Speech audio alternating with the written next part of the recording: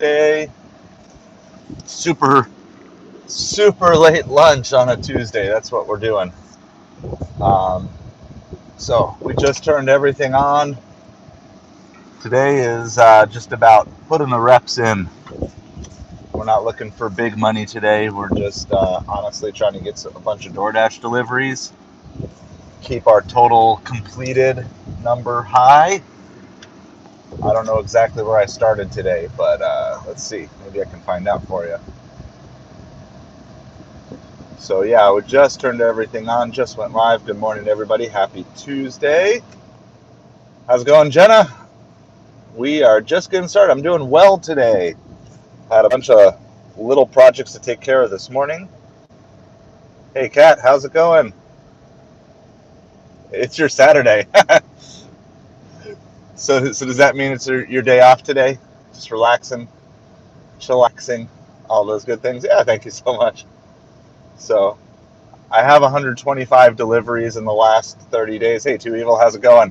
Just going live, just started, haven't taken a delivery yet. Had just a bunch of different things. Been trying to pump out some videos for you guys. So I got another video live this morning. It's a follow-up to yesterday's video. Oh, love the lake days, love the beach days. Any day with water, that's awesome. So yesterday we put out the 2222 principle video. You know, find 2 people to serve this week. Learn about 2 new things. One of them being either how to grow or start an income stream. 2 areas that you need to grow in and start making those steps. And then 2 areas that you need to adapt or you need to stop doing something and replace with something else. But what I wanted to do, so as a follow-up to that, start 2 fires, create 2 car accidents. No. But I wanted to follow up because I think, oh, Jen, I'm so sorry to hear that. So sorry. We will be praying for you for sure. What a bummer.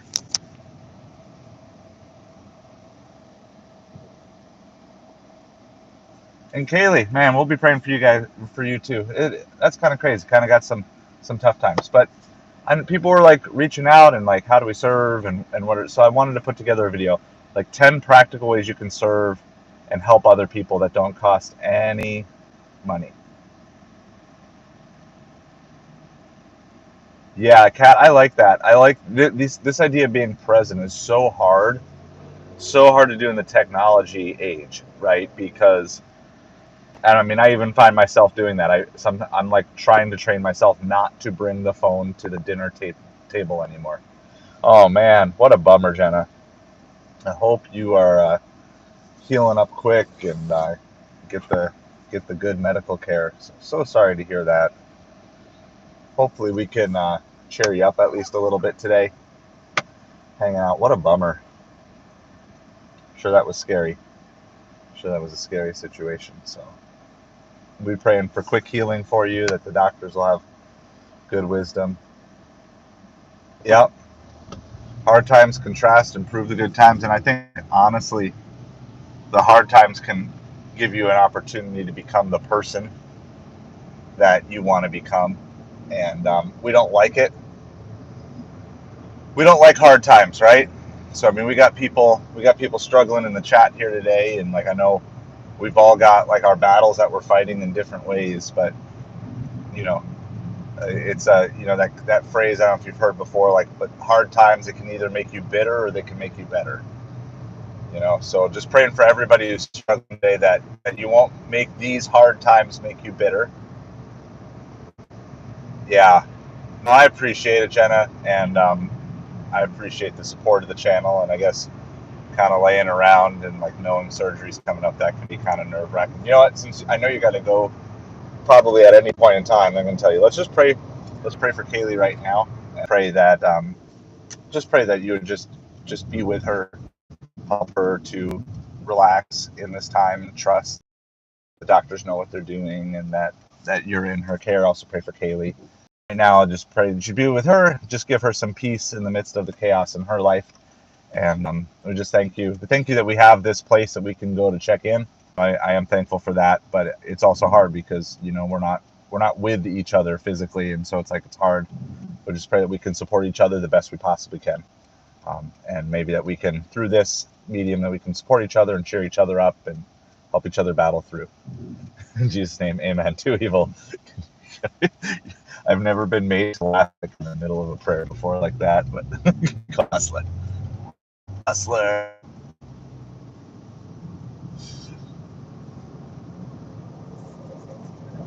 So yeah, we're here. We'll just definitely keep in touch.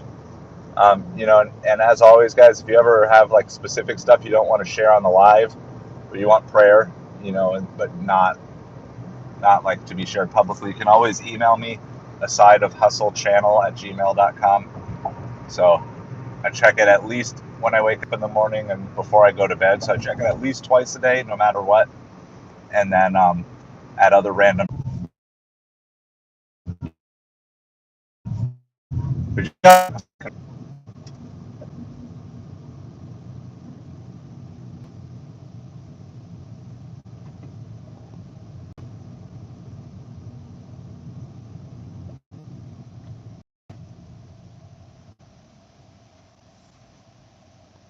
I will get all.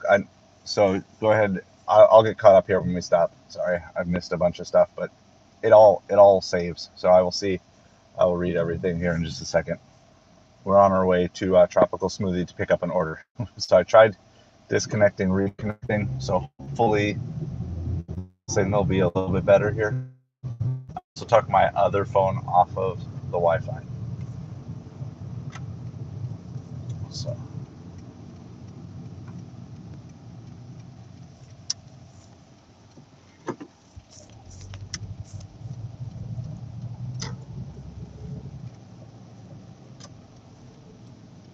All right, we are pulling in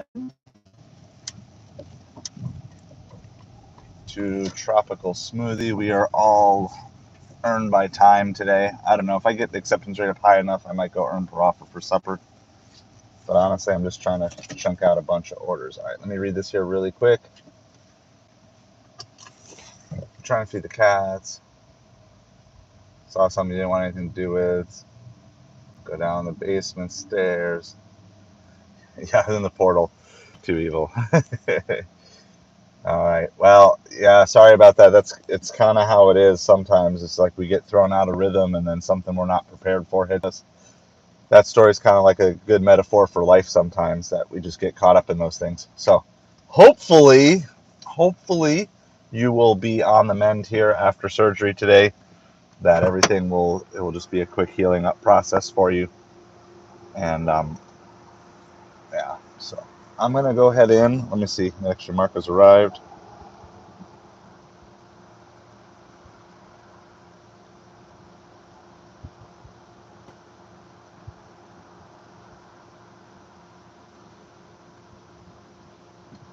So it's a smoothie and a salad is what we're grabbing here really quick.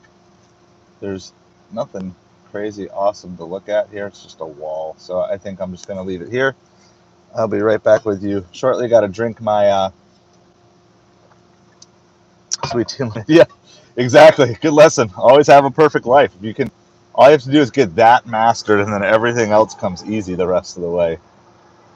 Yeah, Jen, I know you're nervous. I would just encourage you to pray, do some deep breathing. You know, I'm assuming they're going to put you under, and you're going to take like 1 or 2 breaths of the fun gas, and then you're just going to just wake up on the other side and be really confused for the first half an hour. That's my firsthand experience from when my appendix decided to run away from me, and they just had to make that go before it burst. I had to do that. I just remember, like, you're going to fall asleep. Like, I ain't tired at all, and then I woke up. So anyway, we'll be praying for you, and keep us updated as soon as you're able to do so, but don't rush it. But like we'll have our nighttime lives 10 o'clock Eastern, and probably won't be live during the day tomorrow because we got a family birthday tomorrow. But let's see, I'll probably be live, probably not Thursday either. But I'll probably Friday, Saturday, Sunday live ride-alongs. Friday, Saturday at least, maybe Sunday. So there'll be opportunities, or like I said, you can always shoot me an email too. if there is, yeah, if you need, get in touch or whatever, update us with things. So,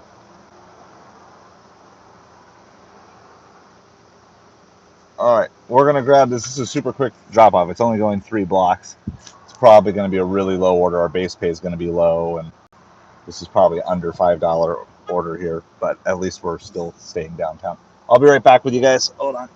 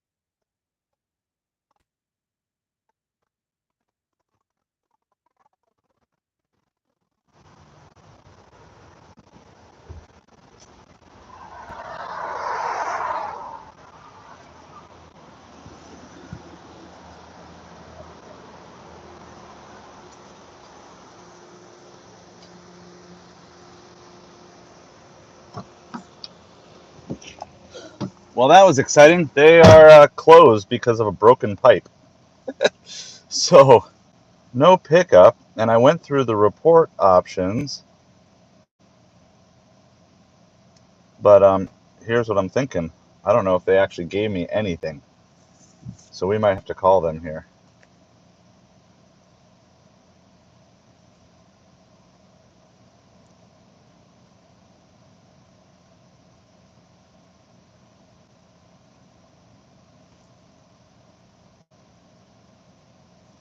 Yeah. Go down to the store, get me some bananas. They didn't give me anything. Hold on. Call Doordash support.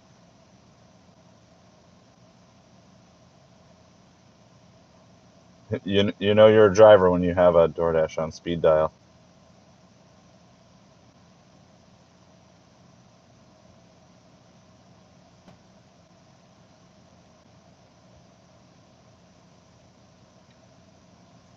Yes. Yep.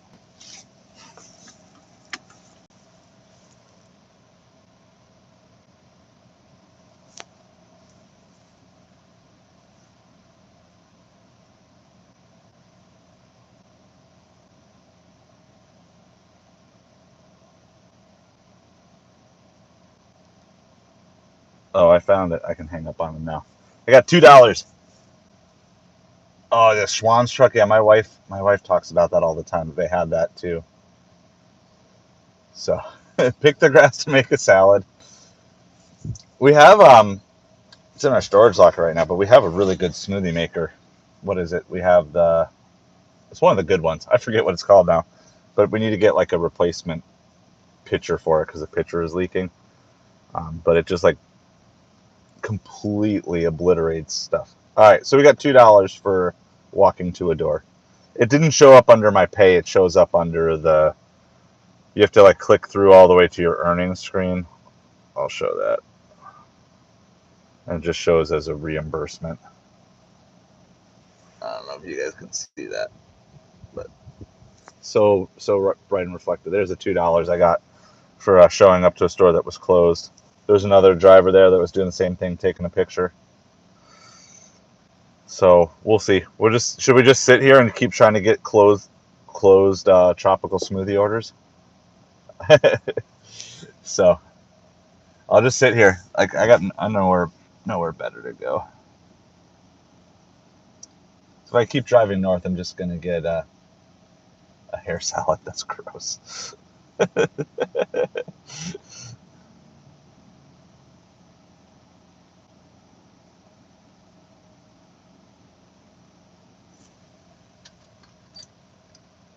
So yeah, that's about it. I guess I'm gonna move a little bit.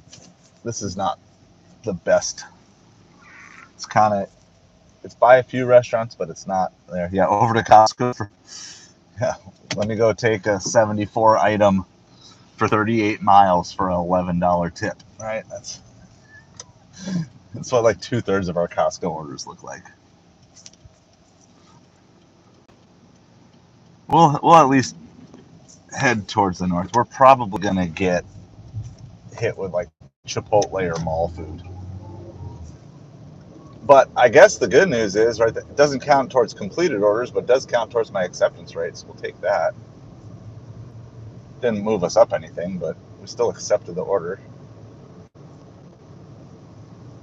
And it's late. Like I know it's past lunchtime, but that's when I got out today. So, but staying out, I'm gonna stay on as long as still trying to figure that out. But that's where I've just been recently. It's like there are so many.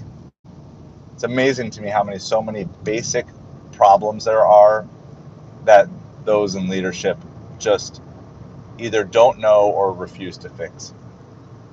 And it's just kind of mind-blowing to me how certain people end up in power with the inability to actually care for people.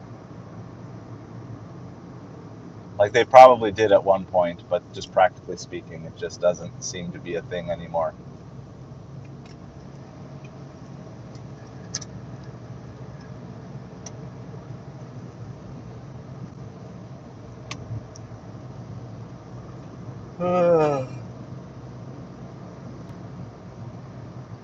So I'm going to head towards Fresh Market. You can't get shopping orders on Doordash when you're on Earn by Time, but it seems like a decent Instacart place, and it's near McDonald's and Starbucks, which can work in the afternoon. And there's still access there to Carrabba's and Outback and a couple of family casual restaurants. So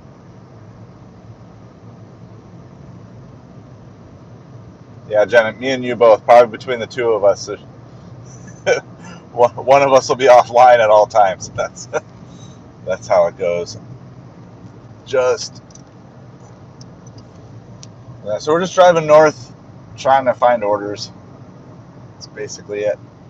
Trying to find orders, hang out with whoever's around to hang out. So you said surgery's like 2 hours.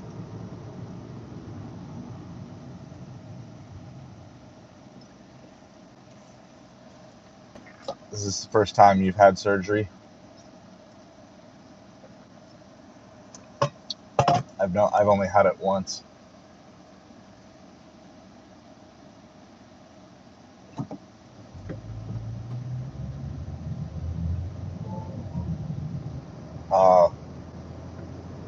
It's probably one of those things they're not going to know until they check it out. Yeah, just breathe deep, trust, know that they're going to look at it, they're going to make the decisions that are best for you with the knowledge that they have.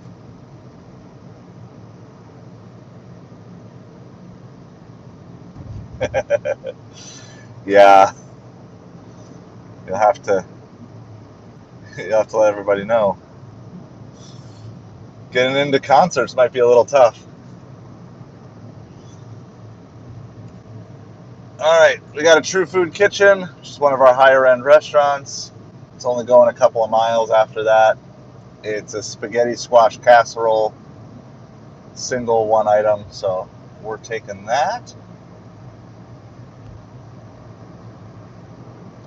It is a decent tipping restaurant. I think it's going to a decently tipping area. So, oh, okay.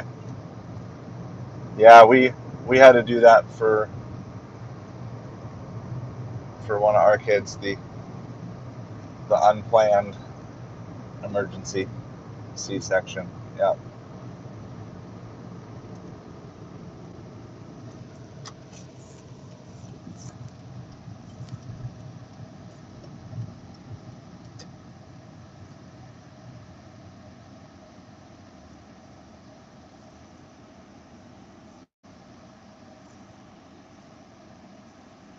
So we got somebody who's like broken down here next to us, and there was like just a city truck that just kind of pulled right behind them. It's not like an emergency vehicle, just like a city.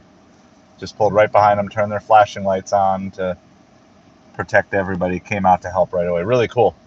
Really cool just to see that, like, bunch of city workers just immediately stopping what they're doing to help somebody in need. So it's really cool. Just totally themes with like everything we've been talking about this week. Ah, a coyote. Yeah.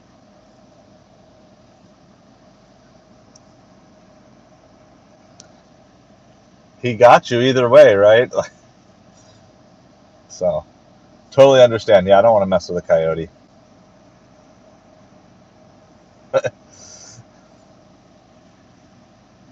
But you know what? You took care of your animals the best way possible. So all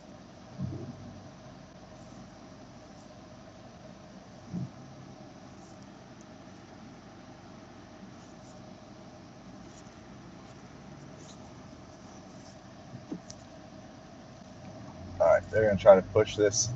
I'm leaving. It's behind me, but I don't know if you guys can see. I don't know if you can see behind me.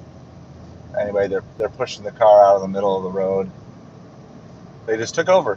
No wait for police. No, none of that. They just a bunch of city workers stopped what they were doing to take care of somebody in need. So,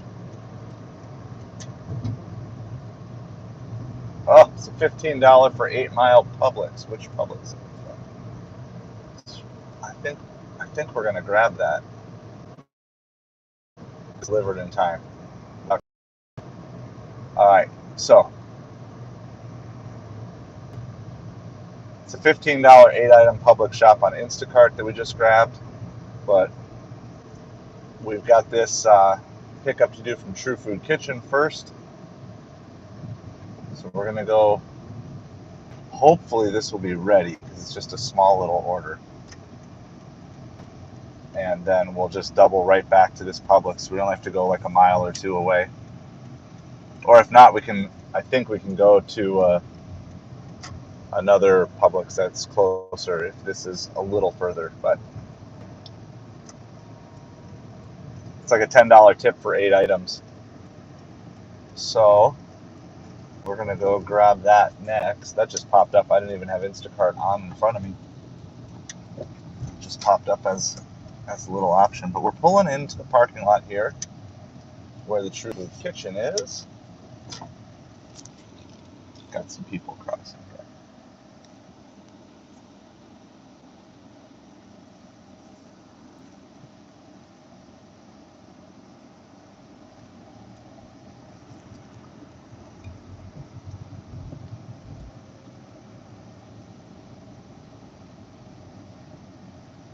See, there's somebody kind of blocking my way into the parking spot.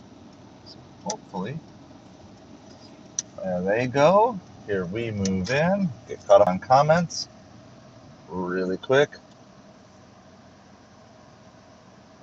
Yes, absolutely. And the helping is like, it's some of it's just a circumstance you're put in. You're just put in a situation where it's like, hey, I've got an opportunity to help.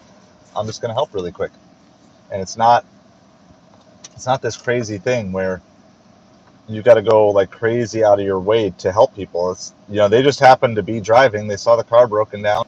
They put their orange, yellow flashers on, and they helped the guy out. Pushed him, blocked off traffic, pushed him across, and then at least he's safe. Everybody else is safe. Traffic gets cleared up as quick as possible before it backs up. It's really awesome. All right, Jenny, you leave the question. I'm gonna go check for this order really quick, and I'll be right back. But I'll check the question when I get back.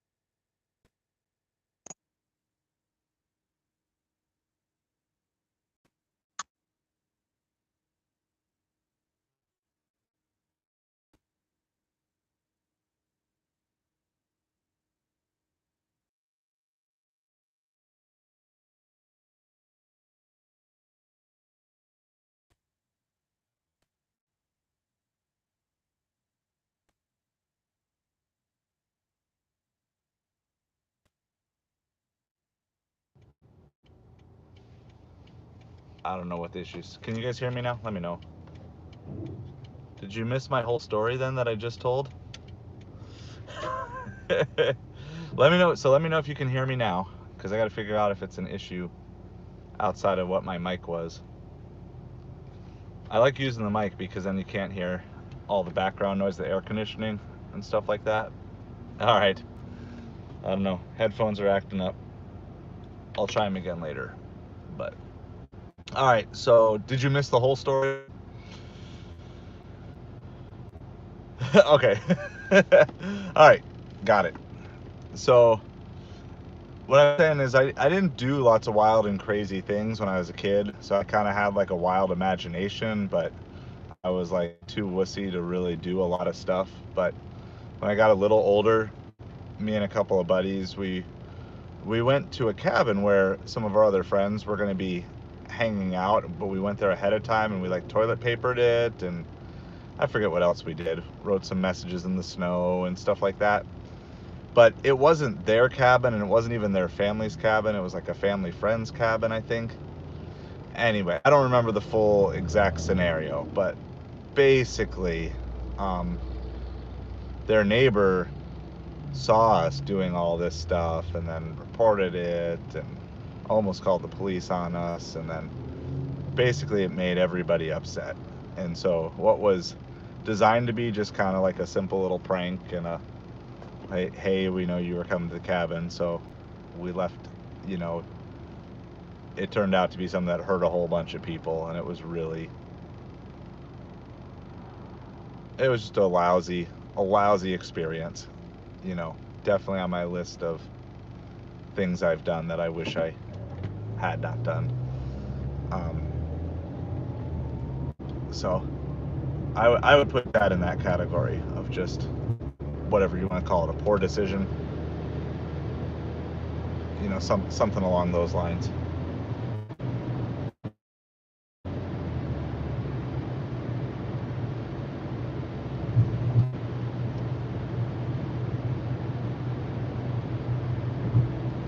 And then it said, like, just as a wild, crazy thing that I did that I don't know if I would do today. When I was younger, I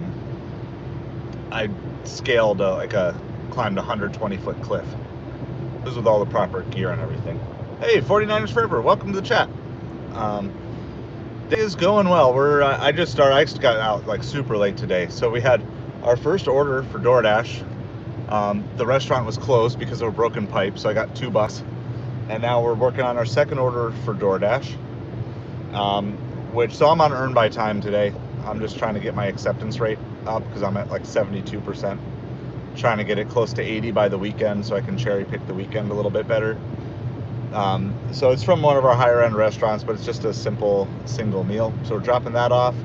And then I've accepted a $15 for 8-item Publix order on Instacart that I'm going to go shop as soon as this is dropped off. So. Oh, yeah, I remember those. Those were like a big fad to make those. Oh, that was quite a few years ago, but I remember that. That was what? If I had to guess the era that was happening, it was like mid to early 2000s, like 2005 to 2007 range. That's when they were like super popular. Because we did it as a youth event. We didn't like show kids how to do it, but we made them. It was like toilet bowl cleaner, and then you put it in a bottle, close the lid, shake it. So 49ers. Yeah, it was okay. So maybe I was a little off in the timer. It's about that. 49ers. Here's the deal. Every market is different. So for me, I'm trying to keep Platinum Dasher because the ability to dash now anytime is super important in my market and for my schedule to be able to do it like I did today. I wasn't sure when I was going to be able to get out and deliver. And so instead of having to schedule, I could just turn everything on. So for me, I found the balance is I like my acceptance rate to be kind of the upper 70s. If it goes higher than that, it means I'm taking too many bad orders. If it's lower than that, then I'm getting too close to losing Platinum Dashers. So what I do, I like to earn per offer and cherry pick my offers as best as I can on the weekends. Like Friday, Saturday, Sunday, try to take, the best of the best offers on those days, because that's when the best offers are here. And then throughout the rest of the week, I kind of do earn by time to keep the acceptance rate up. And I mean, we've done a lot of different tests on the channel. I've gotten really big tips on earn by time. I've gotten $10, $15 tips. Even last weekend on some of the ride-along stuff, I was getting like $10 tips, $8 tips. So I don't think there's a super tie-in. The biggest thing I notice is earn by time will lead to higher mileage. So that's definitely a negative. If you're trying to keep your mileage down, earn by time is really rough. But I think my hybrid approach makes me more money than if I did only earn per offer. Now, some week I will just do earn per offer only while keeping Platinum Dasher, where I have to take 7 out of every 10 orders. But I think that would be really painful, especially like in the afternoons, late morning, when it's not a mealtime. I think it's a rough time to do it. So earn by time in those slower times, I find I get a consistent, steady amount of work. They keep sending me stuff, so I stay busy. I'm probably not making $25 plus an hour, but I'm usually making, 20, maybe 18 if it's a really slow day. But usually I'll get 3 offers in, and, we get about 13 in base pay, and I'll usually get, $5 per tip, at least between 2 offers. So there's a lot of, you just gotta fill around with your market. But if you're not worried about Platinum Dasher, if I didn't care about Platinum Dasher, I would probably do earn per offer a whole lot more. If you don't care about acceptance rate. But I still like earn by time. If you ever do late night shift, I like that, because then you get paid to sit in drive-thrus at McDonald's and stuff like that. Yeah, so Jenna, we have one, and I'm trying to remember I think it's a Wendy's. And every time I get it, there's no Wendy's anywhere near there. And the actual Wendy's that they're trying to send you to is 15 miles away. I'm like, no, I'm not doing that. Yeah, this Wendy's, all they have is the street name. And they just put you at the start of the street. And they don't actually Alvin is here. How's it going? You're here for drop this Doordash order. We play a game on turn by times, not to make fun of customers, but just to kind of guess. I'm trying to learn my markets. This order is coming from Food Kitchen, higher end restaurant. It's a single order, and it's going to I don't know, business here. So you can guess. I think it's only about 20 minutes, so that should be about 5 or 6. It's probably not even. It's probably $4 to $5 base pay. So I'm gonna guess a $5 tip. So I'm gonna guess this is a $9 order. So I'm gonna go deliver it here real quick. You guys can all talk amongst yourselves, make your guesses, take your bets as to what you think it is. Gotta figure out which actual building I'm going to here. Yep. All right. So I see where I'm going. I'm gonna drop this off. Put your bets as to what you think. I'm going with a $9 total, a $4 base pay with $5 tip, but we'll reveal it live in just a second.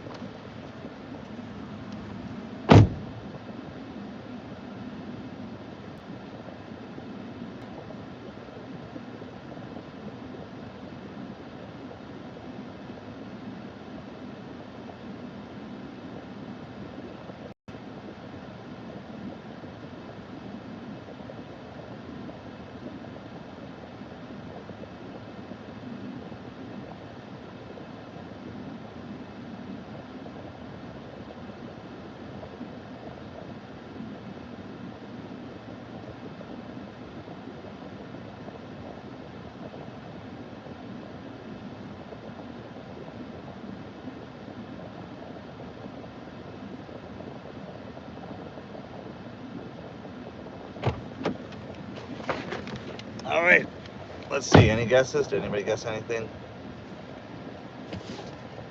All right, Jenna, we'll be praying for you. So, and then you're saying DoorDash or Uber Eats seasonally. All right, hold on. First, let me mark this. We're gonna complete this delivery. I'll show you what it was. My guess was 9. Oh, we had a no tip in order, which is kind of consistent in my market. The business people don't tip. I don't know why. This is why it's really hard to scrape out lunchtime here, because our business people don't like to tip. So we got to work our way over to Publix here quick. I got the first passive aggressive message from Instacart saying start my batch soon. So it's just an 8-item shop. We're gonna go do that. All right, so 49er in my market. So I'm Southwest Florida, down in Naples, Florida. So we're very highly seasonal in our market. So we have a lot of people who are snowbirds. They're just down here from, say, like November through March, like 5 months a year. Okay, November through March.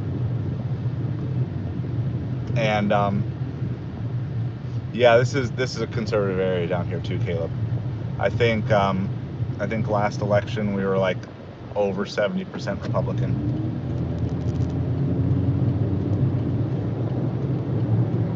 I don't normally pass people on back roads, but that guy was going way too slow and got a batch to shop. So in season, our older people that are snowbirds use Uber Eats a lot more than DoorDash. Out of season, so DoorDash is pretty consistent, but Uber Eats is better in the winter time, significantly better in the winter time than it is in the summertime here. So I still can have good days on Uber Eats here, but it's hit or miss. So it can be that. So some days like Uber Eats is really good. We've had a couple of good Uber Eats days in the last couple weeks, but then there's other days like we've been live for 45 minutes. I haven't even seen an Uber Eats. Oh, I saw one $4 Uber Eats for like a mile, and I just refuse to take anything less than $5 on Uber. All right, so yeah, I mean it's true, but like also we have like some great tippers here. So I just think tipping is so individually based as to why or why not. But what is consistent in my town is the business professionals do not tip here at work. So delivering consistently lunchtime to people, you can just regularly, and I've highlighted this and pointed this out regularly, the business professionals that work in all the, the car dealership people, the fancy bank people, they either tip or tip very small. And it's a very consistent trend I've seen in my town. Now the individuals, when you're delivering to homes, we have some of the most generous, consistent tippers anywhere. But the hard part is, if you're trying to do this full time, you got to scratch out money at lunchtime, and so a lot of times I just don't even worry about lunch. I just worry, like I'll turn everything off and I'll just do Instacart.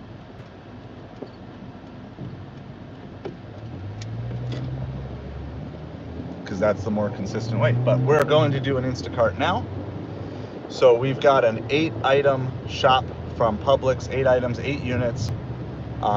We got to backtrack about 3 or 4 miles for the drop off. It's a $15 order. It is super simple looking. Like 1 lemon, 1 package of green beans, 1 ginger root.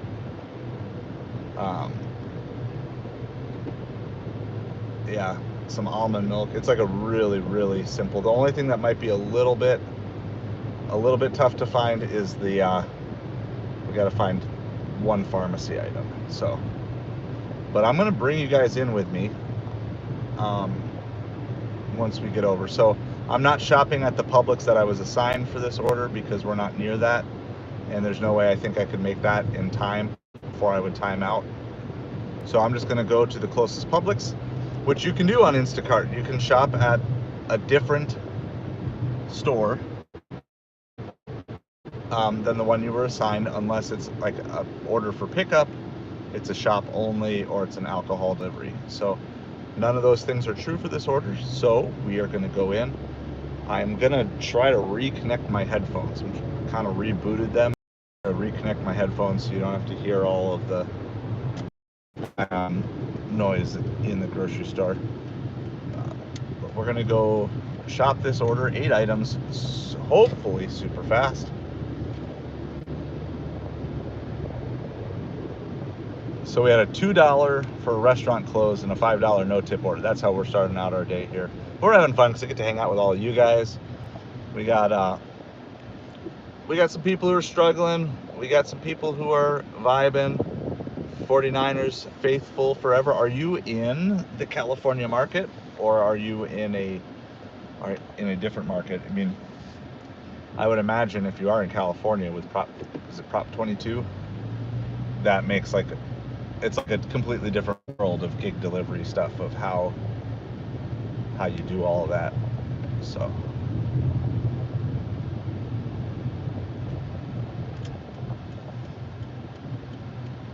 all right, so we are pulling into the Publix parking lot.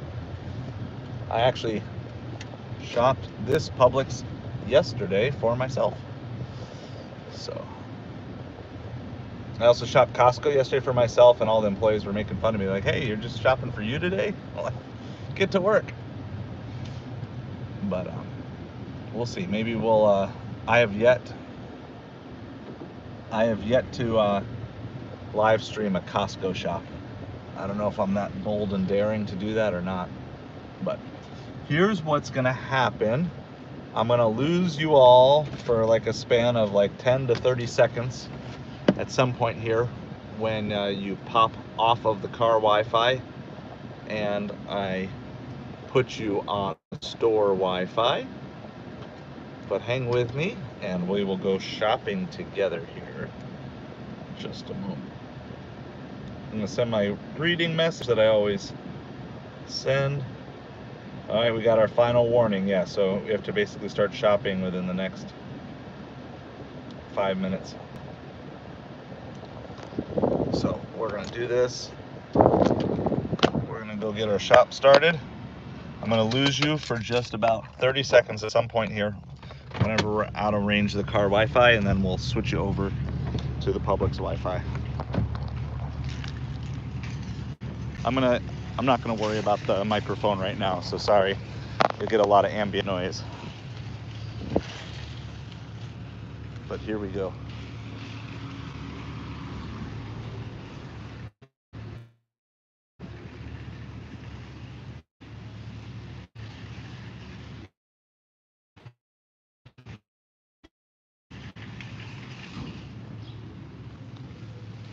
All right, we're back.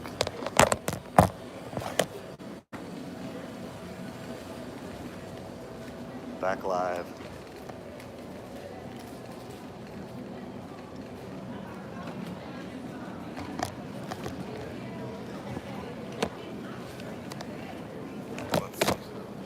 Ooh, there. Not the most flattering view of me, but it's more interesting than other angles, I think.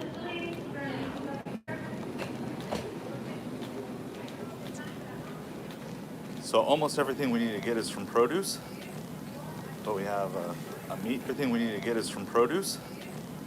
But we have a meat thing, a dairy thing, a dairy, non-dairy dairy thing. So, non-dairy dairy thing. So, we're just gonna loop the store here really quick.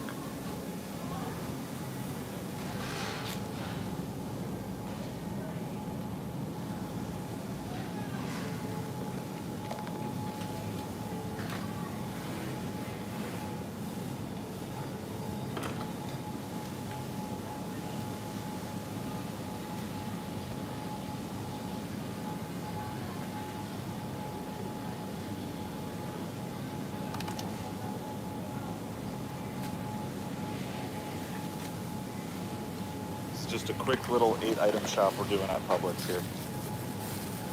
So if you guys are set up in a basket angled towards me up in the top, which I can do since I'm only shopping for one customer. So obviously you want to do cold stuff last. But if it's a quick shop, I don't worry too much about it. I got ice in my cooler too, so all this stuff will be on ice. see, produce. All right, got one non-dairy thing.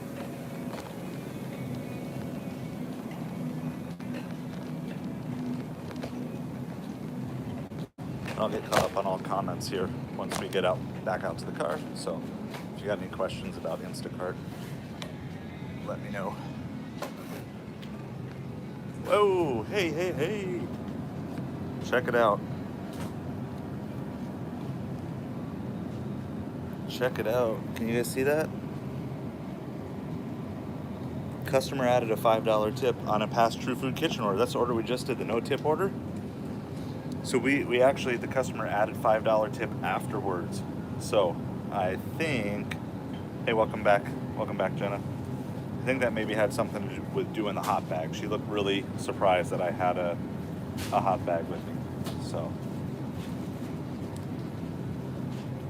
a win for the good guys.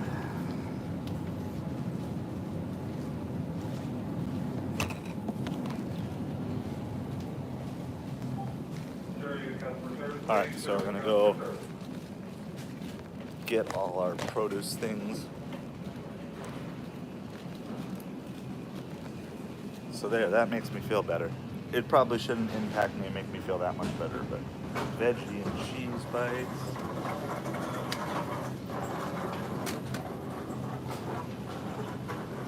Cheese bites. Got that one. But that's why you don't give poor customer service just because you think it's a no tipping order. Oh, the cocktails were cheap. It's magic. Well, at some point, if you fade out, Jenna, we will see you on the other side. I don't know where. Oh, here's Ginger. Ginger's up here.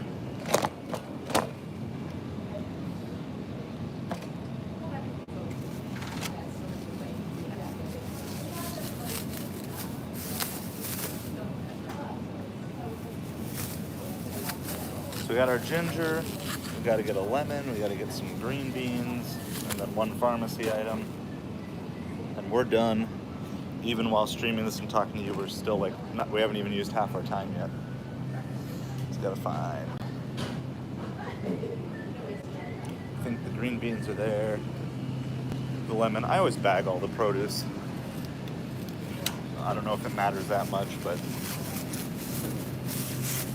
I just think it looks a little more professional. It only takes, I just do the simple boom, bag, twist, pull through. It only takes a few extra seconds. Oh, we got a sample. Blueberries. Hustler fuel, free hustler fuel, don't turn it down. All right. Green beans are right here, recognize these. Hopefully it's the right kind. We're good, we got that. Mark our lemon, found. All right. So they gave us 10 minutes to shop this 8-item order. We're at 6 minutes. This is the only one that's gonna take me a little bit of time. But I think I can find it. I don't know this particular product, but I think I know the rough area, so. And then I'm gonna send my customer, I have a message I always send when I'm down to like the last order or whatever. So let me bring this up. So I just have this, I'll read it to you really quick. I just send this message to customer, I'm almost done shopping, so please let me know if you need anything else not on the list before I head to checkout. So just gives them a chance.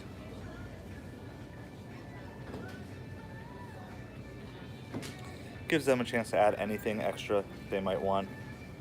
Great way to provide some good customer service. All right, let's see, what am I looking for? I'm looking for that. Is that it? I'm looking for the bigger version of that.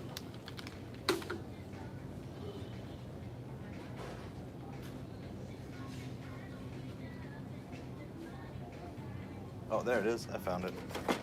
We're good.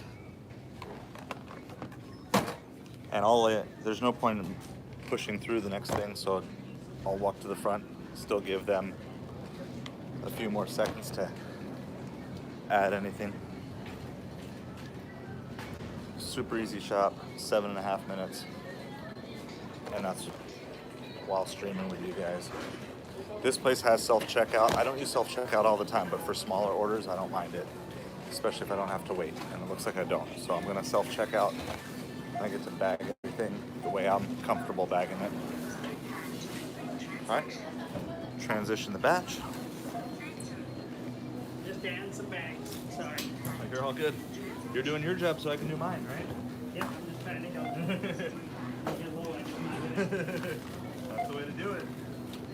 We don't just stand there. You don't get paid to stand around all day. No. Standing after a while, you know, you gotta sit there. You know, Yep.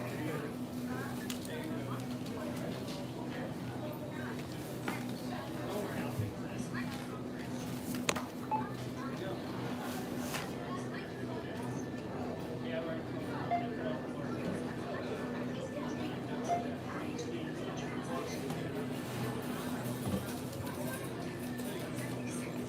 All right, we're almost done here.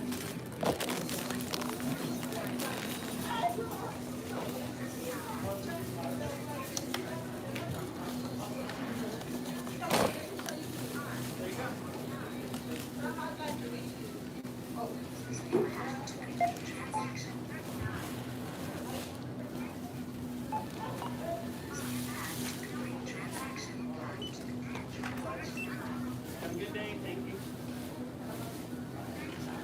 Oh, I know.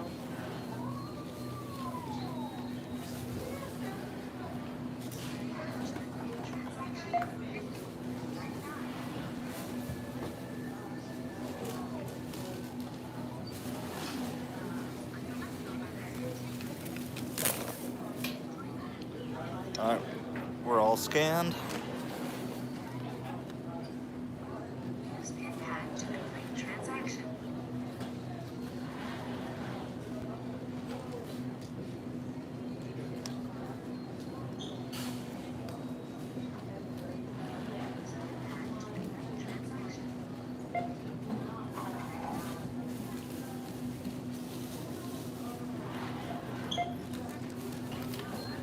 Have a good day.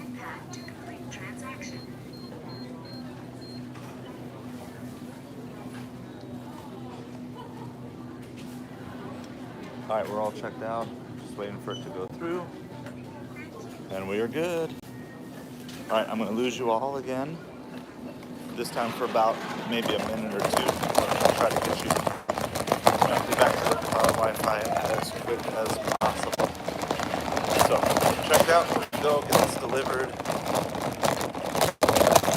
I'll be right back with you shortly. All right, I'm gonna go load up the back of the car, and I'll be right back and catch up on any comments I missed.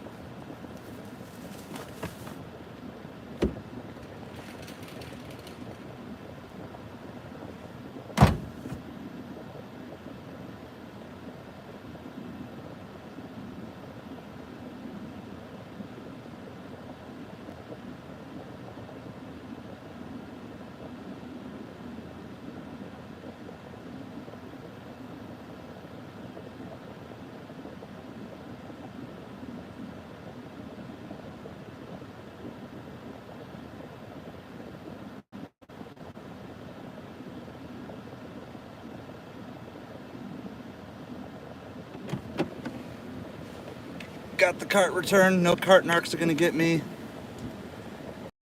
Just got a message from the customer. Thanks so much. And I'm gonna just do my cooler picture here really quick, which is one of the keys that I use to sometimes get good customer service ratings and occasionally increase tips. I'll be right back.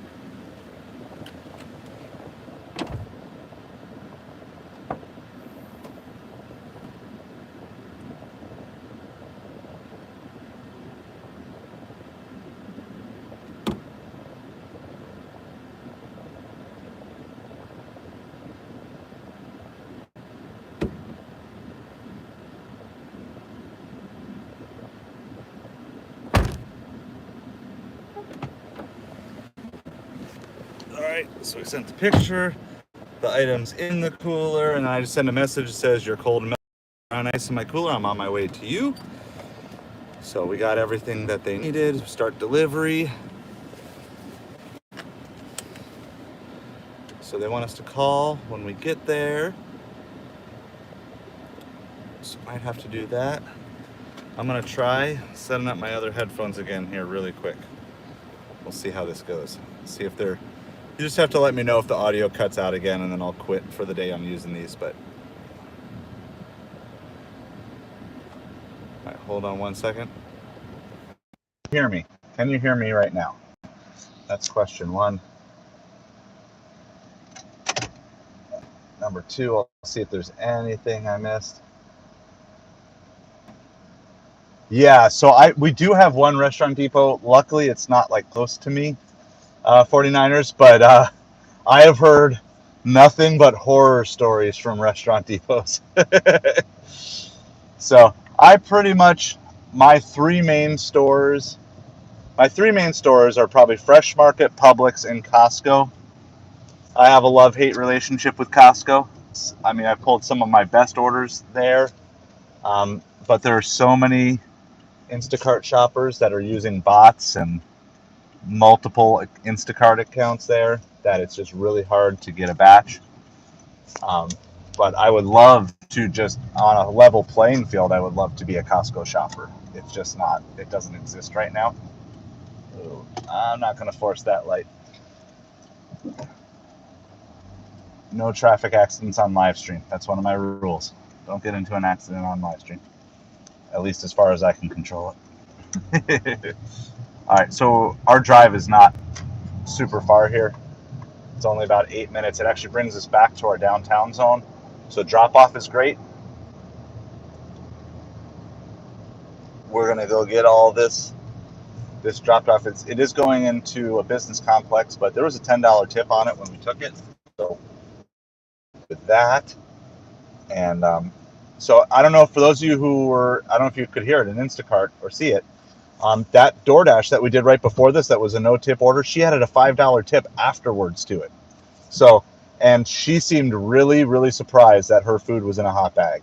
And it looks 100 times more professional if you're delivering in a hot bag, if at all possible. I realize there's certain circumstances, like if I have cold food in a cooler, then I don't usually transfer it back over, into like a hot bag because it's cold food. But as much as possible, delivering your restaurant food in a hot bag is the preferred way to do it. And I'm pretty sure that's why I got the increased tip, because her eyes opened up as if like she's ordered DoorDash a bunch of times and never once had her food. So I'm kind of reading, that's what I was reading of the situation, like how it was. And so, hey, we'll take it. So we're going to be just over an hour, but if this pending tip goes through, then we're going to be at like $27 in just over an hour, which is not bad at all. All right, Jenna. Well, we're praying for good surgery for you, and we'll catch you on the other side. You can just pick up from here. Just try to remember you're about an hour into the live stream. All right, but yeah, for those of you who weren't on earlier, Jenna's going into surgery right now. Literally, she was streaming us in the hospital. That's dedication. That's the fans we have here. So we'll be praying for you, Jenna. And then we're just gonna throw back on DoorDash Earn by Time right away. Oh, 59 minutes. You'll be there. Oh, okay. Well, then you'll be at basically, yeah, 2 hours in. If you're watching, if you get one more hour, about 2 hours in, you can kind of remember. Write a note to yourself because you might not remember on the other side. So.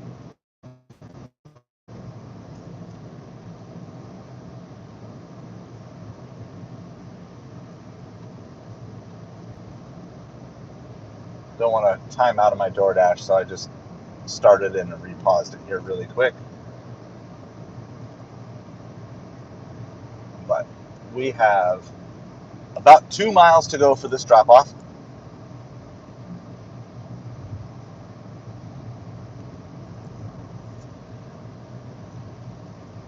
It wants us to go. I'm not going to go your way. I'm going to go my way. I don't always listen to the GPS unless there's like a. Sometimes it gets me in trouble because it's rerouting me because of traffic or something. But I find, GPS is designed to find you their assumed fastest route, even if it's only by like 5 seconds or 10 seconds faster. And there's other routes that even if they're technically a little slower, they're just easier to navigate that I tend to take.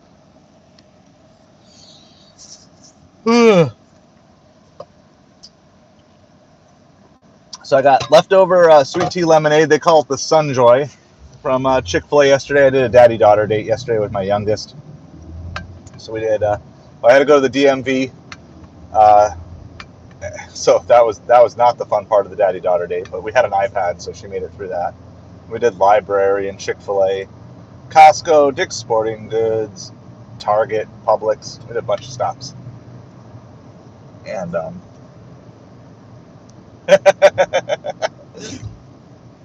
yeah, there's your screenshot. I I don't know how much you remember, like the before and the after. I know when I went into surgery to have my appendix taken out, I really don't remember much, like a day after. And here's the crazy part. So, you guys ready for fun stories of the day? So, I had my appendix taken out. It was actually, today is the day. It was this day 11 years ago. I had my appendix taken out, and so I started feeling bad, and I was watching. It was a Monday, and I was getting ready to watch the Home Run Derby, and I started not feeling good. Well, at the same time, my wife was pregnant, and like super pregnant, like 9 months pregnant, and she had no sympathy on me. She thought I was like faking it or whatever. Well, it turns out my appendix was about to rupture, so they rushed me into surgery. Well, that night, while I'm in surgery, my wife goes into labor for our first child. So that night she starts laboring, and she stayed at home as long as she possibly could.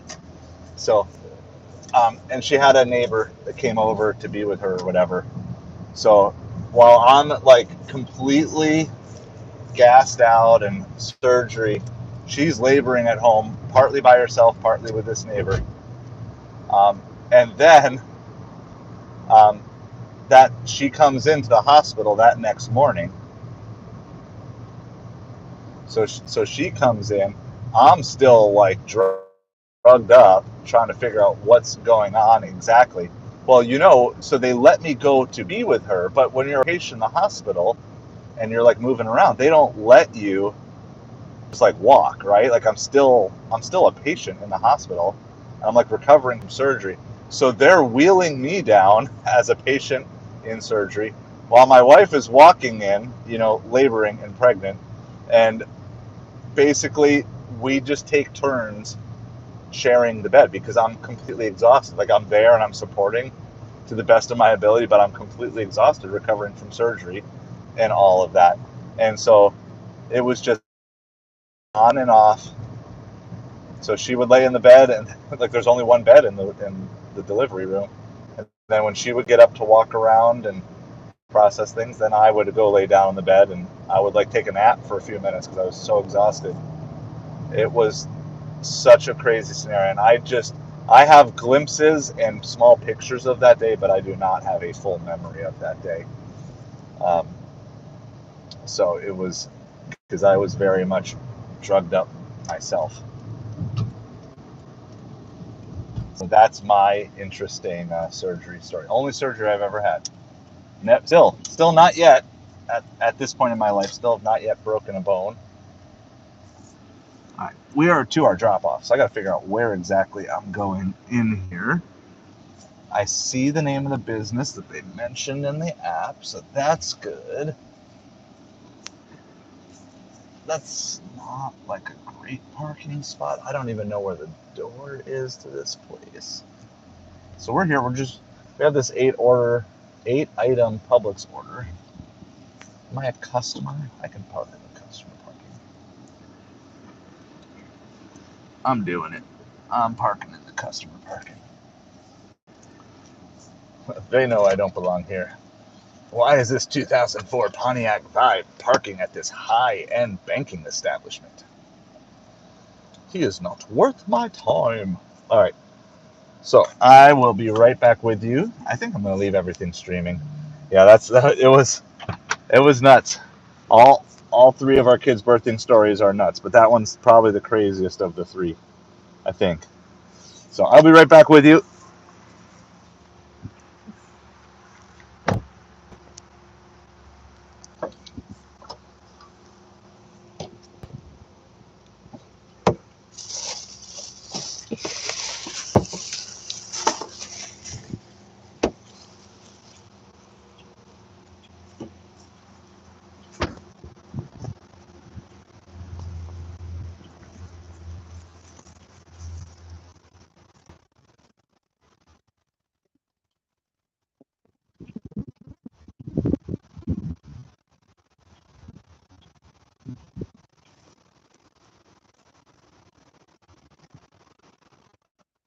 Hi, is this Ann? Hi, yeah, just arrived with your Instacart order.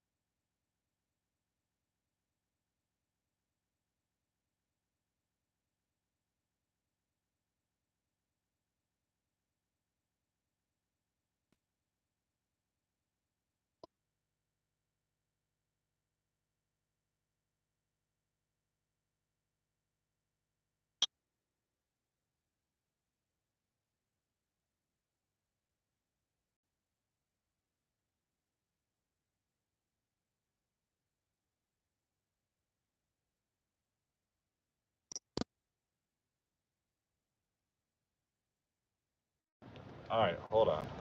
That's it. I'm done with that microphone. I have no idea why that microphone is just not working today. Sorry about all that. We're back. We're back on. Should be able to hear again. I don't know what is up. Time to upgrade some technology. That's what's up. So anyway, I was saying, repeating myself for the second time today. So we got $15.50 for that order. So we recommend on the channel for like any sort of shop and deliver orders, the 1, 2, 15, $1 an item, $2 a mile, and at least $15 minimum to make it worth your time. So that checked off all those boxes. We were just under $2 an item because there's only 8 items in there. We drove about 4 miles total. So for the actual delivery from our last drop off. So that wasn't too bad. So that's almost $4 a mile. And of course we were over $15 on the pay. So 1, 2, 15.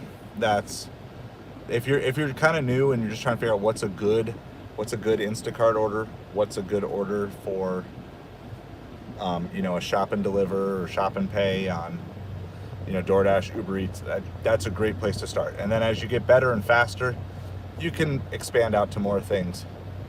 So I've used these headphones with microphones for a lot recently, but I've had them for years and they've worked great. But I think they're both, this particular one that I'm using so I can hear, so like GPS is coming into this ear on this one. Only one of the 2 headphones works. So the other one keeps backing out of audio in and out. So they're saying I need to get a Rode, I think it's RODE, Rode microphone. So got to put that one in the future budget.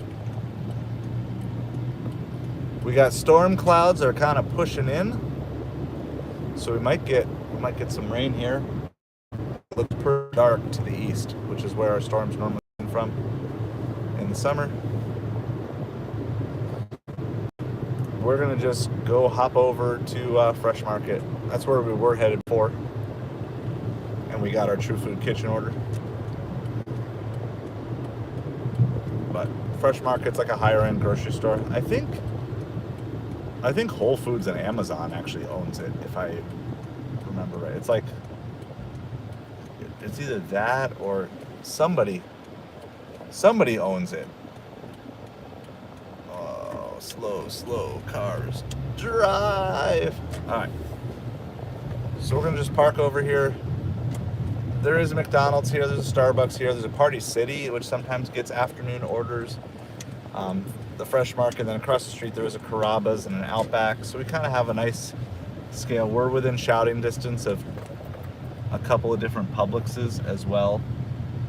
So we've got some options here. What time is it? It's like 2:11, so I'll sit here, 10 to 15 minutes. If we don't get an order, we'll just move somewhere else. All right, and then we sent the thank you note, and then our last customer just replied back with a thanks, God bless. So, again, one of the biggest reasons I think that delivery drivers struggle with getting tips is they don't show themselves as real human beings. So the more you can show yourself as a real human being, the better. It doesn't mean you're always going to get better tips because of it. Like, sometimes you will, but just in general, like providing good customer service is about relating to them as a person and letting them see you as a person. So maybe we'll be daring. If we don't get anything here in 10 minutes, maybe we'll be daring and go sit at Costco and see if we can grab something there.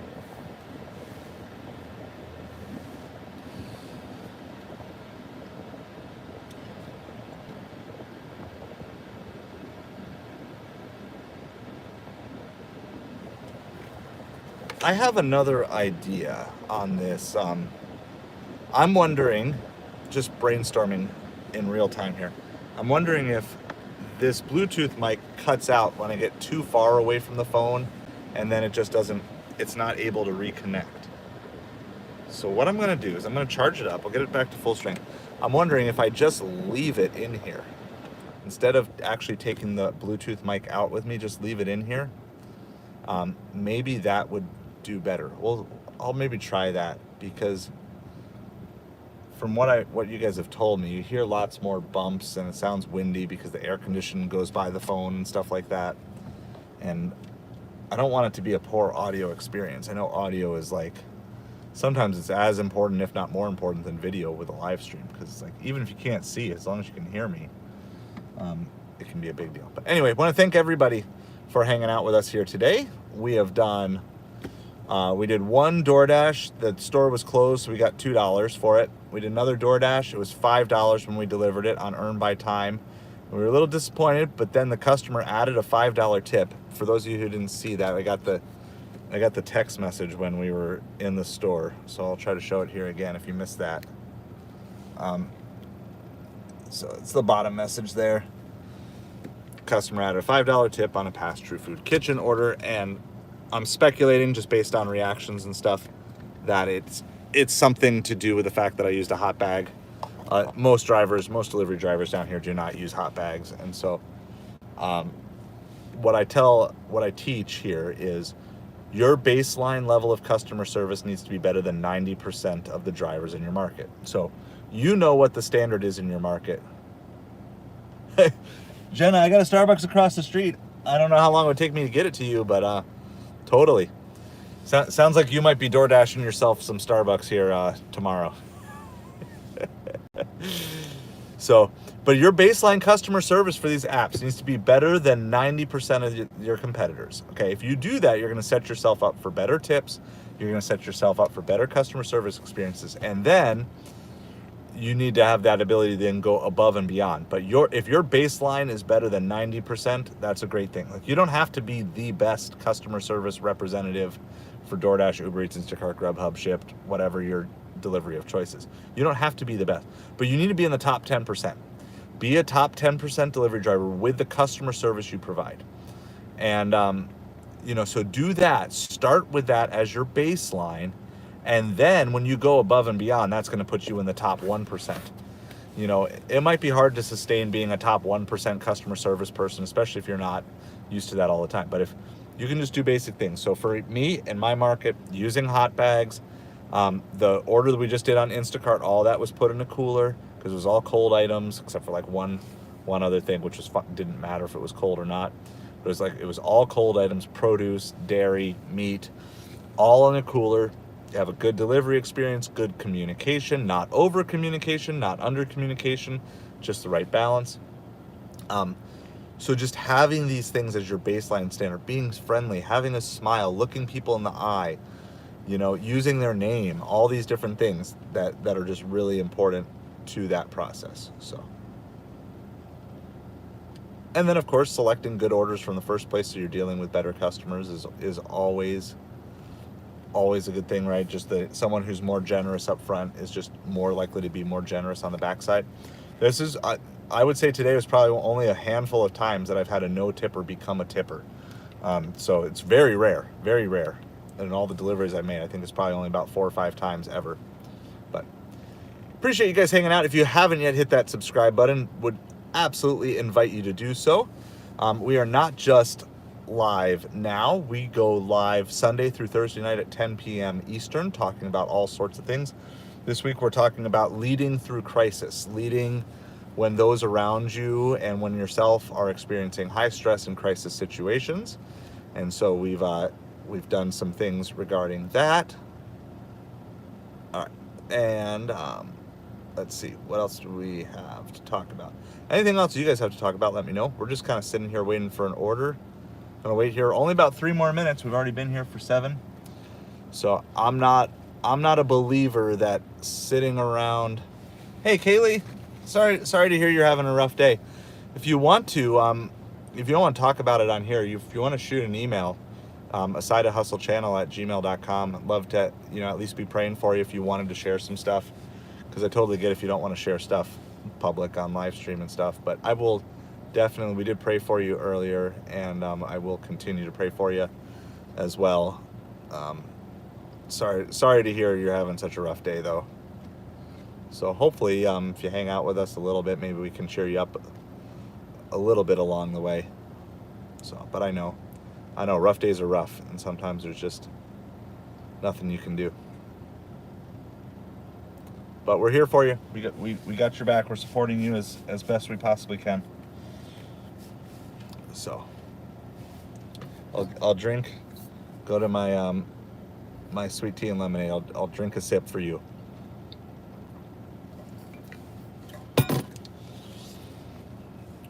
But yeah, so anybody wants to talk, we're gonna. Gotcha. Yeah, I know. Those two things, I know what you're saying. You're good.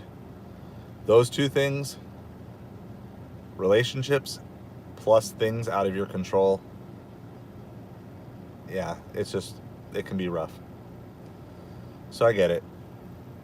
You know, and all you can do is control what you can control. Like, that's all you can do. And you know, take care of yourself. You know, do what you can possibly do, you know, to kind of ground yourself, center yourself.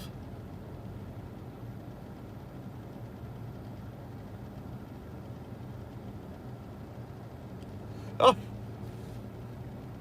you're from Naples. Awesome. Do you deliver here too? That's so cool. I think you're the first person. Do you live in Naples still or no longer? I am one of the few. I'm one of the few 40 plus that was born in Naples. Yeah, understood, Kaylee. And here's the thing: I'm not going to tell you what to do or what not to do, in terms of how to process it. But there may be a benefit to just taking the day off. Okay. Yeah. So.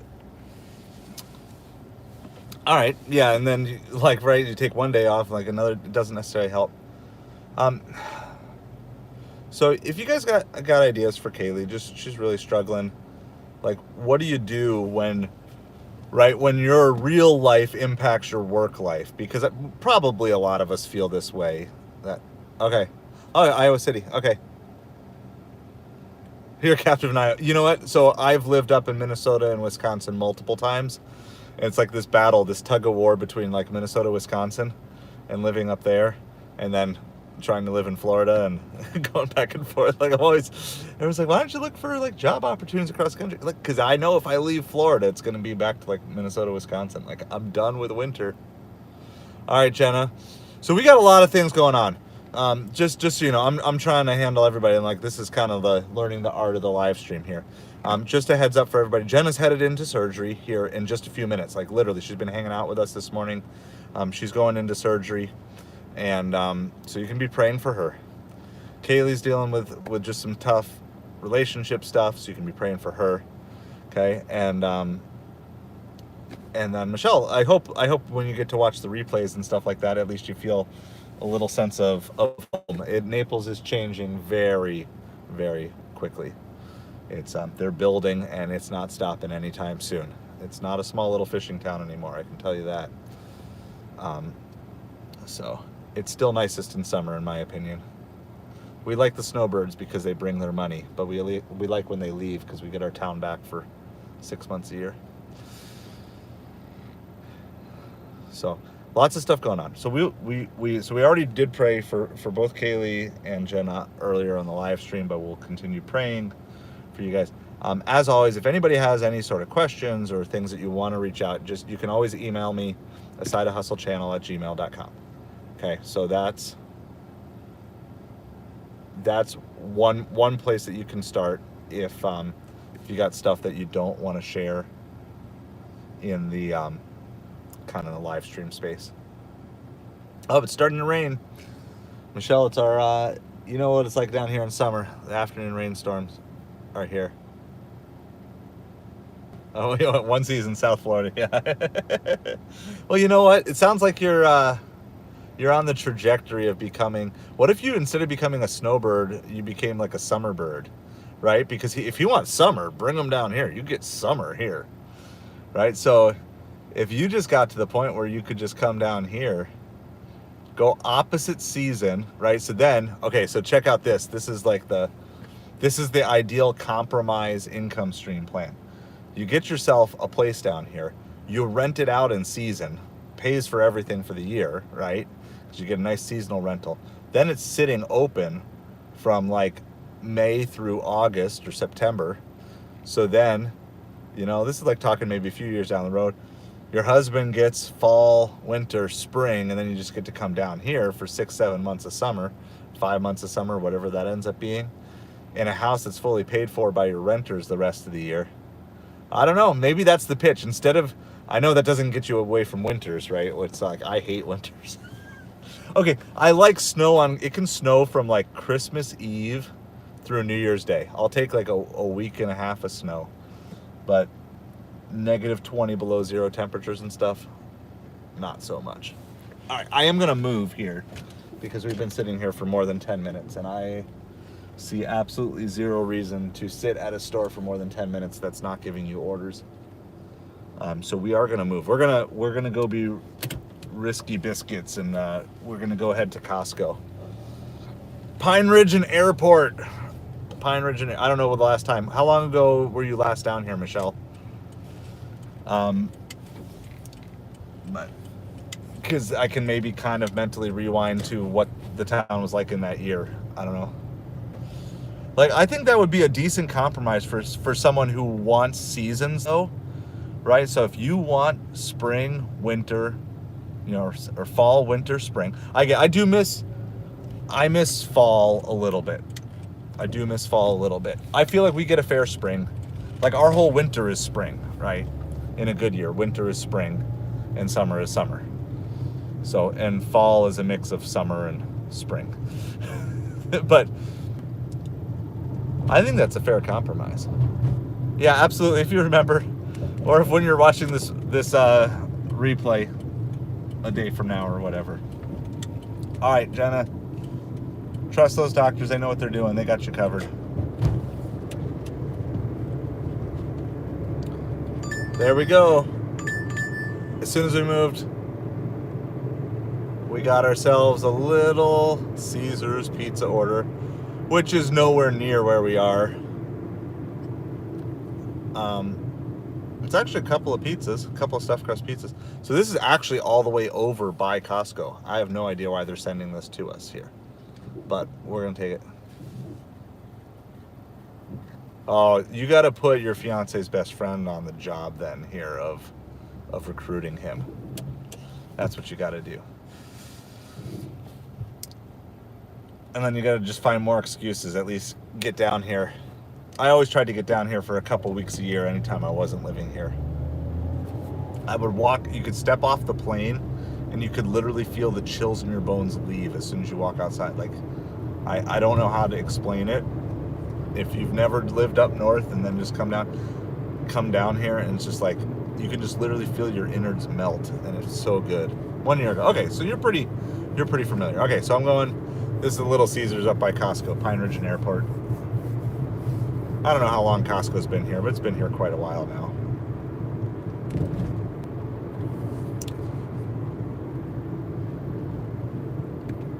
I was just at Costco yesterday.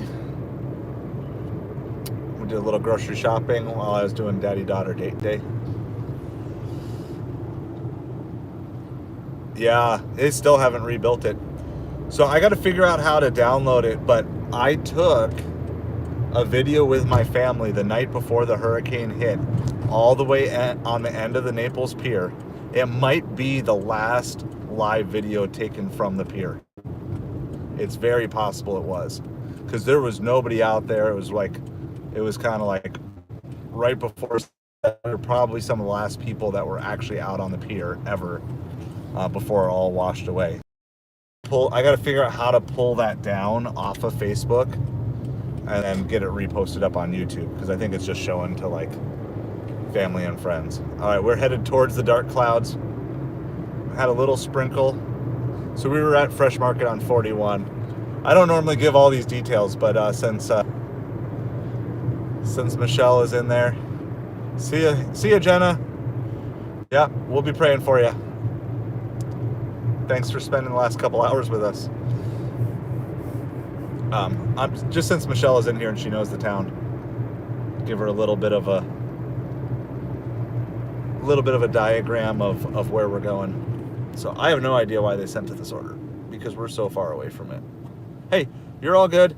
Thanks for hanging in. I appreciate it. No, I appreciate the support of the channel, and I know we have people out there who watch the replays who aren't able to be with us live. So thanks for tuning in, and it's good to know. It's good to have another name that's a fan of the channel. I appreciate all of your support and all your watching and commenting and everything else like that. So appreciate you so much. Have a great day. I'll hold down Naples for you.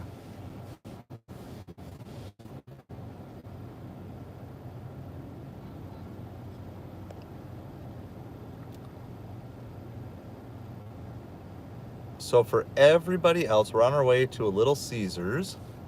I don't really know why they sent us this order. We were nowhere near it. We were like 5 miles away from it. So I'm assuming that means it's a no-tip order, right? That's probably what it means. I just can't imagine.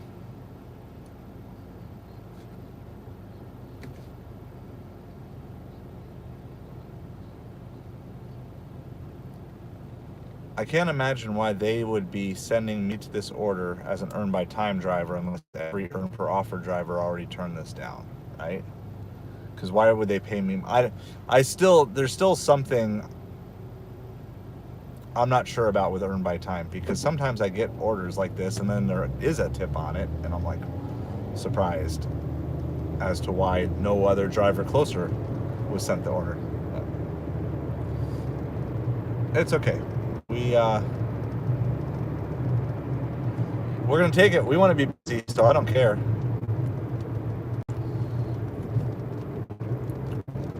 All right, we're headed into the rain, so it looks like we're probably gonna be getting wet here. That's good. That just makes it.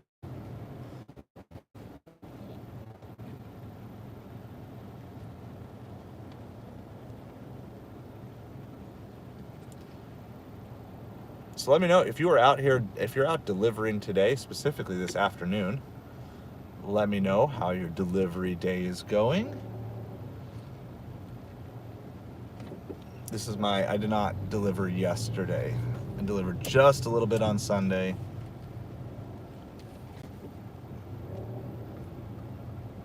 But this is really my first real delivery shift of the week today.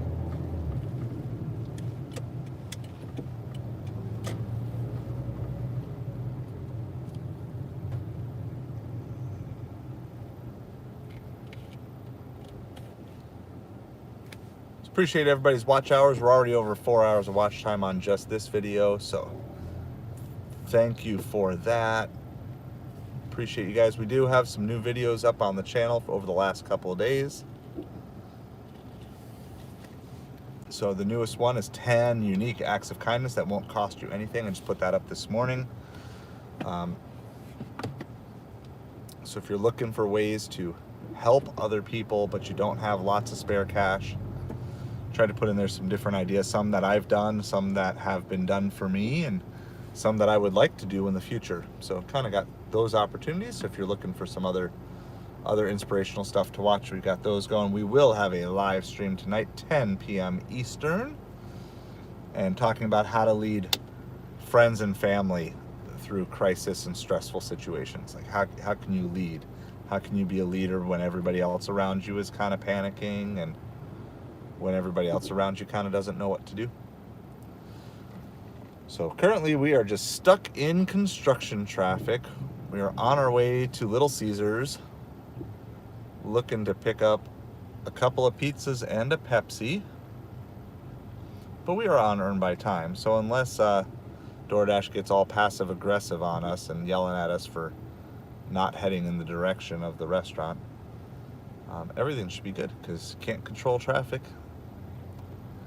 And that's one of the perks of earn by time. There are negatives, but one of the perks is you might be stuck in traffic, but at least you're getting paid for it.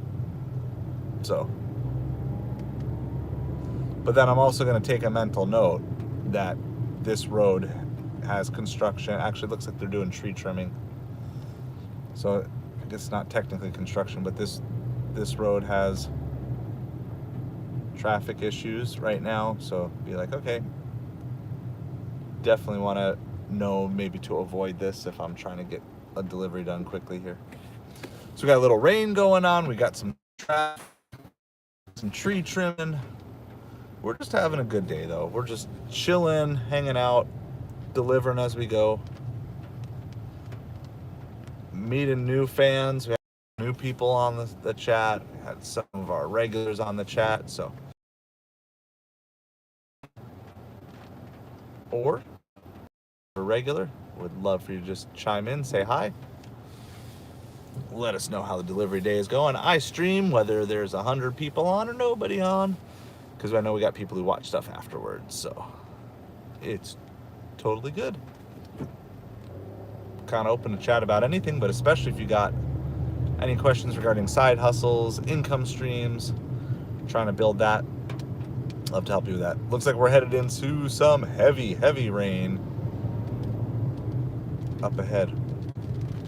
I can see it.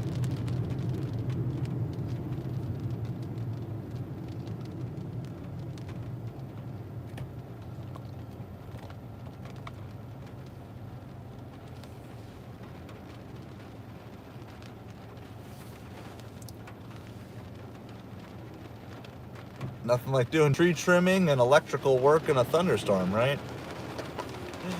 That can't be safe. Let's see if I can turn the camera around so you can kind of see.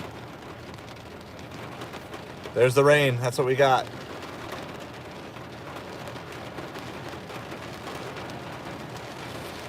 Just your normal daily thunderstorm here in Southwest Florida.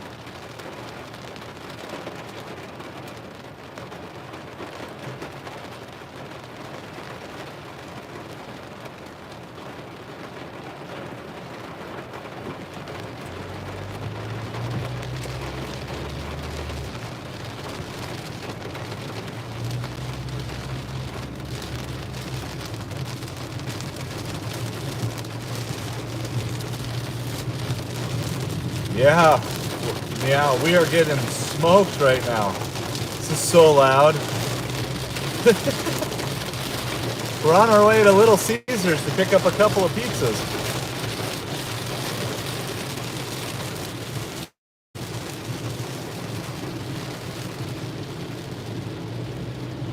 It's just absolutely dumping right here. Now, a mile down the road, it might not be raining at all. Mile one direction it could be sunny, a mile another direction it could be thunderstorms. You know, you could get everything. I know it's crazy. And then it's like, so this here's the other crazy part. It's like, okay, we're like gone half a mile and it's like barely sprinkling right here. It's just, it is so crazy. Like there have been times that it is sunny in the front yard, like sunny, hot, and then in the backyard it's raining. And like completely dark. It's just amazing this time of year. We get this just crazy weather stuff. But yeah, so we're just on our way. We're picking up, what are we picking up? Little Caesars. It is. It's so bipolar down here. From like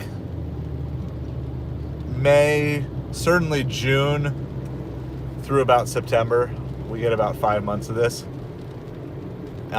It's bipolar, and yet at the same time it's somewhat predictable too, because you can generally count between like 12 and 3. You can just assume that there's going to be rain somewhere.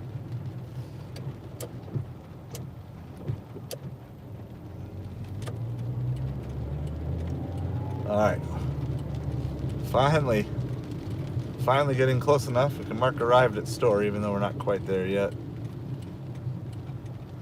Got one more light to wait at.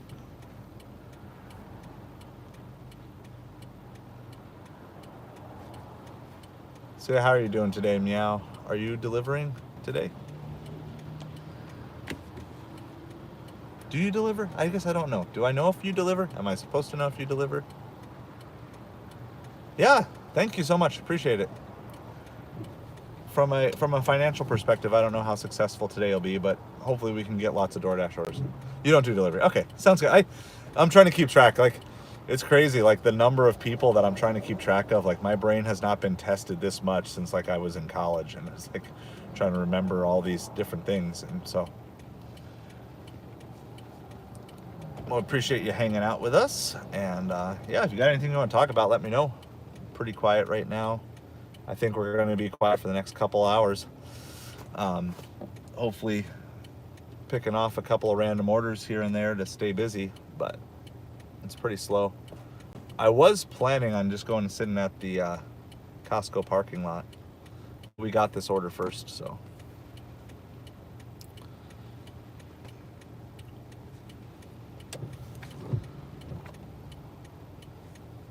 Running low on sweet tea. That's the sad thing. Because I'm still yawning and then I'm almost out of sight. I do have ice water for later, which is probably what I should be drinking.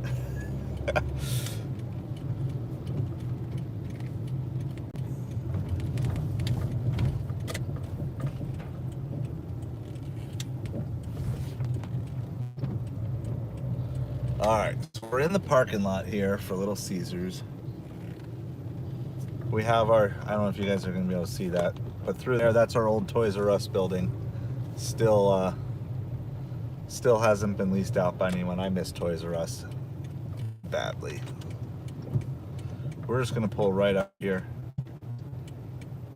since it's raining out. Hop in. Hopefully our pizza's ready. We had to drive a long ways to get here. So, but I am gonna, yeah. So I will be right back with you guys. Oh, I know there's a comment I missed here. Let me see that really quick. Appreciate your content. Someone out there might get motivated from the stuff. Good job. Thank you so much. I appreciate it. That's what we're trying to do. We're trying to help people. But I've become more and more convinced just in my own life journey that one of the reasons that I'm in the kind of the financial situation I'm in is because I never really took care of my mental health, my physical health, my spiritual health in the level that I should have. And I'm just a firm believer that if you get all of those parts figured out while employing a good work ethic, that it's just kind of boundless where you can take things in your life and what you can do. So, appreciate it so much. We'll be right back. I'm gonna go. Hopefully these pizzas are ready, and I'll be back with you quickly.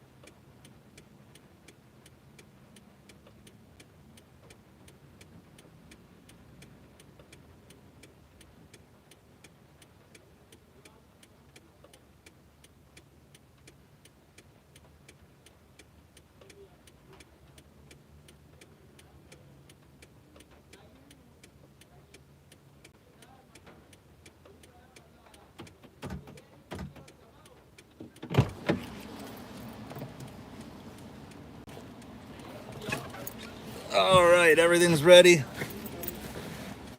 The order wasn't that long ago. I think I got assigned it right away. It doesn't look like there would have been time for a lot of drivers to have turned that down. So for whatever reason, they just gave it to me. And that's the thing, is like, why would you? There's no way I'm the closest driver within 5 miles of this place. I know my drivers, but so is there priority? Do you think there's priority for Platinum Dashers who are not in that area? Like, do you think on Earn by Time, like they say there's priority for regular stuff, but I just wonder. Oh, I gotta take a picture of my pizza bag.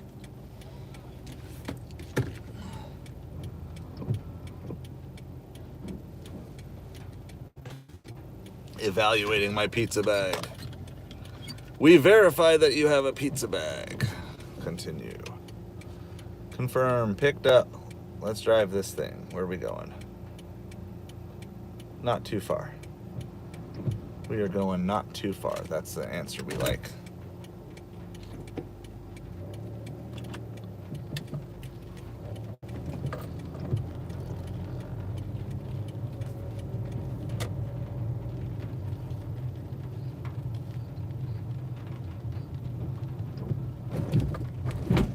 Speed bump.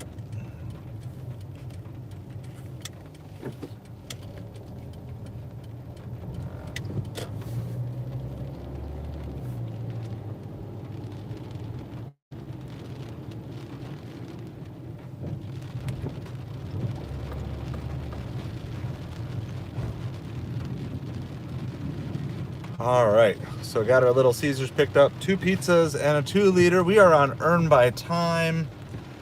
I think our base pay is going to be pretty close to like $6 here, because we had a drive and we still have. It's kind of like where we're going into is it's a lot of zigzaggies.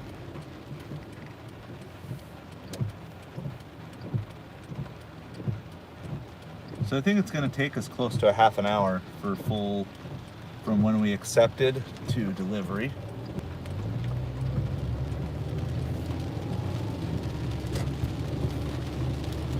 And usually my rule of thumb is,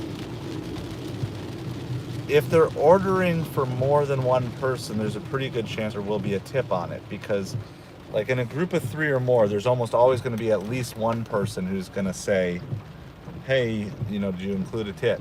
Like usually there's going to be someone who keeps the others accountable. Being that this is for 2 pizzas and a 2-liter bottle, I'm going to guess that there actually is a tip on this now that I've thought it through.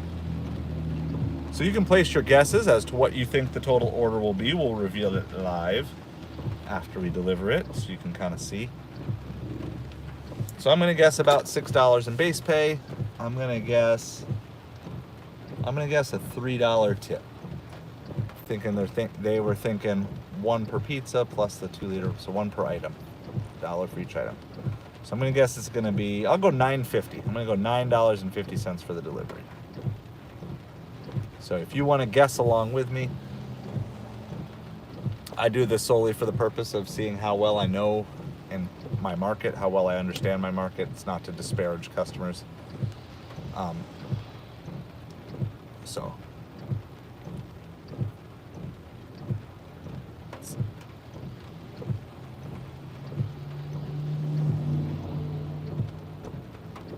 Oh yeah, that's a lot of stuff.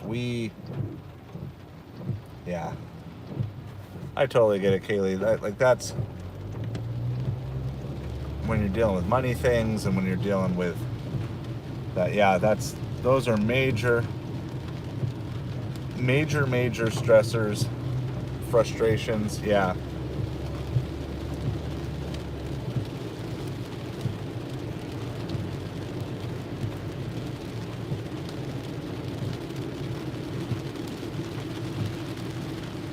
We're back to crazy rains again. And as you can see, if you can see in the middle of the screen, we're under crazy rain and there's blue sky up ahead. So this is what we have.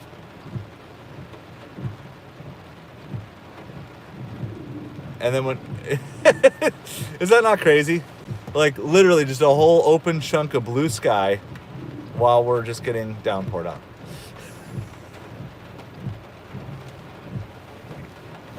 It's yep, the bipolar weather of Southwest Florida. So Kaylee, like just a couple of thoughts. Obviously, you can only control what you can control. But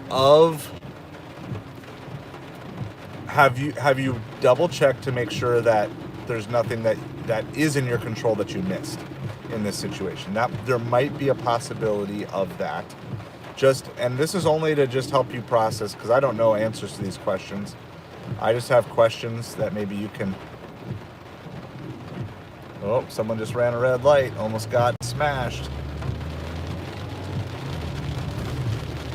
So I'm just trying to think of like questions that maybe from an outsider perspective could at least help you evaluate your situation. So one would be, is there something that's in your control that you haven't thought of yet? Another question would be is, what's I'm sure you know what the best case scenario is, but like what's the worst case scenario? And is there anything that you can do in the meantime to kind of be prepared for that if things don't work out in your favor? You know, and maybe, because what I'm trying to help you get at here is how to not go completely in the tank.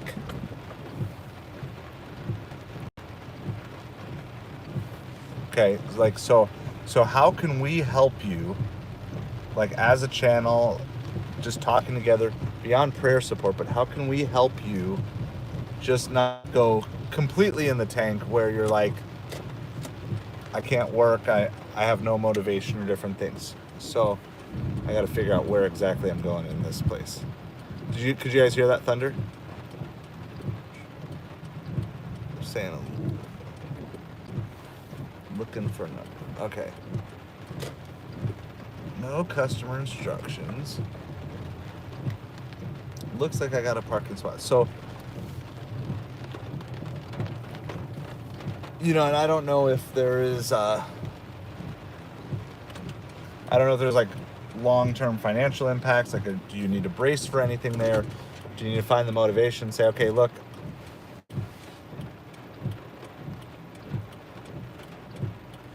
gotcha. Okay.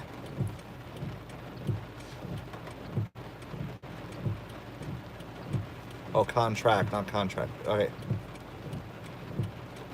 Gotcha. Okay. So here's what I would do. Okay, just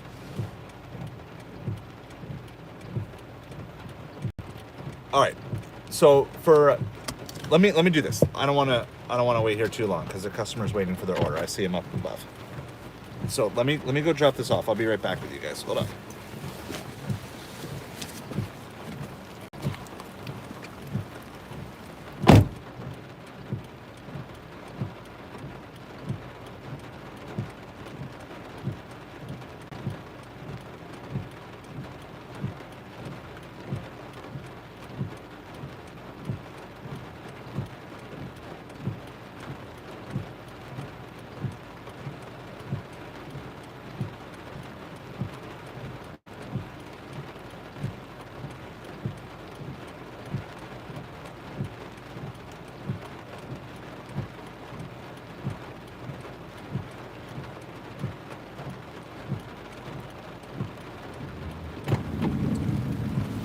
All right. Woo! Now I'm wet. All right, we're gonna do the drop off here. Apparently the phone got a little wet there too. We're gonna confirm our delivery. We delivered to a teenager, so that changes the whole equation, right? Dealing with teenagers. So it was a 587. No tipping delivery, which that's pretty common around here. About half our teenagers know how to tip, and about the other half don't. So it is. So that would make sense then maybe why it got sent to me, because no driver was going to take that order for $2. Okay. So what we'll do, I'm still gonna address this, Kaylee, and hopefully if you don't see it live, you'll catch it on replay. The numbers on this thing are not right, by the way, just so you guys know. It's been showing consistent like one person that whole time that me, you, and Kaylee were talking was showing only one person was on. So I know there is something off with the algorithm, but I'm still going to address it because it might be good. So I think just a couple things, and these are things I've learned from my own life. So I don't want you to think that I'm picking on you, Kaylee, because not at all. I mean, with vast areas of getting overwhelmed, it gets really easy to get overwhelmed quickly. By the way, it's dumping. I'm soaking wet. We're gonna head towards Costco. That's where we are with this ride along. We're gonna it's Costco, sit in the Costco parking lot, but we still have everything on. I'm gonna actually put $8 for 6 items on Instagram. All right. So the first thing I think that's important to do when you have multiple stressors is you need to divide them out, because otherwise it just becomes this stressor soup, and you can't really address everything when you throw it all in and say, I got this and I got this and I got this. Like, that doesn't work. You need to instead be able to kind of break them apart, where you can say, okay, this is a stressor, let me figure out how to handle this situation. This is a stressor, let me figure out how to handle this situation. Okay, so that's definitely one thing that I would do, is do your best to realize that unless they share something other than you, like unless both stressors are the same thing, or they're directly related to each other, that they just happen to come at the same time. And so you have to handle them both at the same time, but they're really unrelated issues. Okay. So on the relationship side, yeah, like that can be hard, because you don't know what other people are going through, and you don't know exactly what to say. You don't know how to reach out. Okay. So I did a video this morning, which is like 10 free ways, or what's the title? See, I can't even remember my titles. You're supposed to craft these things to be like catchy, but then they're not memorable. 10 unique acts of kindness that won't cost you anything.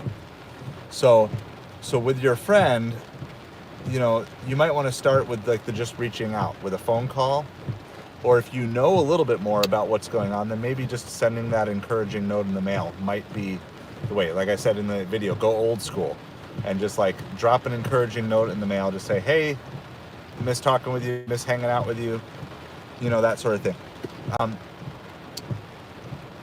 And I know it weighs on you, but ultimately it's not on you, right?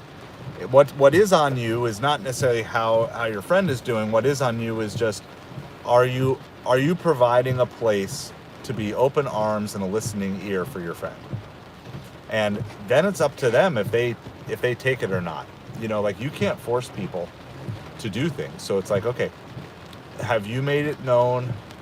Have you done a couple things? And you know, if you have a little extra cash to spare or something like that, you could always send them a Doordash meal, or you could send them you could email them a gift card or different things like that. But if you don't have extra cash, you can just start with a really, really simple of like, send a text, make a phone call. You know, they don't respond, figure out a different way, a handwritten note, a postcard, something along those lines, where, because all you're trying to do, it sounds like, is just kind of open up a dialogue, right? Like, it just sounds like you don't know where they're at, so you don't know how to help them.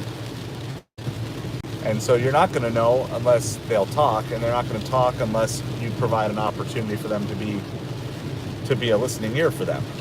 So that's where I would try to start with, is just try to open up the conversation. And I can tell you, I've been that person before who is undergoing a lot of stress, and sometimes it just weighs on you, of like, I don't feel like I even have time to give a friend a call while I'm stressed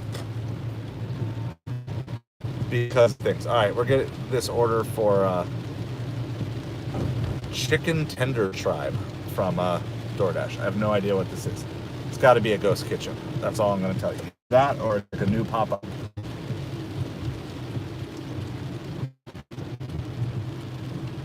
Yeah. No, but I think that the same principle applies, whether you're dealing with like a new romance, whether you're dealing with an old romance, whether you're dealing with, someone you know in short time, long time, whether it's just a good, like, it kind of doesn't matter in that sense, that you need to try to find that way that frees them to open up. Okay, so, ooh, lightning. And I'm only able to give you like a cursory thing here. And if you want some more thoughts, I mean, like, for sure, just email me. Because I'm trying to cover as best as I can, just like general principles that I think can help everybody, but I think it really doesn't matter, right? Like, even an old, just needs to step back and be like, okay, look, I'm not feeling heard, or I feel like something's wrong, but I don't know what it is, or different things. Like, those lines, those open lines of communication are just so important at every level of friendship, from purely platonic to deeply romantic. They're all, it's always important to have those lines of communication open. And so if you know him, it's like you can go in and you can say, okay, I know what his favorite food is. Maybe I just make a meal for him. Just like, questions asked, no special reason. Like, I'm just gonna do that. And you start working to start to chip away, and you show him that, hey, I'm in your corner. Yeah. And I think you're right there too. Like, you can't force. And I'm gonna tell you, from a guy's perspective, you really can't force a guy to open up. But he's also going to notice if, just because he's cold, if you go cold to him, like, you don't have to pull him out of it. What you want to do is just kind of be with him and be that support for him if he doesn't, kind of know how to do these things. Yeah, it is a ghost kitchen. I was right. I didn't actually know this pizza place was in here, but it is a ghost kitchen. So this is, I don't know if this will show. No, it does. You can't see the whole thing. Napoleon on the Bay, just a local pizzeria. So here, let me do this. They're never ready in this place. All right, so yeah, so I want to make sure I'm not missing some messages here too.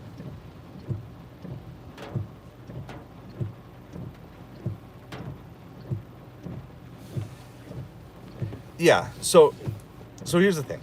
From the relationship, I wouldn't, I'm not saying like put the relationship on hold in that sense, but I would say just ignore the dating romance side for a moment and just look at it as a friend. Okay? And I would just start with, like, what can you do to bless them? If you know they're struggling, what can you do to bless them, right? I mean, we should be asking that question all the time, but especially when you know someone's struggling, what can you do to bless them? What can you do to make them feel safe? What can you do to make them know that, like, and then you just have to give that time and that freedom for them to process and work their way through things. And so some of that's going to give you the determination long term as to what this relationship will be, because if you show you care and he realizes you care, eventually he's going to work his way through. But if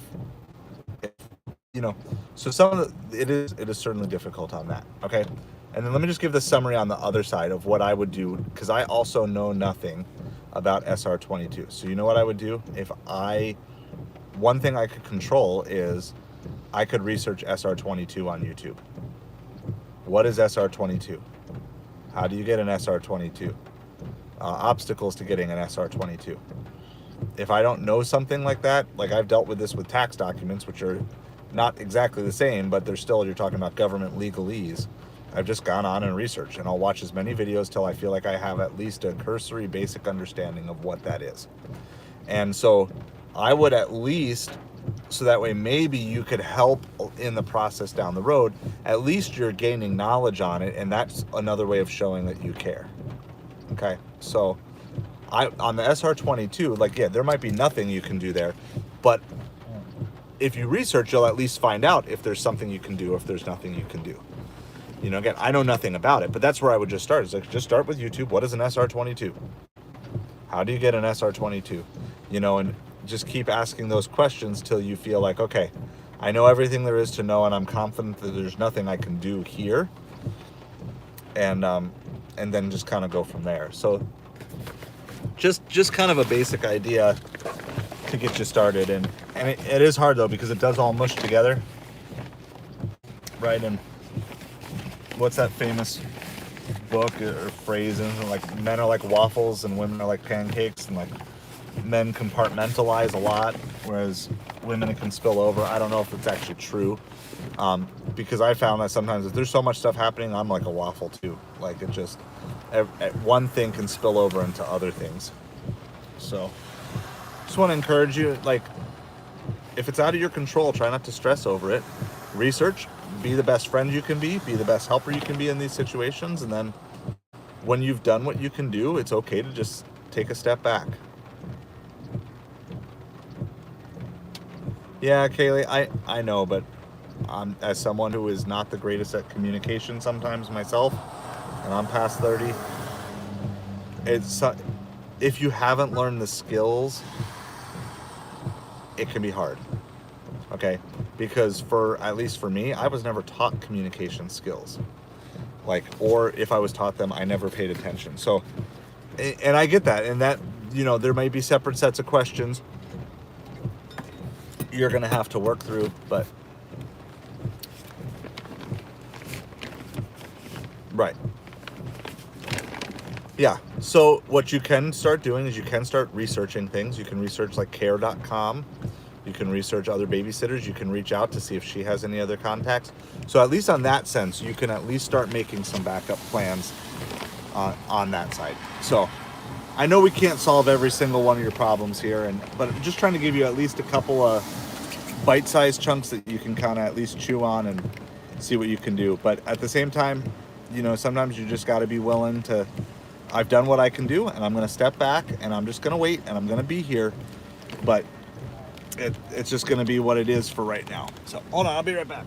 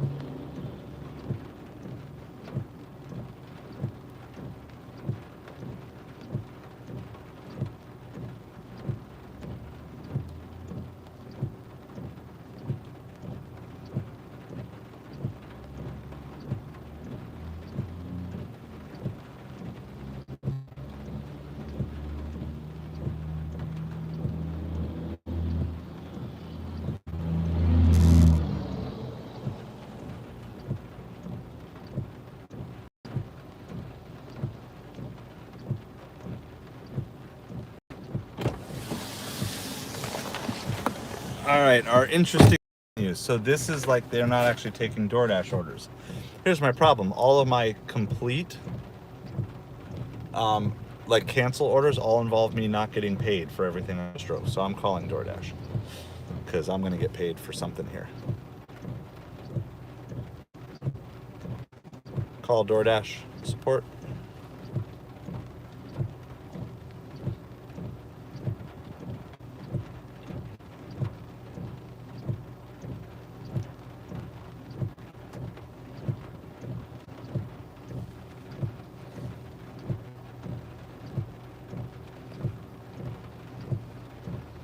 Yes.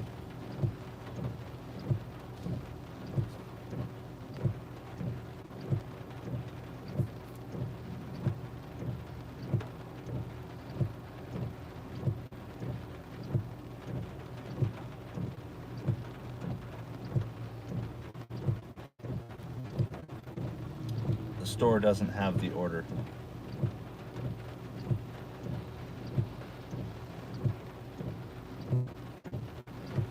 Yes.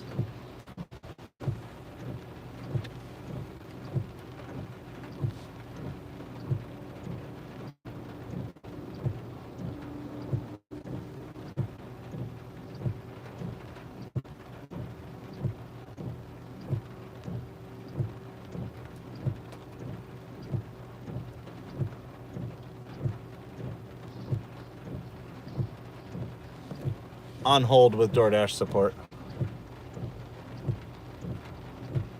How's it going, Tommy Thunder? We're in the middle of a thunderstorm here, so.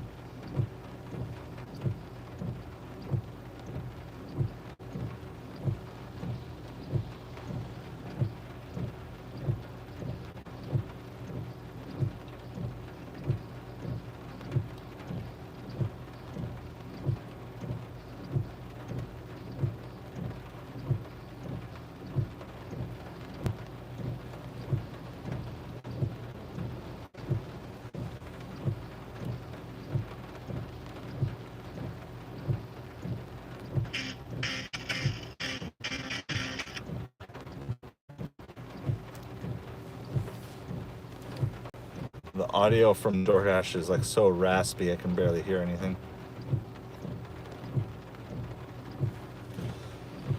So we're just waiting. They don't have the order, but my only options are to unassign and get no pay. And when I'm on earn by time, I don't like that. I mean, I don't like not getting paid no matter what, but we're gonna call and see if we can fix this situation.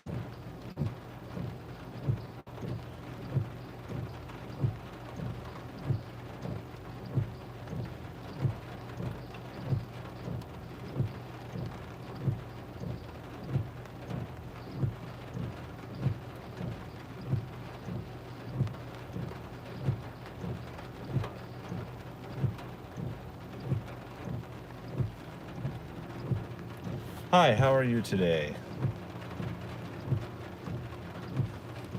I'm doing well. So I just arrived at this restaurant and they said they don't take DoorDash orders here because they don't even have, like, they don't have the DoorDash pad or anything.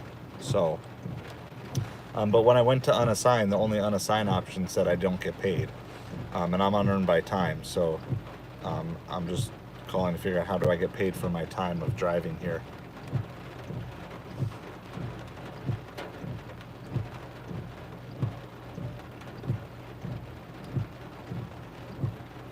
Yes.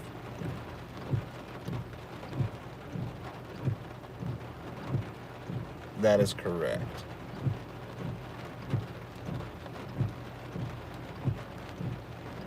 Absolutely.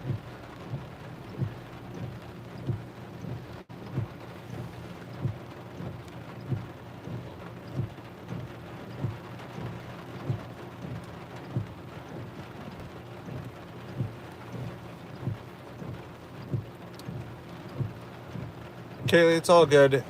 I know it's life is tough. Life is tough to navigate. If you want to, like I said, shoot me an email and I can look at it more later too if you want to share some more stuff. And you know, you got to figure out things. It's tough. It's tough to figure out and make decisions and process things. I would certainly encourage you to just keep breaking things into smaller chunks and figure out what you can control, what you can't control. And like I said, we will. I will continue praying for you. And but either way, in the meantime, I think it would be helpful find some sort of inspiration or something you want to work towards. You know, in the meantime, and maybe that'll help you get out of being stuck. Yep. All right.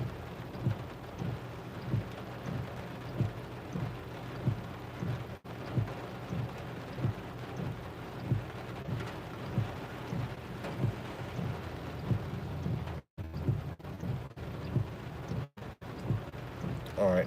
Sounds good. Thank you so much. Appreciate it. Yep. Have a good day. Bye. All right. There's a little tip for all you delivery people. So all my direct options involved not getting paid. So I called instead, and the $2 reimbursement was from earlier today for the store closed.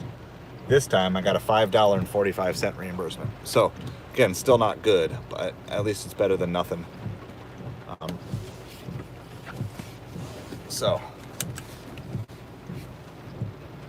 All right, so what are we gonna do? We're kind of near nothing.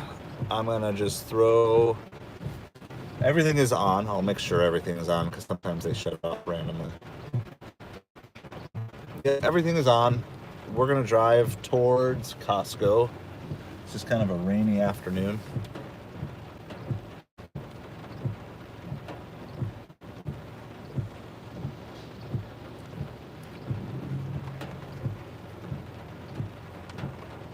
Figure out where I'm going.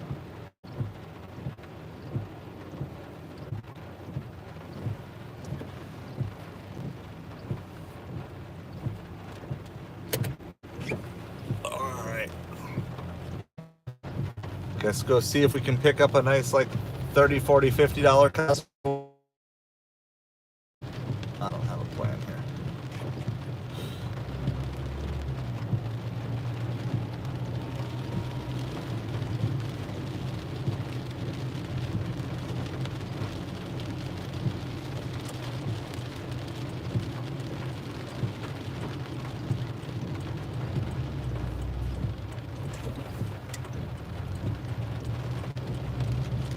So we're just driving.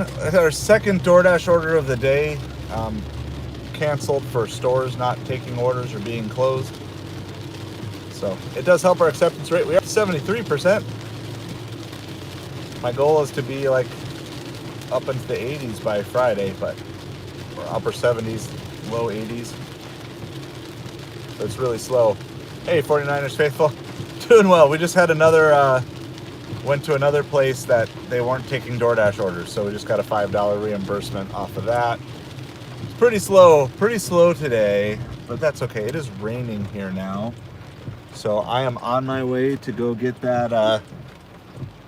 Gonna go sit at Costco, see if I can get a $20 for 40 mile, 75 item order from Costco. That's what we're gonna roll with. I got no strategy right now. We got everything on.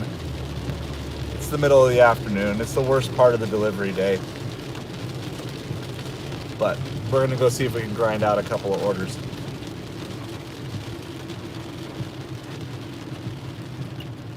And I'm running out of sweet tea and lemonade. That's the saddest part of it all.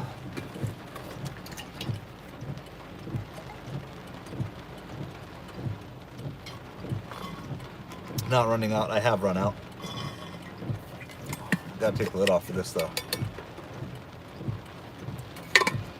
So now we're just on to water for the rest of the day.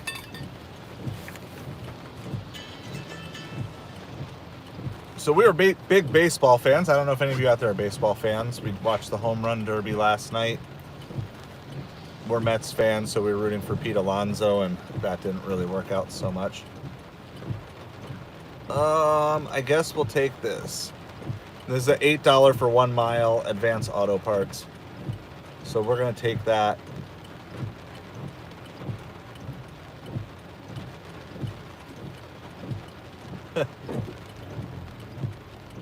And then they just sent me a $22 for 21 mile Costco order, which is kind of like the joke we were just saying. I'm not taking that one. My problem is I got to U-turn and then U-turn again to get back to Advance Auto Parts. So it's not super easy. It's going to take me like longer to get there than it will to do the actual drop off.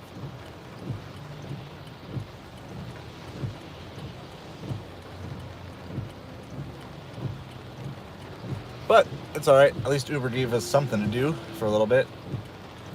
In principle, $8 for 1 mile is not bad because you can usually get 3 of those done in an hour, get you to your $25 an hour. But my problem is I got to make a U-turn with all this oncoming traffic. So we're kind of just stuck here. Pause DoorDash right away because we're on earn by time, so don't want to waste my declines. I get DoorDash super angry with me for not delivering quickly. We'll leave everything else on.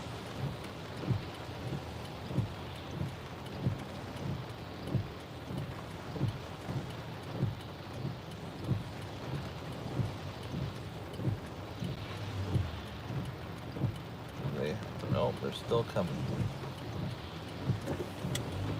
Alright, well, I got through. Alright, all to just make another U-turn here. Sorry, it's really boring watching me watch traffic, but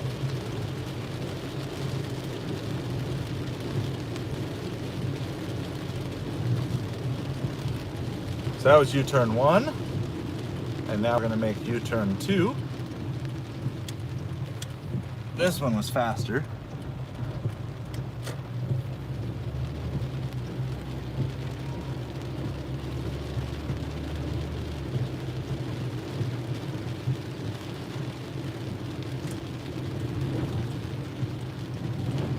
And then I'm pretty sure our drop off here is going to a car dealership, which is still basically right by where we want to be. All right, so the last time I had an Advanced Auto Parts pickup, the customer canceled the order like right as I got there, and I got paid nothing. So we'll see if this works. All right, so yeah, I have an idea of how to fix the camera so I can turn it the other way. All right, so we are going to hopefully pick this up really quick. I'll leave everything running. Stay dry in here, everybody.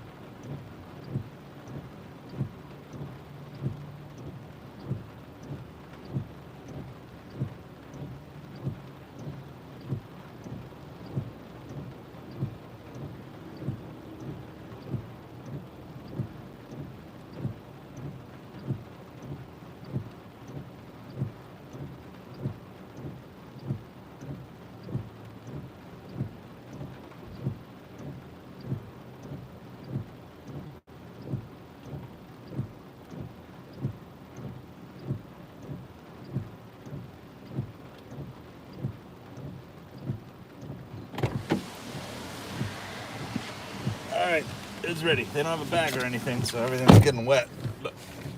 So we got a tie rod and tie rod end and all sorts of stuff. So I think we're either going to a car dealership or a tire place.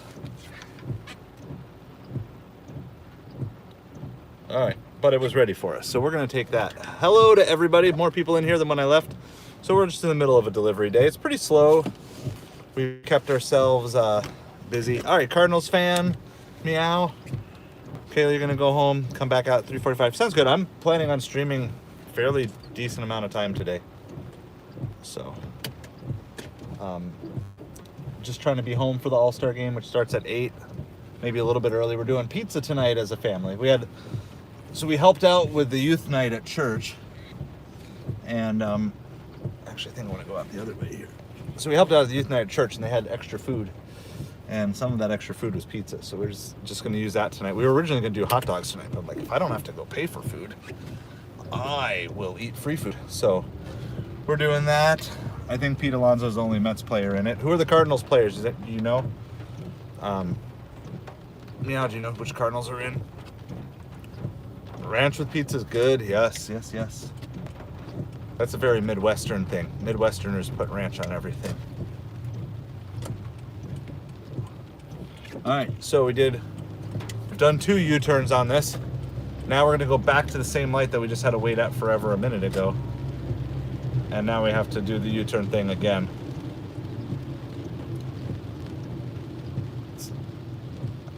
I guess there might have been a way that I could have come out through that bank parking lot, but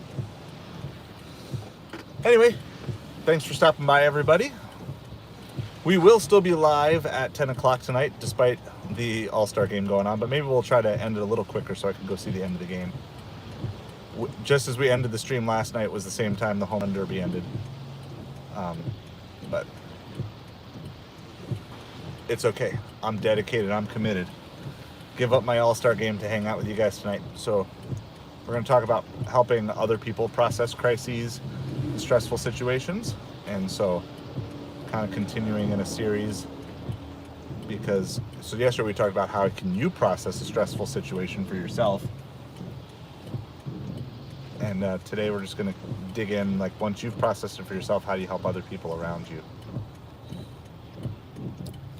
We are going nowhere fast on this delivery, though, that's for sure. Lots of waiting. Lots of waiting, lots of U-turns. See, so sometimes this is one of those times. $8 for 1 mile sounds like a really good order. And we'll still probably get it done in like 20 to 25 minutes, but because of where we were when this order was sent to us,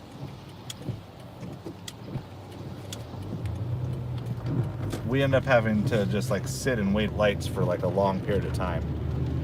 And had we been in the parking lot, you know, or not even gotten past the turn, we would have been able to pick that order up like 5 minutes earlier. So it can make a big difference exactly where you are, not just how many miles you have to drive, but if you're just past an exit and you have to go 5 miles before you turn around, it doesn't matter how close you are. GPS doesn't always know that.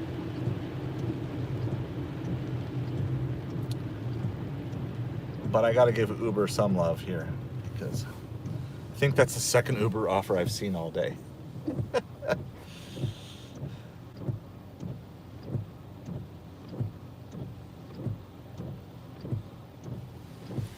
So we got that birthday day tomorrow, so no delivery live stream tomorrow. Not my birthday, family birthday. 49ers chasing down hot zones on Doordash. I don't think it is. I every once in a while I'll point it out. I think the only thing that hot zones are good to tell you is how busy overall your market is. If I turn on the app and there's like no hot zones, most of the time it is true that there's no orders out there. But I find that it's one of two things. It's either looking back at past history, like 10 minutes ago, this is where there were orders, or it's showing you where there are orders that drivers are refusing to take. So they're trying to send other drivers there who are desperate to take an order. I find my strategy is a little bit of gut feeling, but it's market research and trying to figure out where's the best place to be for this particular day and for this particular time. That's how I handle it.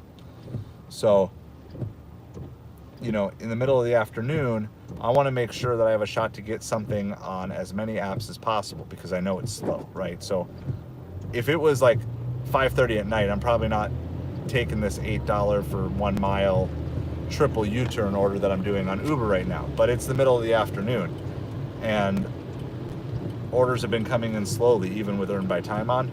So I'm going to take it. But I'm set up now near a bunch of restaurants and stores that work for Instacart, Doordash, Ubereats, Grubhub. So all my apps have a shot of sending me something.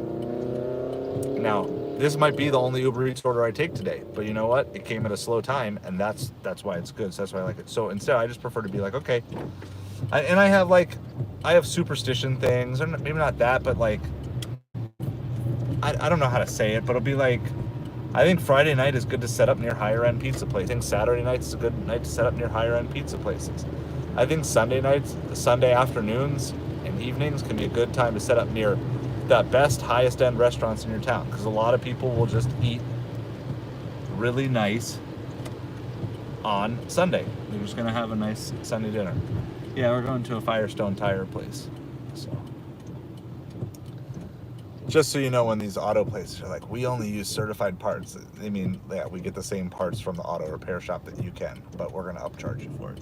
That's what it means.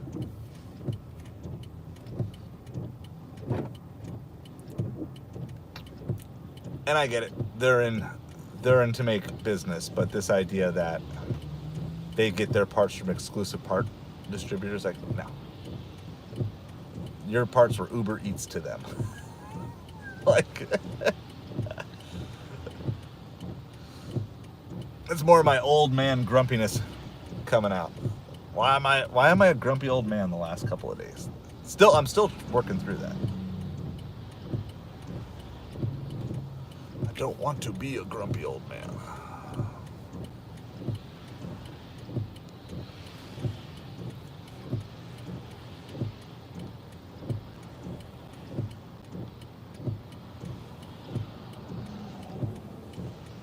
So, we're making, this is U-turn number 4. This one at least comes at a stoplight, but it's not turning green anytime soon. Yeah. So I'm just trying, because I don't have any particular, like, that I can think of. I can't think of any stressors that are abnormal right now. You know, I mean, I have some of the normal stressors of things.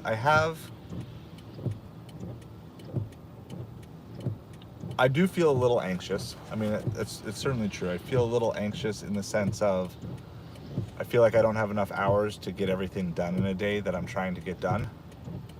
Because I'm really trying to supercharge this YouTube channel and trying to put out. I have so many different lines of content that I want to make. And that's like a big, so that there is kind of maybe a stressor in that I just can't make every bit of content all at once that I want to make. So I think it could be that. And I do know I haven't been eating the healthiest for like the last week and a half. And this week is also like party week. So I'm planning on doing a cleanse next week. So I think there's that.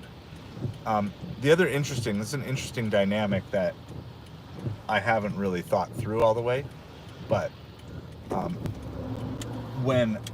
before I was live streaming on these feeds and stuff like this, you know, I'd be consuming content, learning about stuff that I was trying to learn about, and all sorts of things like that. And I kind of haven't been doing that, because if I've been out delivering, for the most part, then I've been streaming as well. So what I think I need to do is I think I need to figure out what that pattern is going to look like of, you know, that I do need to do some delivering sometimes when it is just me. Not for the...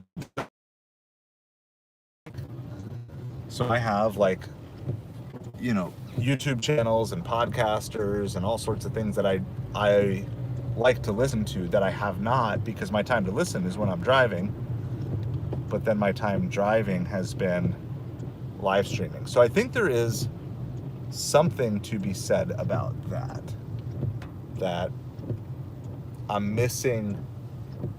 I've been missing out on some of the intake that I've been trying to do. All right, we are at this Firestone tire place, and I don't know where to go.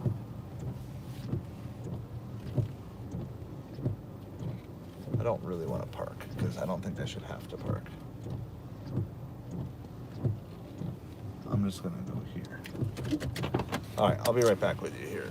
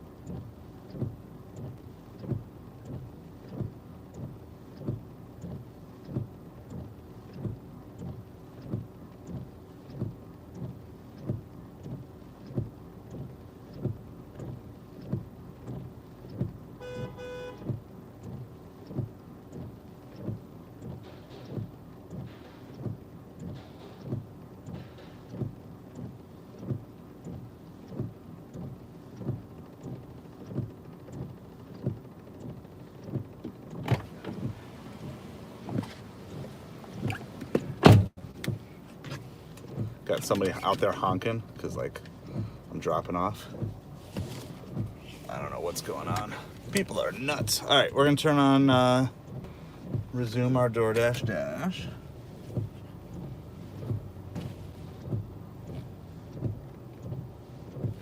We're still planning on heading to Costco here. Don't know if we'll ever make it there, but we're gonna try.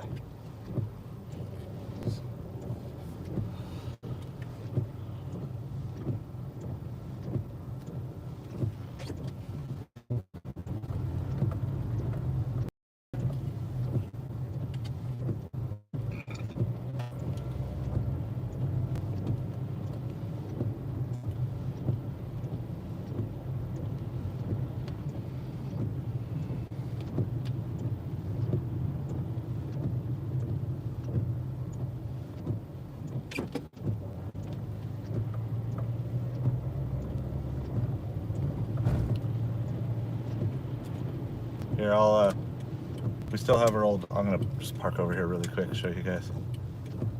Still have our old Toys R Us in town. I miss Toys R Us. Still got the red, yellow, green, blue. They have the signages down off on the side. Just have a now leasing sign, but that was the Toys R Us.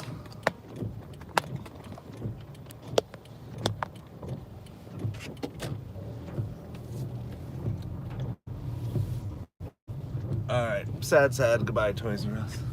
It has been a Spirit Halloween a couple of years, but last year they didn't even use the space for that. Just sitting there empty.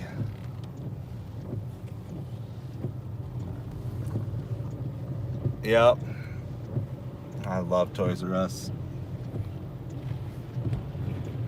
They are relaunched now, like inside of JCPenney or something like that.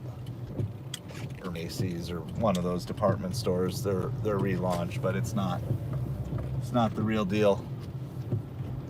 That was the place. It was the place to go. They killed it. Hedge funds killed it on purpose, and that's unfortunate. But I don't want to get into grumpy old man talk again. We're going to Costco. Wait, hold on. That's where all the grumpy old people go in this town. They all go to Costco. We'll see. We're gonna go see. Yeah, I remember when the last Blockbuster in town here closed, which was about 10 years ago or so. But yeah,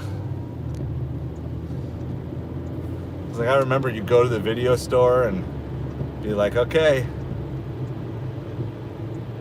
I'm on the Spark waitlist, 49ers. I'm on waitlist for Walmart Spark and Amazon Flex, and I think one of the catering delivery apps. So I need to actually take a little time to research and figure out which ones I'm on a waitlist for. So yeah, they do have it, but I am waitlisted on both of those. I do have shipped. I have completed one shipped order now. I filmed it. I'm gonna make a video out of it for my first shipped order. Oh my goodness, we got a cacophony. We got a 4-stop, 27 miles. Ugly thing. An ugly order. Oh my goodness. Here we go. This is gonna take the next 2 hours. That is an ugly orange. All right, now what do I remember from the last time? I gotta remember this because, hold on, is it Dick's that doesn't allow customers to tip? I think it is. What did I do the last time? I'm gonna think this through. Because let me see how many orders. Yeah, 4 stops and like 27 miles, and I could have declined it, but I'm just gonna pause. Because I think it's Dick's that doesn't, either DoorDash or Dick's doesn't let customers tip. But let me see. But they have 2 orders here. All right, hold on. I'm gonna try to remember. What did I do? Yeah.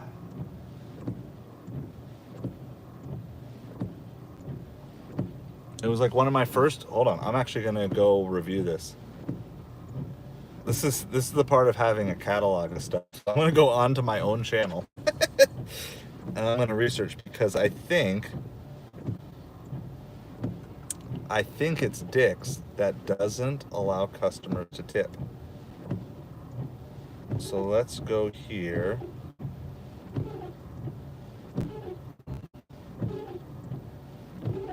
We're gonna switch. And I don't have an issue with customers not tipping, right? That's their free choice. But I don't like the fact that you have stores that prevent customers from tipping. That's kind of becomes an issue here. So what we're gonna do is I'm gonna look up my old video. Here, I'm gonna do it in the studio. It's gonna be a faster way. So I'm gonna go content, I'm gonna go live. And we did this video like a couple weeks ago about delivering five customer orders at once. This is like one of my first live streams. Let's see if we can find this here. Delivering 5. Okay. So I'm doing my own research here. And I'm just going to go to the reveal because it was at the end. So this is where you can get smart here.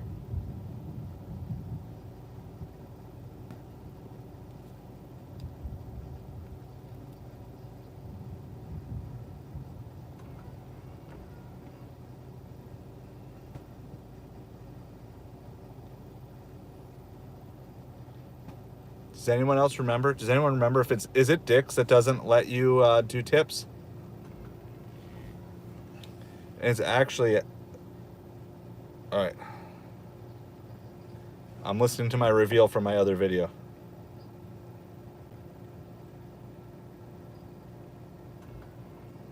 Yep. Dick's Sporting Goods are ineligible for tips. That's why nobody wants to pick them up. Okay, that's why they get batched in here. So, what are we gonna do? Let me see what my completion rate is.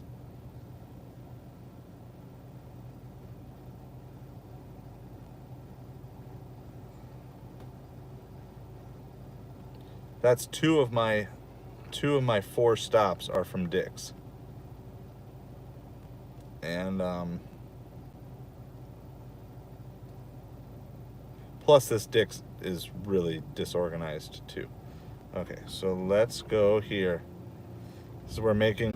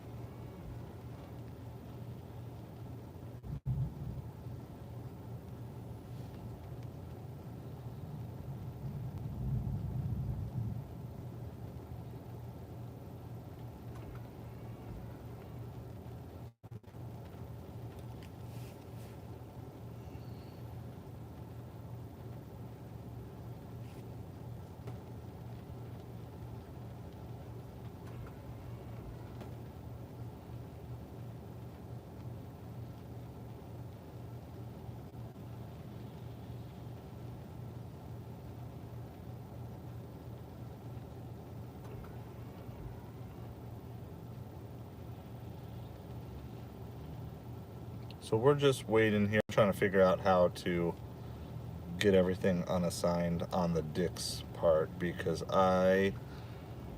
yes, we are multi-apping. So we've got everything on. I actually have a DoorDash order, but I'm trying to get my, it's a 4-stop, trying to get the Dick's Sporting Goods taken off without losing the whole batch here, because Dick's Sporting Goods here does not allow tips. I don't know if that's from the DoorDash side or the Dick's Sporting Goods side. Either way, I don't agree with that. So I'm okay if a customer chooses not to tip, but I'm not okay if a store doesn't even give the customer an option. So that's kind of an issue to me on this. And I've never had a Dick's customer tip after the fact either, like a cash tip or anything like that. So, yeah, so I'm doing DoorDash, Ubereats, Instacart, Grubhub. Those are the 4 I have on. We have a current DoorDash order. It's for Petco, Dick's, and Total Wine. I'm just trying to get the Dick's Sporting Goods ones unassigned. So as soon as we do that, we will move on to the next thing. By the way, Bigoro, welcome. Thank you for hanging out with us today.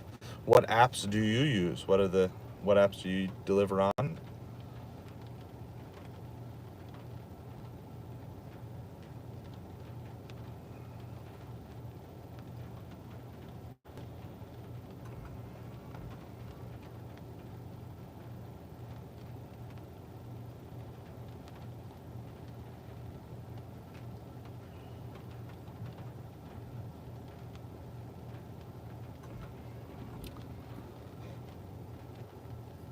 Kind of a slow rainy day here, basically, is what we got going on.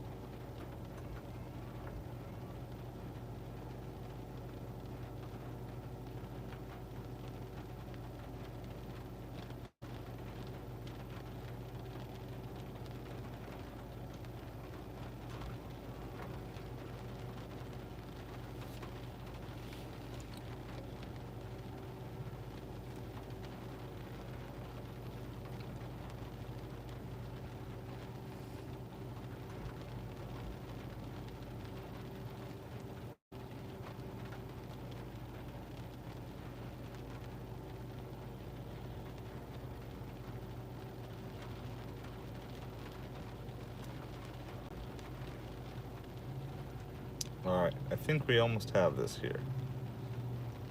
I think I got it all figured out.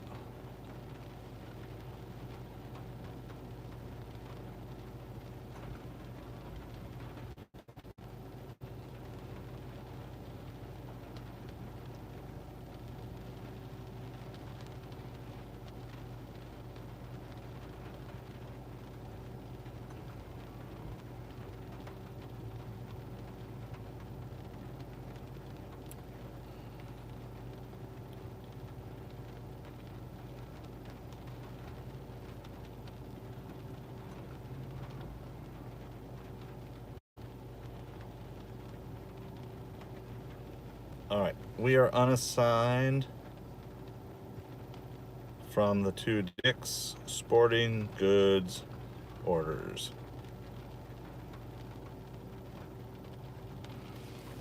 Hey, Too Evil, how's it going?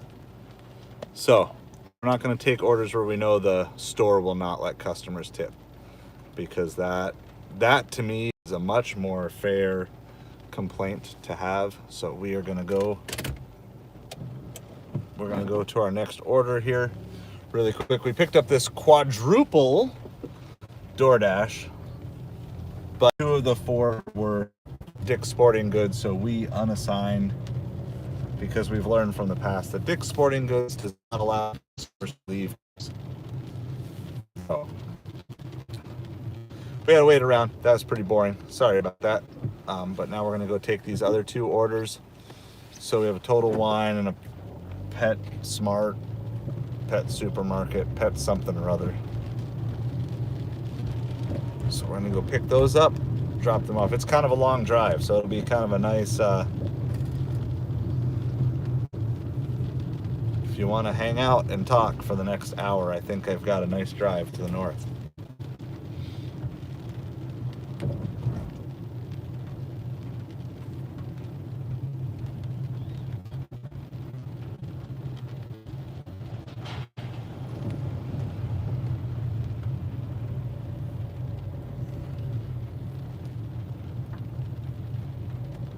Let's see what we got here. This delivery is requested by the merchant. All right, Presley, how's it going? Good afternoon to you. We're working on what was a quad Doordash is now a double Doordash because we unassigned the Dick's Sporting Goods. And so now we're going to pick up the Total Wine order, and then we will go pick up the Pet Supermarket, Pet Smart, whatever pet store order it is.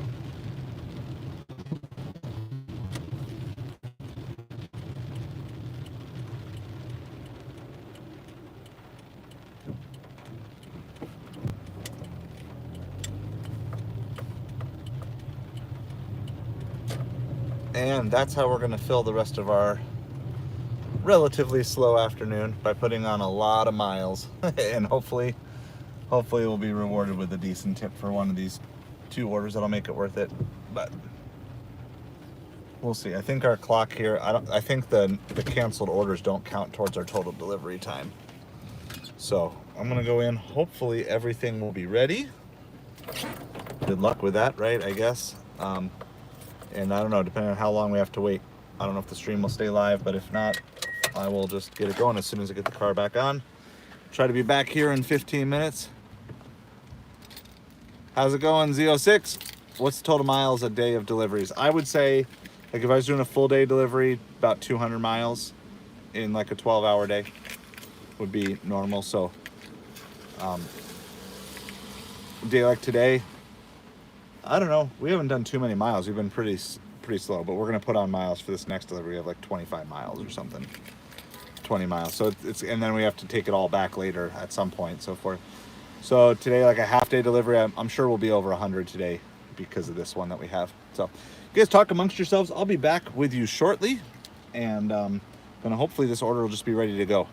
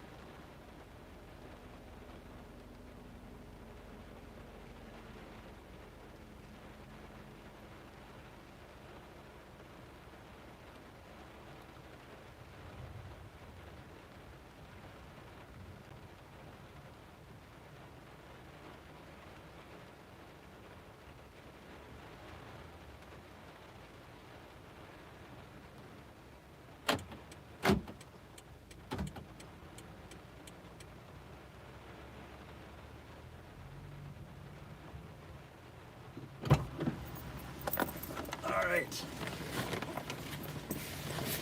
We're back. Ugh.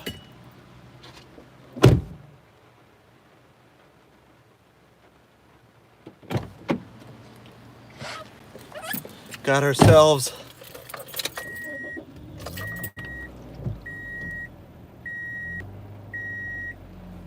a case.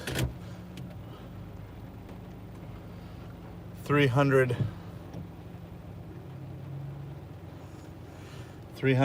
plus case of alcohol. So, time will tell if there's a good tip on it. I already feel good about canceling the 2 Dick's Sporting Goods orders.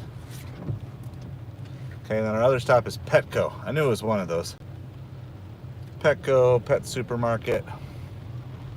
So we're gonna go do this. It's the same exact plaza and parking lot. Gonna get wet here again too. That's all right.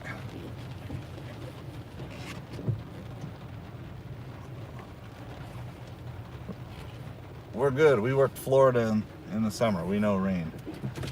Only thing is I don't think I have a spare pair of shoes with me today, which I recommend you do. I'm picking up parrot food. All right. Well, I'll be right back in. Hopefully everything is ready to go for the parrot food. I've never picked up parrot food before. It's a Petco order, so I'll be right there.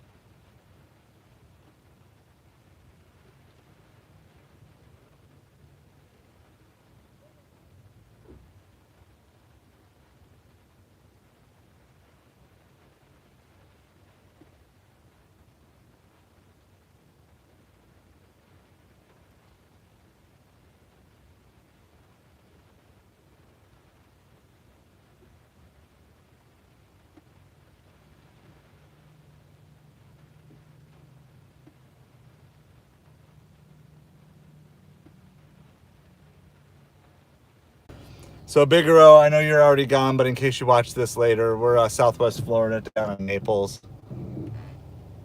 New Jersey's really bad. I used to live in New Jersey, but I've never delivered up there. So I started delivery long after I was out of that area. All right, well, I know we got nobody on, but that's okay. I'm sure I'm going to end up retelling this story multiple times. We are on our way to make a delivery.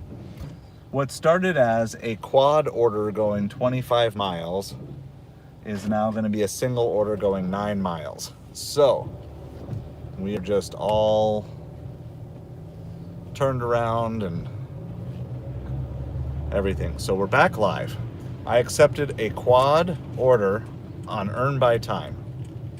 Out of my free will, I canceled the 2 Dick's Sporting Goods orders because I know that Dick's Sporting Goods and or DoorDash, one of those 2, does not allow customers to tip in the app. So I refuse to take those orders when I know there is no tip on them in the first place, even on Earn by Time. Okay, that just as a principled thing to the business. I don't know who's shutting that down. I'm assuming it's Dick's Sporting Goods. There's no way Dick's should be allowing people to do deliveries for them and not at least giving them the option to tip. Okay, so I canceled the 2 Dick's Sporting Goods. Then I picked up the Total Wine order. It is a case of wine that is worth $350 roughly. Okay, that was easy. I have hopes that there is a good tip on that. A nice 10% tip would just make this a really, really good delivery, right? Nice $35 tip. I know I'm thinking way too high. Let's go 5%, $17 tip. I'll be happy with that. It's not too hard to pick up a box, put it in my car, drive it then. Okay, then we had a Petco order. That Petco order was one of the worst displays of customer service by DoorDash that I've ever seen, and I've seen a lot. Yeah, no way. Like, I'm okay. Like, if a customer chooses not to tip, that's one thing. But if a store refuses to give the customer the option, that's different. And so, like, I wish that wasn't the case, but if it is, I'm not messing around with that.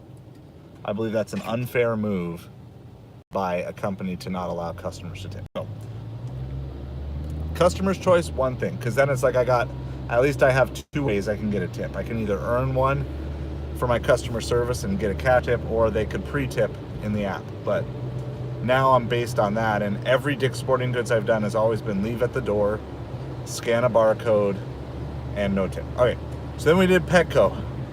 Went in. They're like, that person, I canceled their order like 5 hours ago.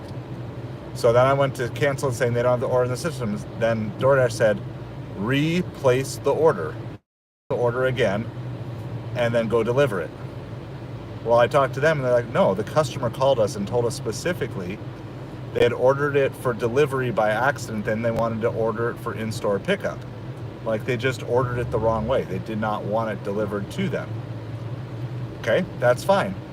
So then I called DoorDash to have it canceled. DoorDash called the store. The store told them, we want the order canceled. It's still in the system. DoorDash comes back and says, go ahead and pick up and deliver the order because the store said it's still in the system. I said, no, that's not what they're explaining to you. They're saying it's still in the system. They tried canceling it and it hasn't been canceled yet. And so the guy who she had talked to on the phone was with me. And of course, we're having fun here talking to customer service, and so I put him on speaker on the phone and he's like, I told you, these are not my words, this is his. I told you it is still in the system, therefore you need to cancel it because we already canceled it from our end. And they didn't want to have a bunch of drivers being assigned to it and everything else. It was kind of funny. And I mean, he was annoyed and he was frustrated, but you kind of know what that's like when you're in a situation where you're frustrated, but the other person's maybe not in the room, so you kind of are making fun and that's how it was. Anyway, we finally got it done. Supposedly, I'm going to get paid for all my 15, 20 minutes of wait time at Petco. I don't know. I don't think I'm going to get paid for the 10 minutes of waiting at Dick's. The good news is, this is probably the best news of this whole scenario. One, my drop-off is only 10 miles away and it's in town. It's still not the greatest drop-off, but it's not horrible. So that's really good. And two, the one place I am delivering is a really big order, so maybe there's a chance that there's a decent tip on this. So yeah, that was not. It's been a weird day today. Like, I don't theme these days. Like, when, it's kind of the interesting thing is, like, I don't theme the day when I do a ride along ahead of time always. Sometimes I have an idea, but usually the day reveals itself. And today is a weird day. I've had one restaurant was closed because of a burst pipe. We got a $2 reimbursement. Another restaurant was basically just a warehouse for their other restaurants and doesn't take DoorDash orders. So we got that canceled. We had a quad DoorDash that has now turned into a single DoorDash order. So I have no idea what's going on today. It's a weird day. It's not a full moon. I know that. I've been watching the phases. They're like a half moon phase. So it's not a full moon. I don't know what it is. It is a weird day. But we are just going, driving, delivering.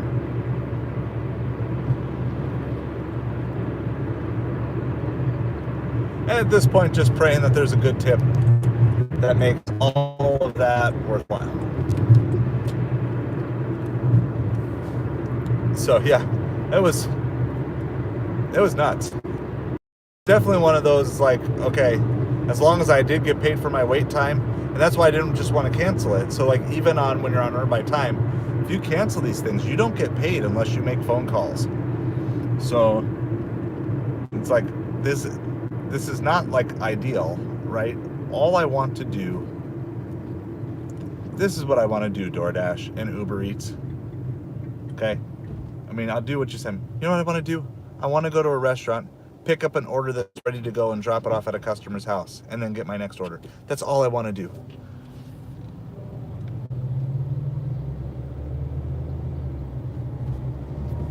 This whole retail stuff, they have so many kinks to work out of these things, and I get it, it's probably cheaper for the companies to do it this way, but man, I feel like someone who knew what they were doing could really work and save these companies big money and still provide some form of a localized delivery service.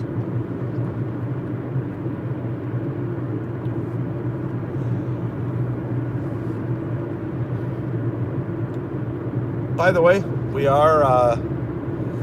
have had a couple of eBay sales today too, just small little baseball card things. So that's nice to have some other income stream going on as you're out delivering. So if you do have questions about anything else regarding like eBay or Amazon or YouTube stuff, I'm still kind of learning in some of those areas. Been doing some of those other areas I think I've been on eBay for 23 years now in some form or capacity. But yeah, if you want to talk. So yeah, we don't have as long of a trip. I don't have a 27-mile trip, so that's kind of nice. Only a 10-mile trip.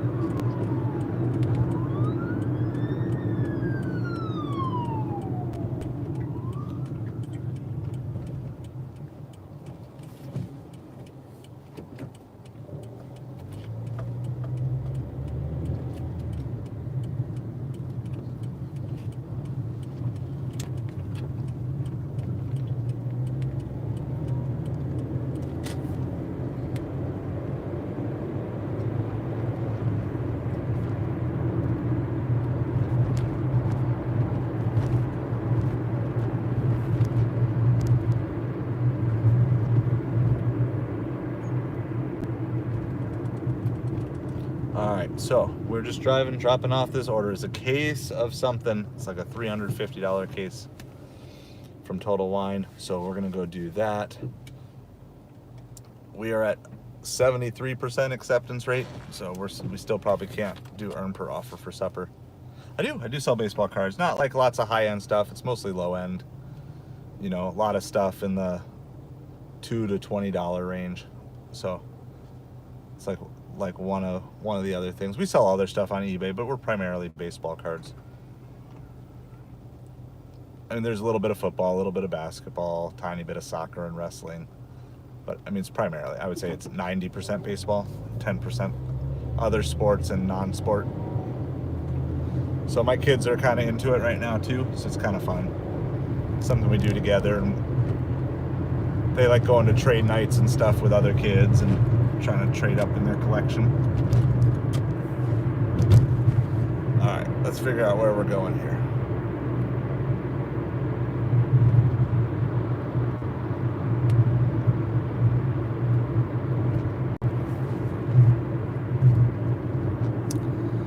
So yeah, just kind of got a slow afternoon. Of course, I got the other stuff off right now.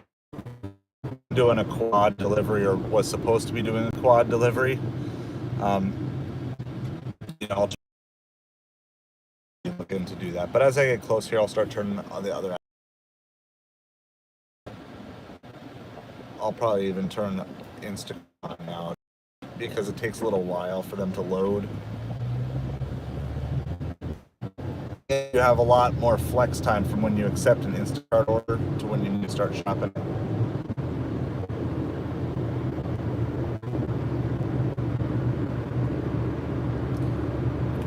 It's not raining at the moment. It's very cloudy and very sunny. So it is. So it's kind of sunny. Oh, Big League Shoe. Yeah, they still make it. So my son is playing baseball now, and it's still around, and it's still in Little Leaguers dugouts to this day. You can actually buy like a giant tub of it from Dick's Sporting Goods. I don't know what it is. Like, it looks like maybe about half the size of a Home Depot pail that you can buy that has Big League Chew in it. I love that stuff. The thing is now, like when I was a kid, there were still a few players that were using chewing tobacco, but it's been outlawed in the majors for a long, long time. So, like, the idea was to give kids something that wasn't tobacco that they could chew on, but that looked like what the big leaguers did. And now the kids don't have any reference of what chew is, right? Like, I'm trying to think. I'm sure there's still some people who use it, but yeah, no, it's like definitely one of the things they give each other and share with each other. They bring the pack, and everybody gets, like, there's just nothing that can beat it. You know, the first, you grab that Big League Chew, that first handful, and just put it in your mouth. That is definitely in the nostalgia. Like, my nostalgia, like sweets, Big League Chew, Gushers. Okay, I love Gushers. What else do I like for nostalgia? I mean, of course, there's just a kind of candy, but like, if you could still get it today, I don't consider. I mean, okay, I don't want to say you can still get it today. There's just something about like that time in your life when you're like really young, the memories that you have tied to that. But those are two of them.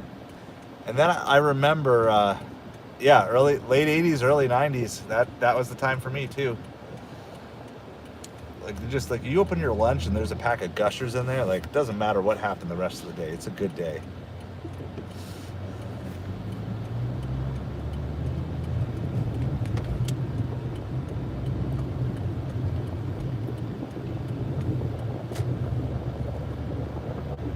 So we got our quad Doordash order, which is now a single Doordash order. We're gonna go make our delivery here. This is going to a pretty nice area, so that's good news for a potential tip. I like the drop-off location for that. The drop-off location for future orders is not great, but if we get a good tip here, that would make it really good. If we don't, then it was kind of a really, really rough hour and a half, this whole process. But that's how it goes sometimes. So basically, everything, our quad is riding on one order now.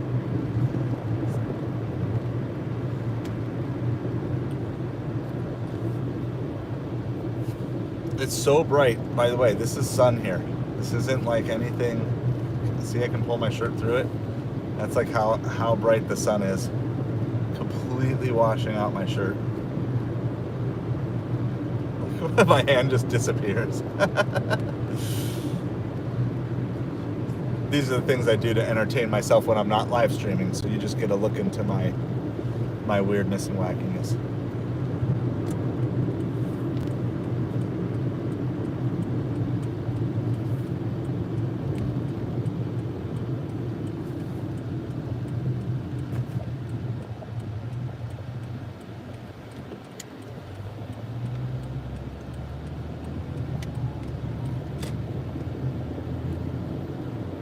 So I'm going to be live here. I think I'm going to stay on through supper. Got low expectations. I'm on Earn by Time. It's a Tuesday night. Nothing really special going on, but we'll hang out, do some deliveries. What's really interesting and cool about the live stream is you just get people who show up at different times throughout the day. Oh, now my beard. Look at how washed out the beard is getting now with the sun. But it's really kind of cool. So you just kind of get to have a variety of different conversations with different people throughout the day.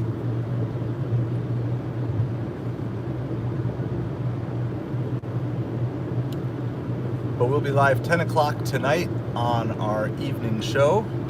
We need to come up with a show name. So I've started to brainstorm, and then I want to just go back and retrofit all the episodes, so that way someone can watch them all in a row. So I don't know. Like, I want something that's like on brand but still unique and doesn't sound like something everybody else would come up with. So if you have any ideas, like, because the show covers so many different things, it's hard to be like specific to like, okay, it's just about this or it's just about that.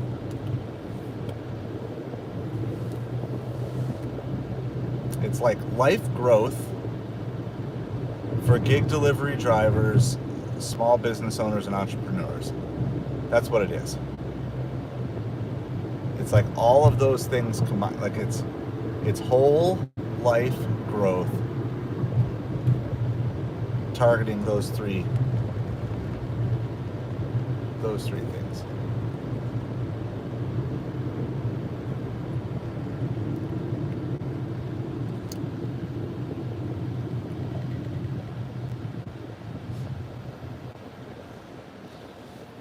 So we're just about a mile away. I do think we have a gate guard that we got to go through here. Pretty sure, because I'm not seeing a gate code in the app, and I know this is a nice community, if I remember right. So if I have to do that, I'll just mute you guys for just a minute when we're going through the gate.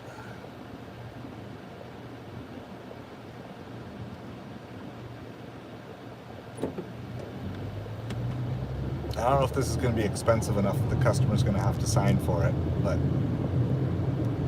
there's a chance, I think, for sure on this one.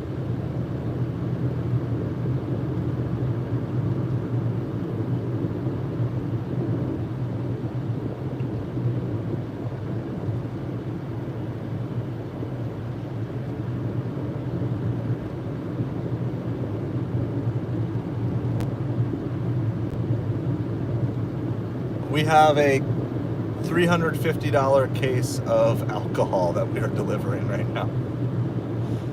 So this was the one of the 4 orders we took from our quad Doordash. This is the only one that actually survived. So I canceled the 2 Dick's Sporting Goods, and then the Petco one, the customer had already canceled it.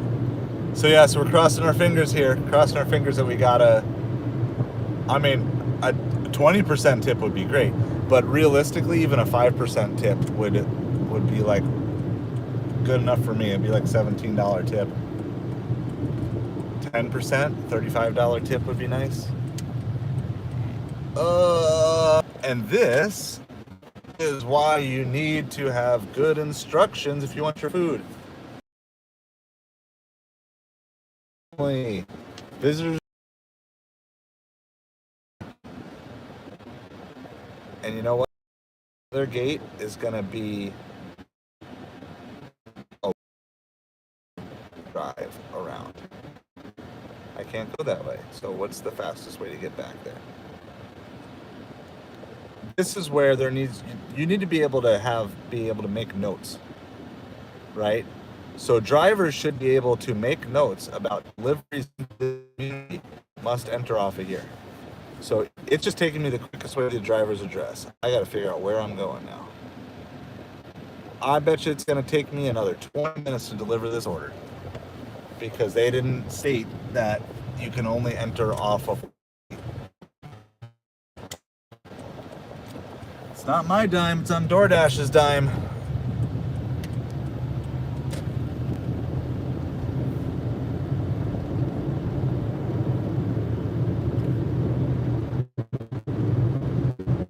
on DoorDash is not, because the customer didn't leave good instructions as to how to get into their community. I'm not going grumpy old man though. I'll be happy old man. There's no, see, the problem is there's no way to like kind of easily override the GPS on this for a little bit. Even the DoorDash directions, because I don't use DoorDash directions usually, but even that says to use that. So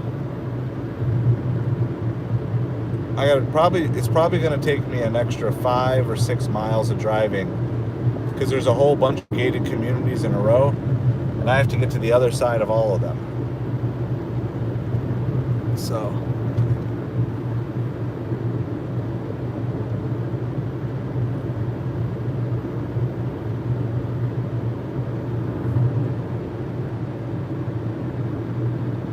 is that a different, oh, could I have done that? Hold on. That is, I am going to U-turn here. I think there's another turn. It's really hard because every GPS wants to take you back through gate we couldn't enter. Okay, I think I can take this crossroad to get to the other side. So please note, if you want items delivered to you, people, and you want them delivered in a timely manner, and you are in a gated community, let's see if I can cut through here. I don't know if I can cut through here or not.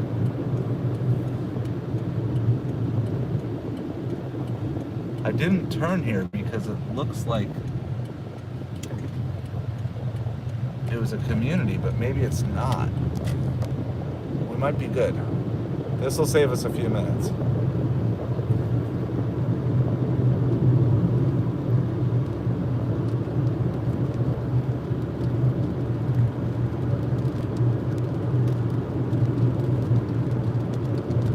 And I've learned, unless you have a way, I would love to hear if you guys have a way. I've learned it's just not worth trying to correct a customer in the sense of putting in the app that you can only enter off of one gate or whatever. They just get defensive. So I just bite my tongue on those situations now. I used to try to tell, and I tried to do it gently and grace-filled, and it doesn't matter. They just assume you're supposed to know that you're supposed to go through the main gate, but if you don't know where the main gate is, there's just nothing you can do about it. So I don't know. Let me know. Even if you're watching this one on replay, let me know. Do you ever correct a customer and say, hey, it would be really helpful for you to get your order? I just don't know how to phrase it.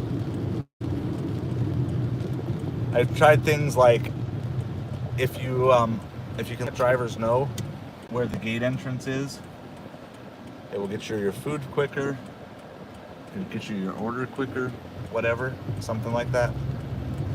But I've just never found a tactful way to say it that was well received.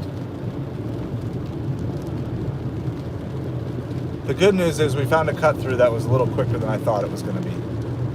So now I have another cut through that I know about that I've never used before.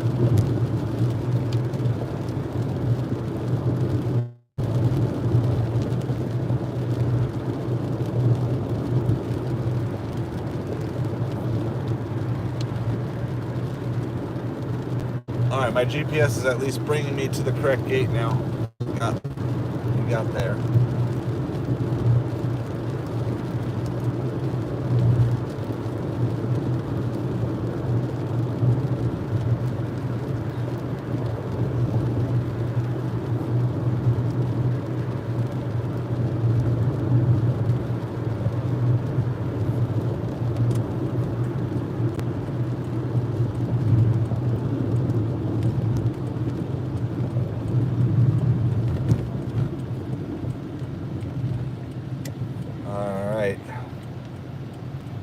I'm going to mute here for just a second while we get checked in the gate.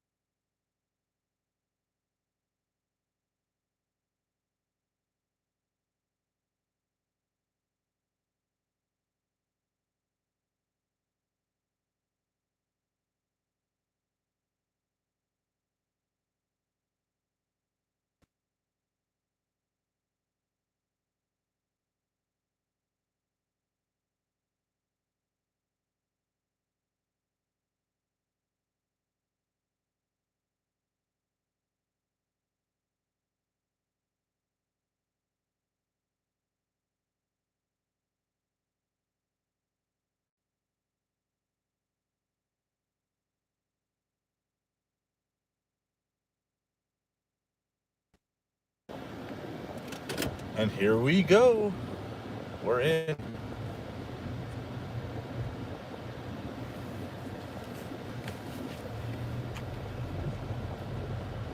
So we already had Instacart on. I'm going to turn on Grubhub and Uber at this point too, because we're close enough. There's really no good restaurants. I think it's really unlikely we're going to hit an order here, but just in case. So we still have to go another mile into the development here.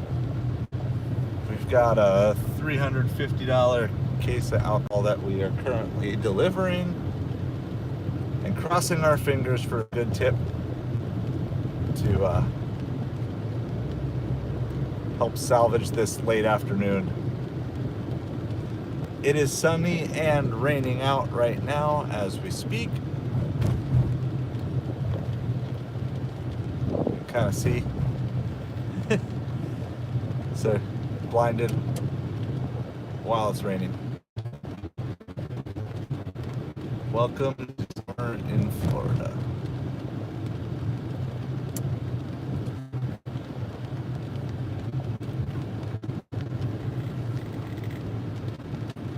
So we're pretty far north. So what I will tend to do, just because I know where I like to be for supper and stuff, is I will just start heading south. I'm not to the point where I would turn down orders to the north, but I like to just kind of think of my downtown area as just kind of having a magnetic pull on the car that if I don't know where to go, I just generally want to keep heading south. That's generally the best plan of action, because if I go too far north, quickly I get pulled over to other things and other communities and stuff. All right, that's just the message.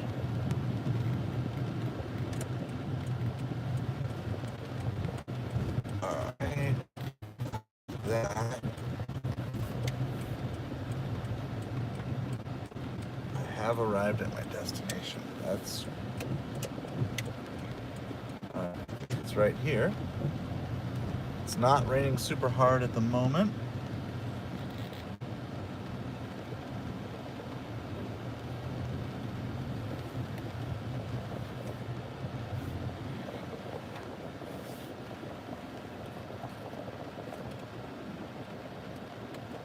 I don't even know exactly where I'm going. What I'll do, I'll turn the camera around a little bit so you guys can, because there's not too much to see, just there. But I'm gonna go figure out where I'm going and get this order delivered.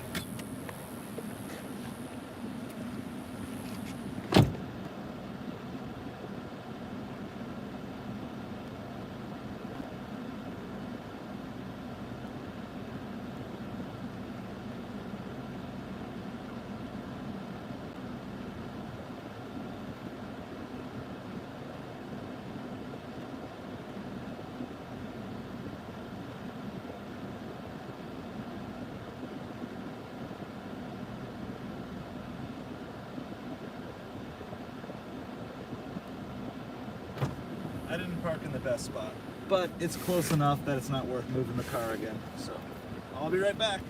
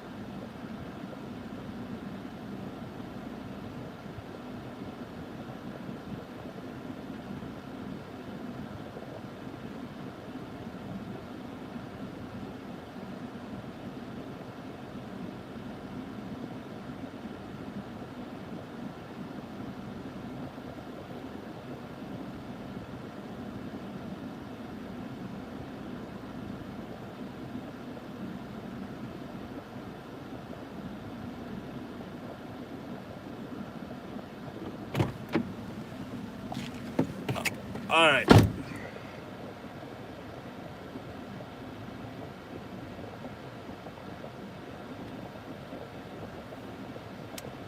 So we got that dropped off. There was a $15 tip on it, plus about $7 in base pay. They did not, nowhere near did I get credit for all the waiting time that I did on that order. But that's okay. Let's see. What are we gonna do here?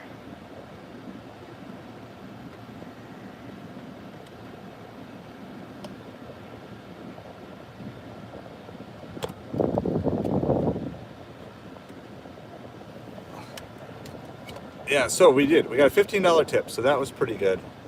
We're gonna roll with that. It is still warm when it rains, but it feels cool when you get in, like when you're wet and you get in the car with air conditioning. So we are on our way. Got another order from Five Guys.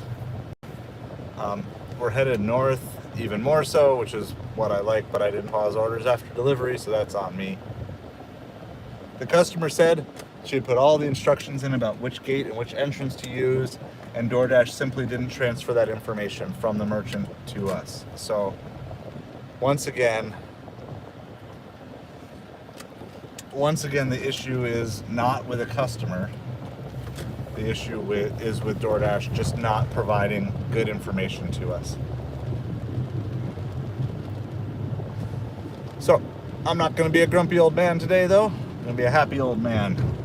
We're going to go pick up this Five Guys. Now with Five Guys, I love calling ahead to have them drop the fries before I get there. But in this case, since I'm on earn by time, no need for me to do that. So we're going to just not worry about it. And we'll wait as long as we got to wait when we get there. And I'll probably do, if it's not ready or close to ready, because you can usually tell at Five Guys, I'll just come back and hang out with you in the car.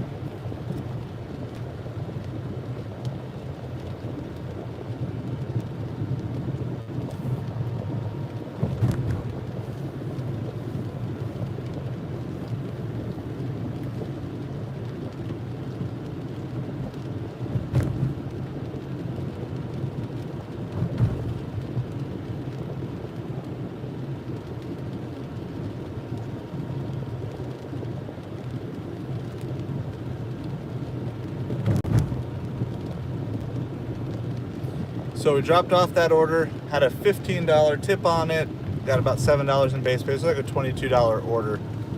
We only got credit for like random spam phone call. We only got credit for like 35 minutes of delivery time, despite all of our waiting. I mean, I waited at Petco for like 25 minutes, plus everything else, all the driving and everything else. So when you have orders canceled on earn by time, it's just what happens. I don't know, maybe it'll show up. Maybe it would show up on the back end. Hold on, there is something I can check. I don't know if it'll show up on the... We got all sorts of weird earnings today, reimbursements. Oh, maybe it did. It did show up on the back end. Oh, we got a $9.69 reimbursement for that Petco. Hey! Okay, so that, now I feel a little bit better. So this is 3 different reimbursements we've got today for closed stores and canceled orders. Strange, strange day.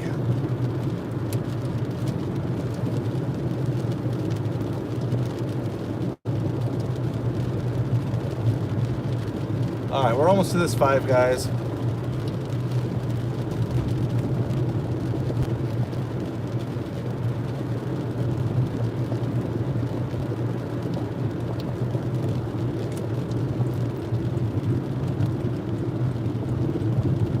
When we get there, I'm assuming there's fries. There's almost always fries on every Five Guys order, but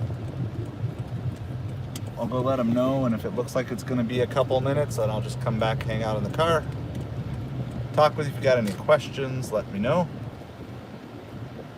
You know what I need to do? I know what I need to do, because I know people pop in and out of the stream.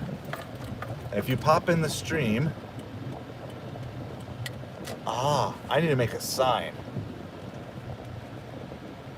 I I need to make a sign that just I can put on like the back of the car seat or whatever it says. Picking up an order. Be right back.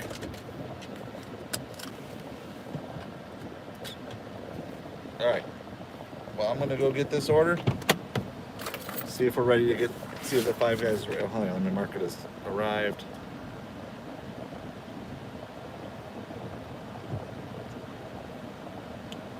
Hamburger and fries.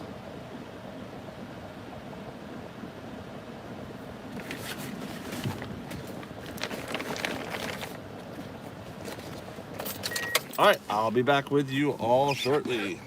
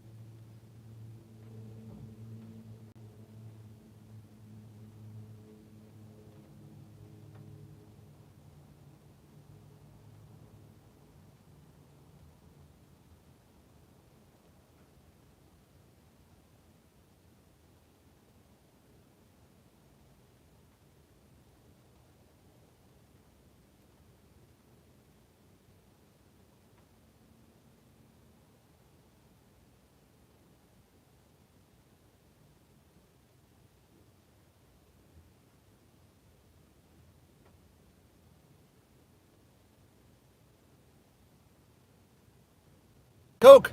So maybe I'll stop yawning quite as much. But kudos to Five Guys for doing that. Now I was just doing the math, not including this Five Guys order.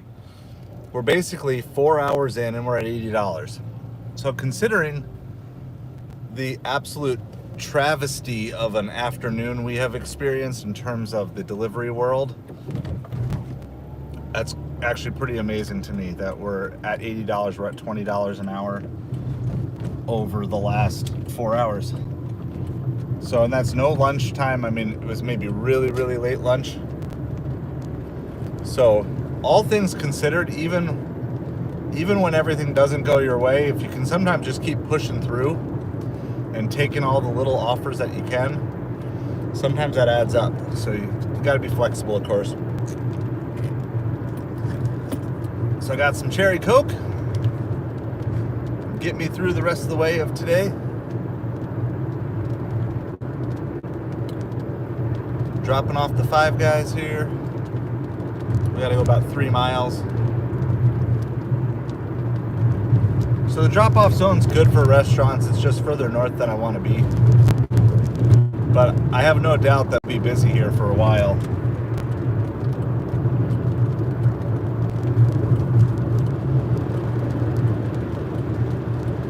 Sun is coming in the window. The rain is coming down on the windshield.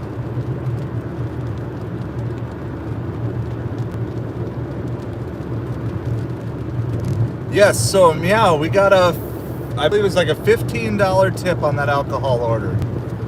So that worked out really well. We only got like $7 in base pay for that delivery, because technically that was the only delivery we completed, so we got 22. But for the Petco that we didn't deliver because of all that time, because we called them, we ended up getting $9 there. So it ended up being a $31 order for an hour and a half, which is why like our pace here is, we've been doing about $20 an hour, even though it's been pretty slow. Yeah, I'll take it. And she said, you finally found me. I said, yeah, like, I didn't know, it didn't show me that I couldn't go in the back gate. And she's like, I put all the instructions in, which gate and how to find and everything. I said, yeah, Doordash doesn't always transfer that information. And this is the problem. A lot of customers are doing the right thing, and these apps simply don't just pass that information forward. And that's quite a bit frustrating, right? To the customer and to us as the driver. Like, the only person doing something wrong here is the go-between, the Doordash. They're the ones that are doing the wrong thing because they're not fully following up on it. But we have this Five Guys. Five Guys was nice. They gave me a free drink on top of the free peanuts. All right, Grubhub is sending us something.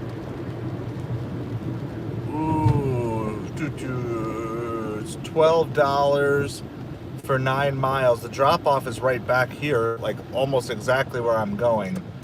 But the pickup is like, I'm gonna pass on that. It's close. That was close. Good attempt, Grubhub. So we're at $80. $80 through 4 hours. So $20 an hour. We have a Grubhub active that actually we might, depending on how this goes here, that might actually get done close to within our 2 hours from our first delivery of the day. Because I know I wasn't live with an order when I started. I just don't know how many minutes it took me to get an order at the start, and we're just over 2:40. And now it's supper time, so we should be good. I'm just planning on delivering until 7 or so. I mean, if it's really good and busy, I might stay out till 8, but I got family stuff, so.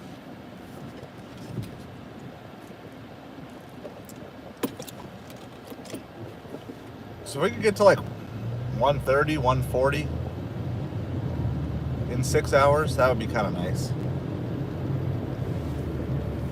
Like I said, I don't think we're gonna have issues getting orders the rest of the way.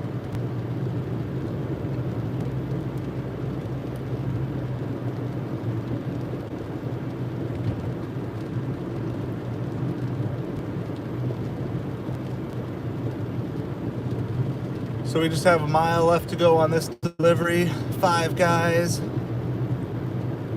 it wouldn't have mattered on dropping the fries there that time anyway because the burger wasn't ready yet either.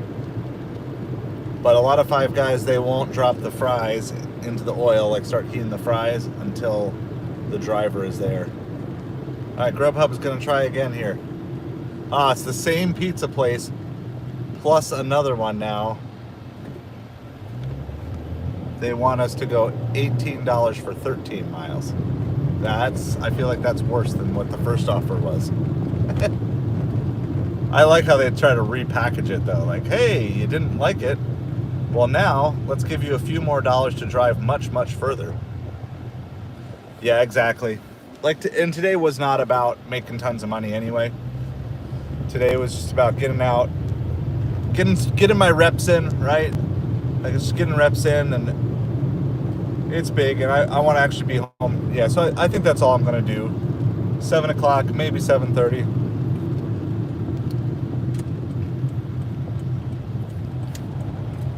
And then all day tomorrow is family day too. So, God, and then Thursday, I'm going to be stuck at home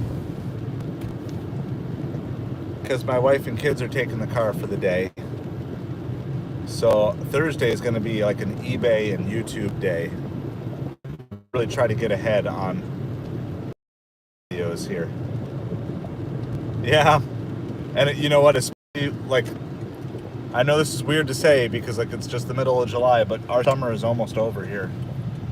And I think it was, well, so first of all, because my wife is a teacher's assistant, she has to go back when teachers go back. So that's like in like 3 weeks or something like that. Hold on, I gotta find this place here. I think I've been back here before. I remember this place. This was like confusing back here. But yeah, like our summer is just about done. I think I want to try to surprise them with like one more beach morning too. I haven't figured out when to do it, but just one more morning where we get up like super early. All right, I don't think that's there. Is it this one? Yep, here we go. All right, so you can play guess the order total if you want. It's just kind of a middle class duplex type of place. Five Guys, burger, small fries. I think it's gonna be about a $6.50 order. About $4 in base pay, $4.50 in base pay plus $2 tip. We'll see.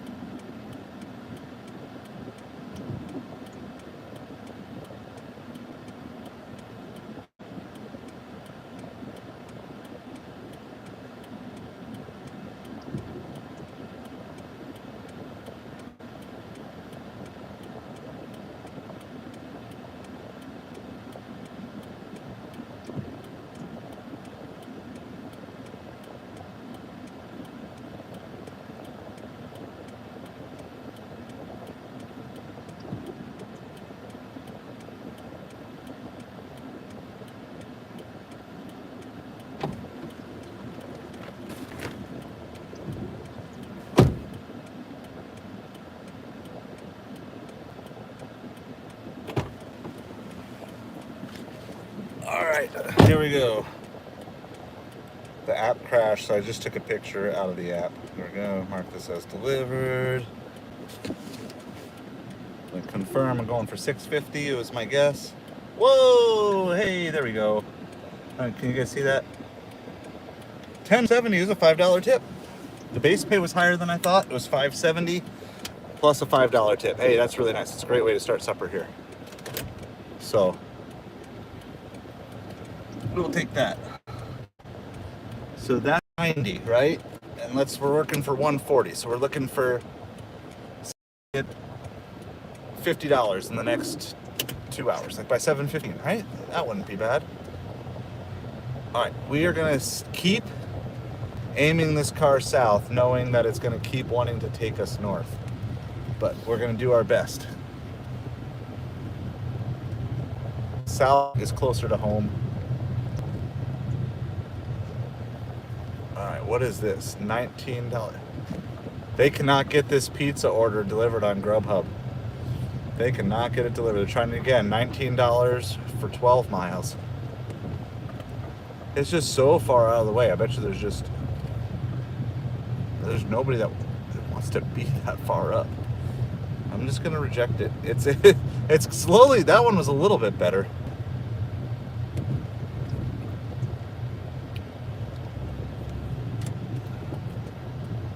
Yeah, hey, we're stacking that paper as best as we can. Of all my complaints about DoorDash, I'll tell you one thing. They want that.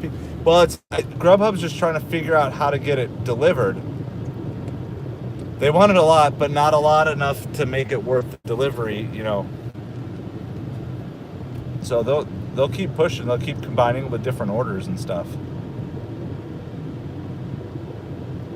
I've heard a few times that places have ended up canceling Grubhub orders because no driver came to pick it up. But to me, that's on Grubhub. If nobody's coming to pick it up, you got to boost the base pay. That's your job. Your job is to get these orders delivered. And if you can't do it through your normal ways, you gotta figure out a way to boost it.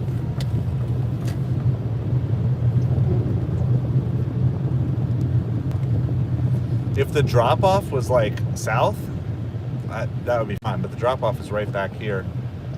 And it's gonna be an hour to do that delivery, I'm pretty sure.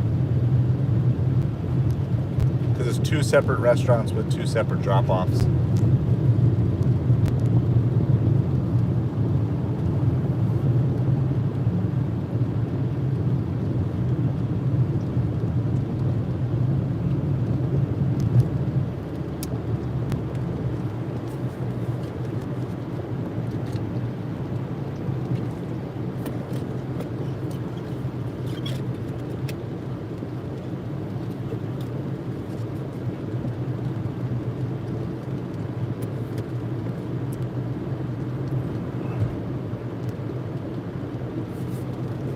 Alright, so gonna try to head south. We'll see how far I make it before we get hit with something here. Hopefully actually not too far. I just want to hopefully catch an order that will take me south. That's kind of the goal. Instead of having to drive dead miles. I consider dead miles that I have to drive but I'm not actually carrying anything with me. Ideally I would like to. Alright, here we go. We got an order. Hey, and it is going south. We'll take it. It's from Wingstop. 7-mile order for Wingstop, and it's headed south. It's taking us. So we're actually not even in Naples right now. We're up in Bonita Springs, but the drop-off for this place is in Naples. So that is exactly what we were looking for. It was miles we had to drive anyway, and then it can take us that direction. So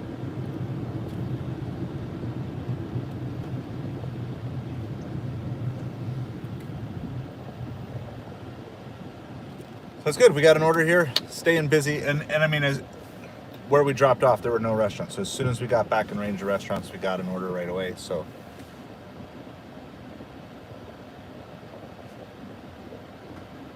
it's interesting here. Reading instructions for this, it says, carry the hot bag and or wear something with the DoorDash logo. Are there DoorDashers that actually wear DoorDash gear? If I did, it would have to be a hat, so I could like change my hat for every single delivery. Here's my Instacart hat. Here's my DoorDash hat. Here's my Ubereats hat. I don't need a Grubhub hat because I only deliver it like once a month.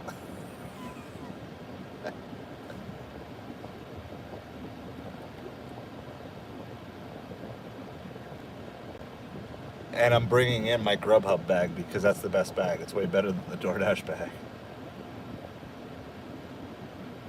I used to joke about it, but people like honestly don't care.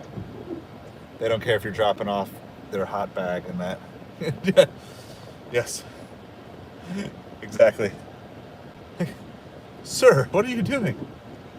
Changing my outfit. Yes, sir, but please, you're in your underwear. I need to get in my Grubhub outfit.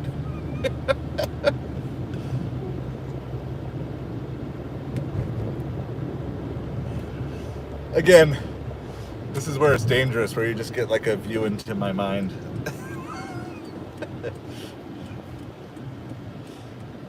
It's a wild place inside there.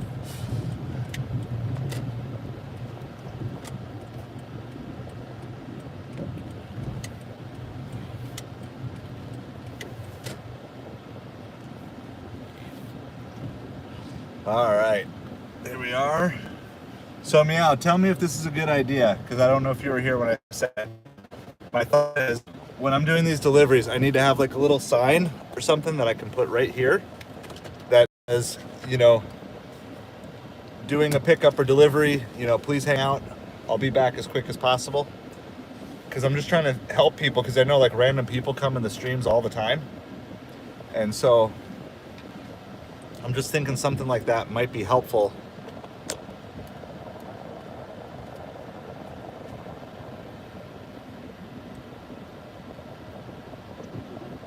Oh, that one, see? This is what happened the other day too. Now I get a really good Grubhub, 13 for 5, but I can't take it because it's going the wrong direction. Yeah, so I don't know how to do anything special. I don't know how to do anything special with vertical live stream.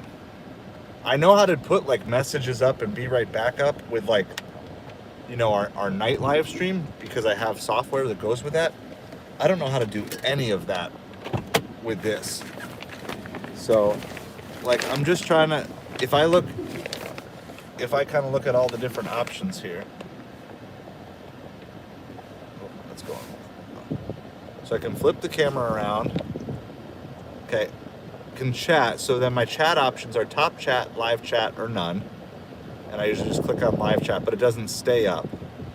Okay. Then I have like effects. And then I have save, highlight, share, or mute microphone. That's it. Those are the only options I actually see.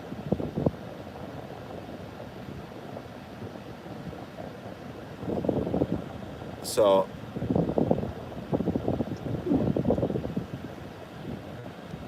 I'll have to do some more research, listen to some more videos, and try to figure this out.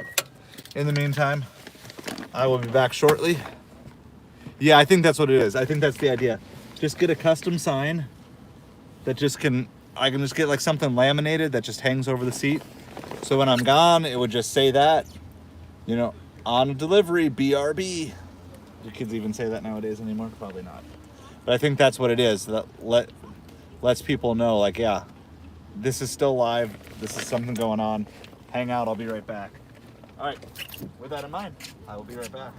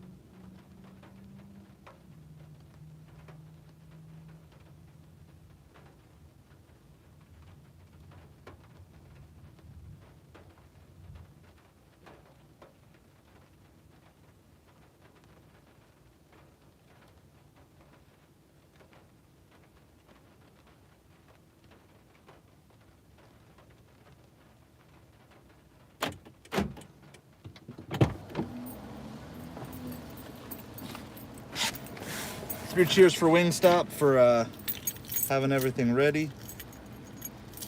We are on our way. We got a stacked order from KFC. And it's a pretty decent sized order, and it's going to a good community. So it's a 12-piece chicken basket, 6 biscuits, 2 coleslaws, plus another 12-piece chicken tender basket. So it's a pretty significant order. So the KFC order, the drop-off is actually a little bit further north. I'm actually going to bust out my catering bag for the KFC order because it looks pretty decent sized.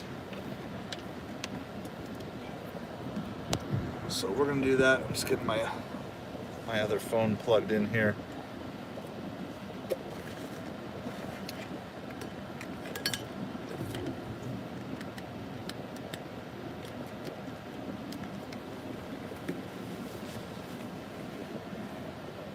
It's letting me mark as arrived at store even though I haven't even left the parking lot yet. I'll wait a little longer before I do that because I have to go out and back around.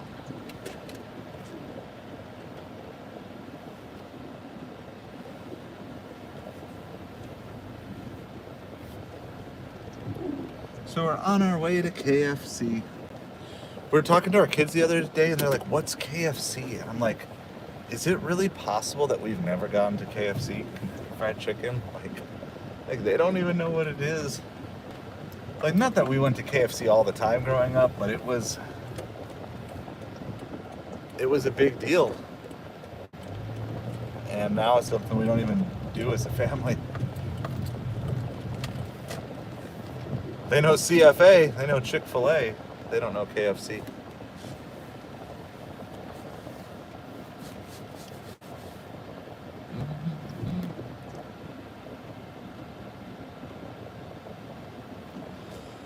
All right, so it said it was like an additional 28 minutes. So like, I just read that, I'm like, that's an additional $7. This is gonna bring us probably, it's probably gonna bring us to 6:15. So this is our hour, basically.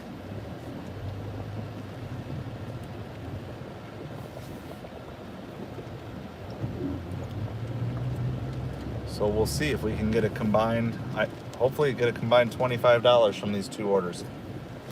We shall see.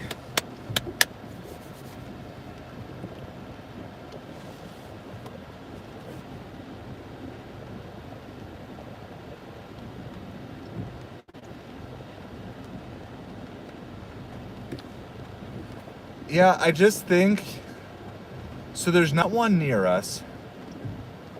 It's like kind of a drive.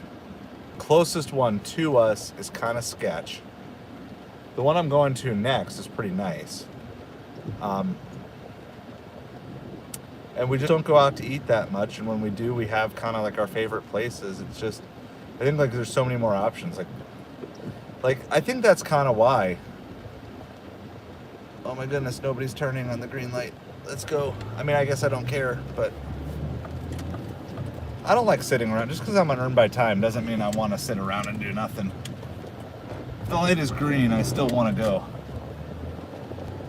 I'm still trying to get my orders done. Yeah, I'm sure. Okay, so what's the burger joint that people like out in California? That I've never had. That's on my list of places to try. I forget what it's called. They have the animal style fries. I know that because we've made like a copycat version of it. It's not Whataburger. That's down south. In-N-Out, yeah. Is In-N-Out really good or is it overhyped? I always like asking the locals. Yeah, because In-N-Out's the one that I've heard good stuff about, but then I've also heard some people say it's not that big of a deal. So what's your opinion on In-N-Out?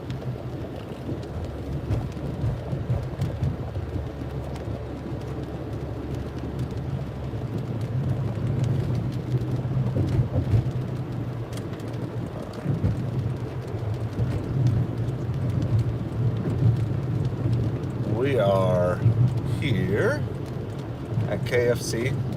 Oh my goodness, they're stacking us with another thing?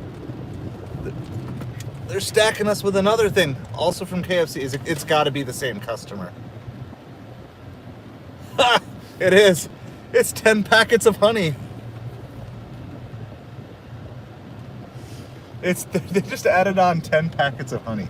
That is the most hilarious thing in the world to me. Hey, whatever. I'm already here. Wait, hold on. Is it?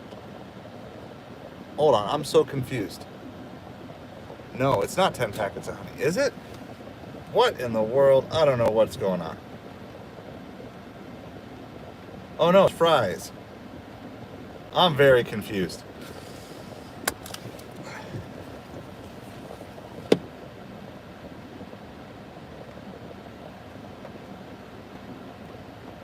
All right, hold on.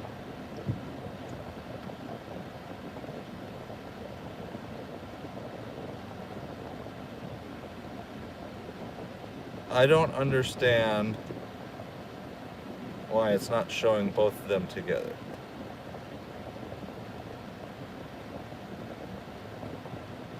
I'm gonna reboot the app. The app has been wonky here for the past few minutes. So they ordered a couple extra fries, basically, is what we got.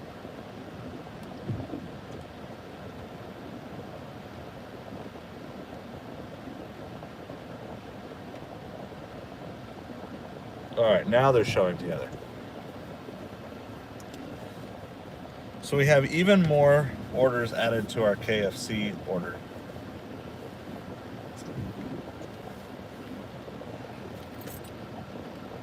All right, I'm gonna go, hopefully these are all ready. I'm gonna go grab my catering bag in case this is as big as I think it could be. Oh yeah, let me catch up on In-N-Out. PF Chang's, that's low order. Yeah, so we've made a copycat. My wife found a copycat recipe for it. 7 friends working in one location. So you were getting deals and discounts all the time.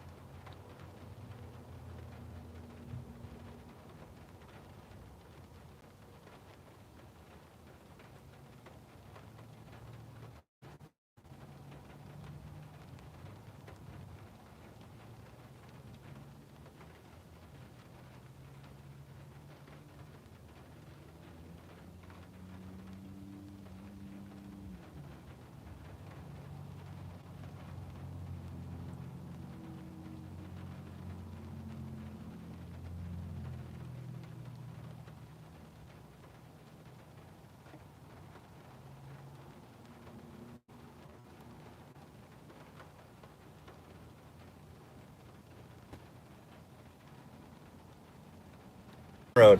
And I'm going to give you the next. It has just been nothing but weirdness from start to finish today. And I'm going to tell you a scenario, and then you tell me what you think is going on. I have a guess of what was maybe being attempted, because I've heard of this before. I did pick up that KFC. It is a KFC double order. They're both going to the same place. They ordered their main order and then a couple extra fries on the side for the second order. So when I got there, they're like, person. I was like, no, I'm in Doordash sent me. They're like, oh, they said they were coming to pick it up. Now, there are certain orders you can order on Doordash for pickup only. Okay, so that is a thing. I'm not unaware of that. But what is not a thing is once you order for delivery to switch it over to pickup only. And they hadn't started making the order because they're like, well, we don't know if she's coming or whatever. So I was like, well, I reached out to the customer. Customer didn't get back to me. So I said, you know what? I got another order in the car. If you're good with it, just make it. Because I really don't want to call Doordash again for like another issue today. Like I've been calling Doordash nonstop. So I was like, just make it. And so they made the order and I picked it up and I got out of there before they show up. But we're going to go deliver this. I have no idea what to expect. I don't know if we're going to have... I don't know. It's just been weird all day. Closed restaurants, orders from restaurants that aren't taking orders, orders not being canceled when stores have canceled them. It has been complete weirdness for 4.5 hours. That being said, we're doing okay. We're on earn by time, and we're still averaging about $20 an hour for the day. I have 2 orders from KFC going to one person and an order from Wingstop going to another person. They're both taking us south. They're both taking us closer to where we want to be. So we have good drop-off locations. So I'm pretty happy with where things are at. I'm going to be driving probably for the next 30 to 40 minutes with a couple little drop-offs in between. But it's just been weirdness. Hold on, I didn't see that. Don't let weirdness win, yeah. That's 55. Make sure that we're good. Don't get pulled over on live stream either. That's one of my other rules. Try not to, at least. So we got. We're just delivering orders. Just picking up food and delivering. It's all I want to do. Just want to pick up food, drop it off. Pick it up, drop it off. And do that as many times as I can for as much money as possible.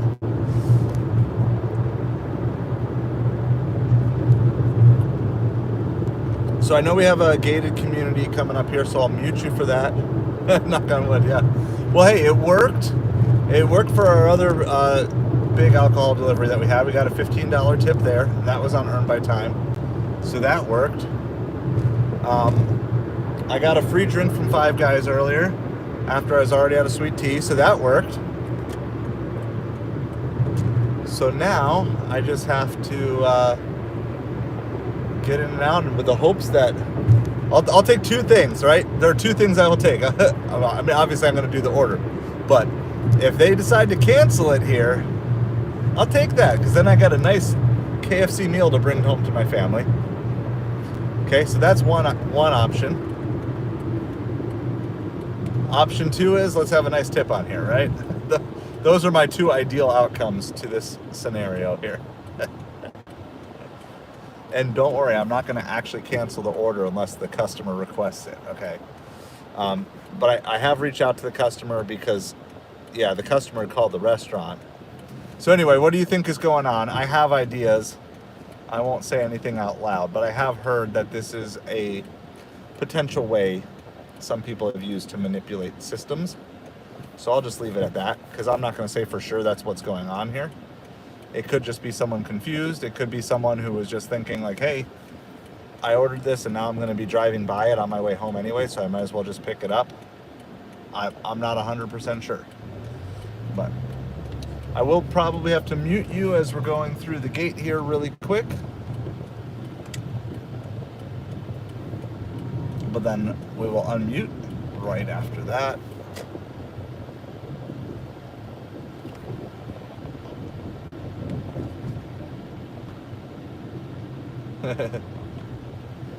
Yeah, I'm not saying for sure, but I know it is a thing. So hold on, I'm going to mute you guys really quick. I'll be right back.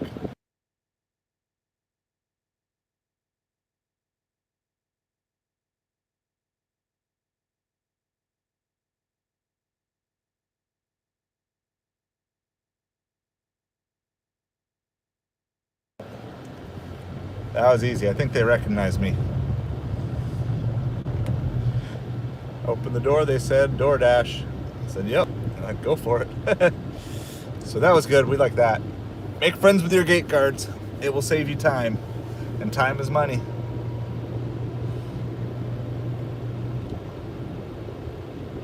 We still have to go 2 miles into this community now. So this is kind of like the crazy thing is like, and you're not supposed to go speeding through these. Hey Kevin, how's it going tonight? I am doing Doordash. I have a triple right now, technically. This is a Doordash. Yeah, this is huge.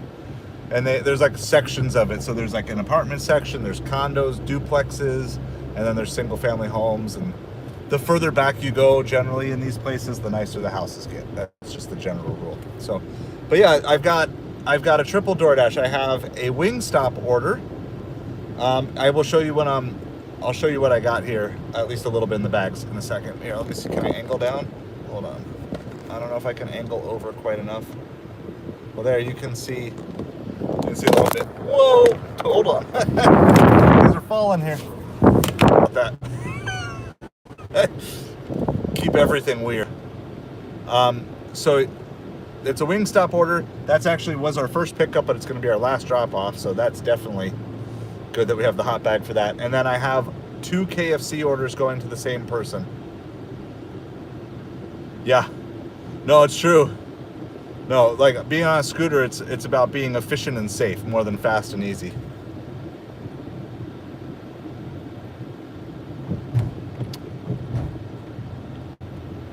All right. We have birthday tomorrow, so my wife sent me a picture of the cupcakes that we're having. So, I'll give a tease. This is my tease to get you guys to convert. So if you want to see the Wingstop leftover grease. I've never actually had Wingstop.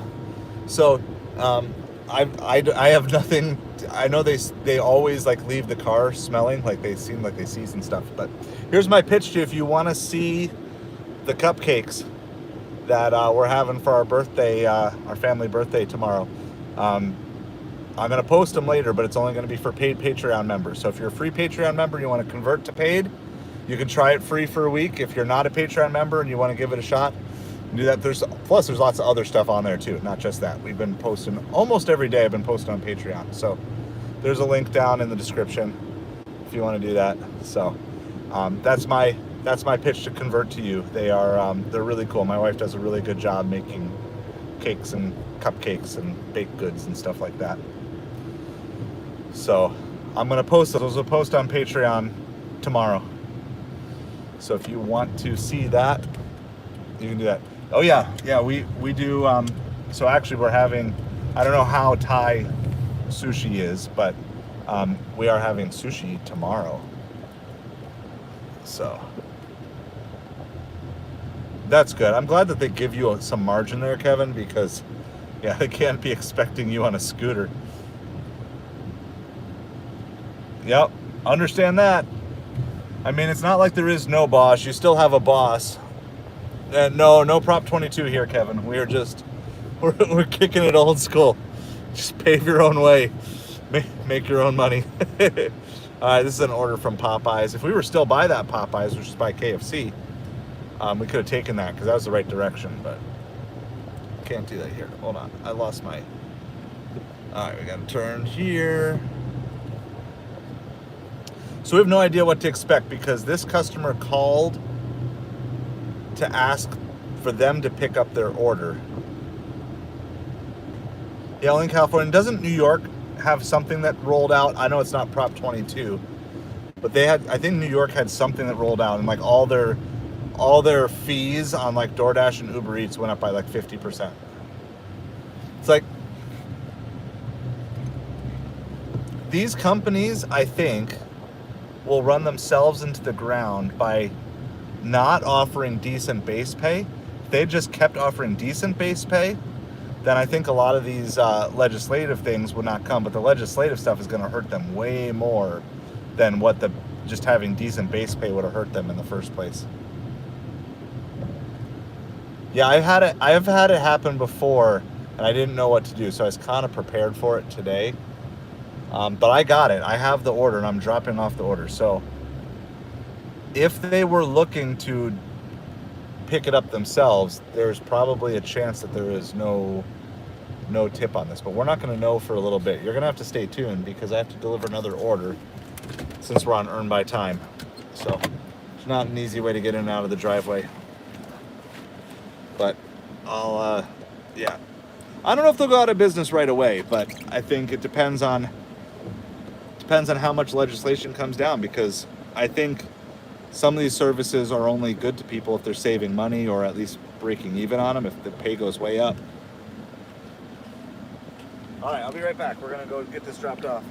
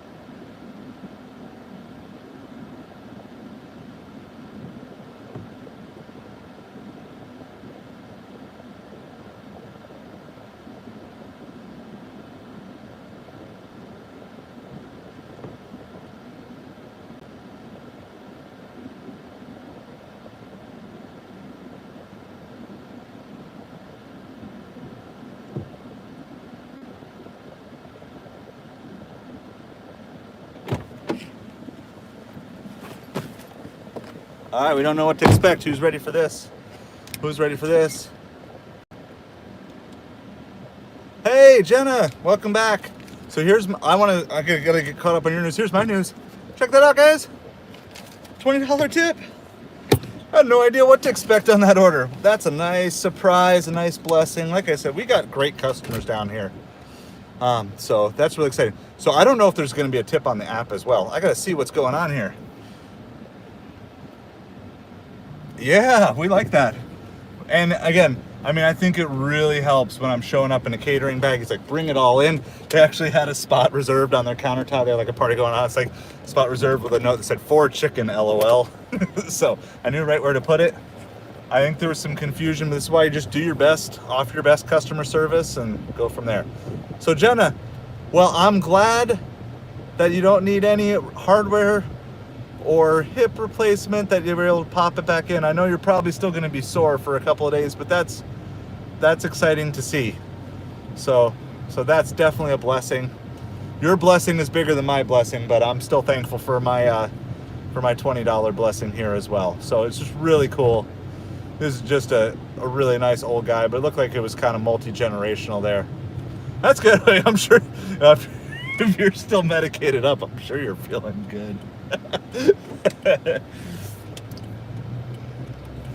So I'll let you fill in, because we have a different crew than was on this morning, Jenna, but if you want to fill people in on stuff in the live, you can, or otherwise, if you want to get more details, anybody can scroll back to the beginning of the day, but we're glad that you are doing well. All right, so we have another 6 miles to drive for our Wingstop order.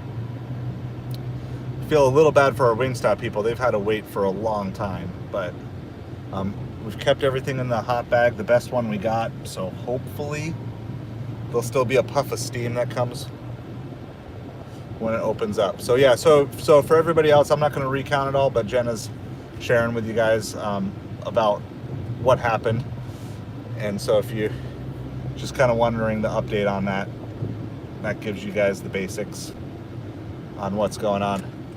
So we don't know what our base is yet for this whole order, because we don't find that out until we get everything dropped off. But we already know we got $20 cash tip locked in. We're probably going to have close to an hour of delivery locked in. Yeah, probably. Yep. So we'll have a $14 plus 20, so that's $34 locked in for this hour. So we're already locked in at $34, plus if there's any tip on the app from KFC, plus if there's any tip for Wingstop. This is a $34 hour, just 2 pickups on Earn by Time. So one of the benefits of Earn by Time, by the way, because people ask, is it good or not? And you can't count on this or rely on this, but just anecdotally, here's what happens. There is just a portion of people, it tends to be an older generation, but not always. There's a portion of people who just prefer to cash tip.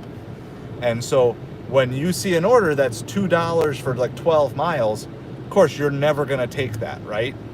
There's just no sane driver that's going to take that on the hopes that there's going to be a cash tip. At least you shouldn't, because hope is not a strategy.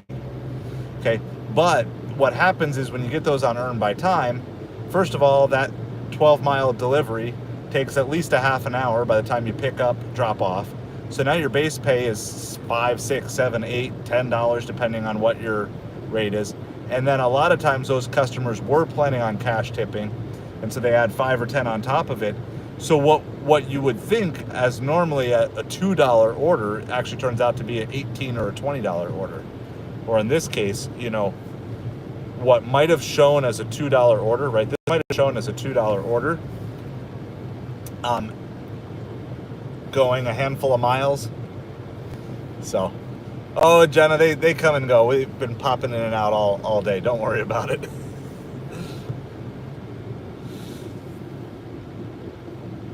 But yeah, I think what happens sometimes is these cash tippers, there are no tippers and then there are cash tippers.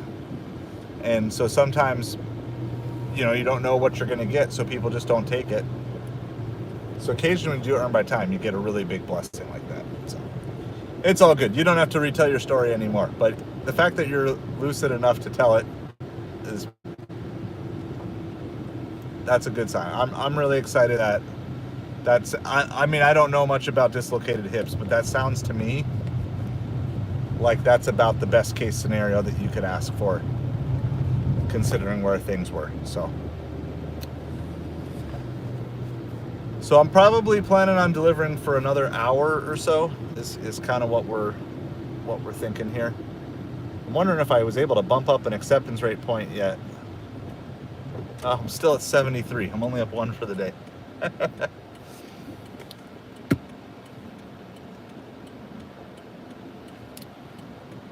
So we got another 15 minutes to go, something like that.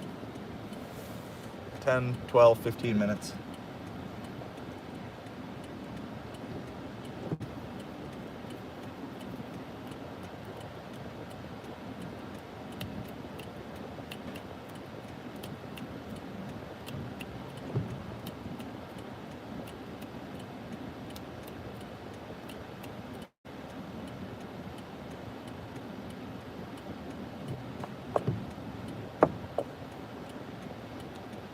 So we just dropped off our KFC order.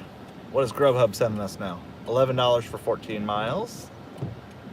That is a no-go, so we're gonna pass on that. We still have a Wingstop order in the car that we are delivering next. These are both Doordash orders. There's actually 2 orders for KFC going to the same person. They cash tipped us 20 bucks. This Wingstop order, we don't know what's on it. We're all on earn by time, so we have about an hour of delivery for these 3 orders, however you want to count it. Welcome back, 49ers. You just missed it. You just missed it. We just got a $20 cash tip. So, we're in the middle of doing a triple here. Oh, it's all good, Jenna. So, you're here. Even if you fall asleep, you still get streaming hours for us. So I appreciate that. just leave it riding, right? I'm just going another hour, maybe a little bit longer, depending on where exactly my final delivery drop off is. But we got All-Star Game party tonight. That starts at 8 o'clock. So I'm gonna get home to family. Yeah, it was really nice. So it was a really large KFC order, like 2 12-piece meals basically. Went to like this, it looked like a multi-generational family thing, and super nice older gentleman. Yeah, it was good. We weren't sure what it was going to be because they had called in about picking it up, and but we got it, and we don't know if there's any tip on the app for any of that yet, and because we're still earned by time. But basically, it's going to take us an hour to do the KFC and the Wingstop delivery that we're now doing. So it's going to be $14 in base pay plus at least 20. So it's a $34 hour from like 6 or 5:15 to 6:15.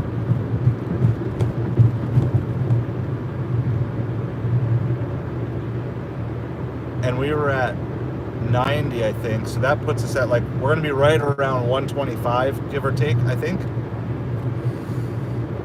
With an hour to go, and I was just hoping to get to like 140. Yeah, Jenna.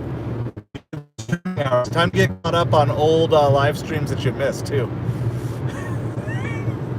We're closing in. We're almost down to get to the 3,000. Okay, I'm not gonna take that way. I'm gonna just.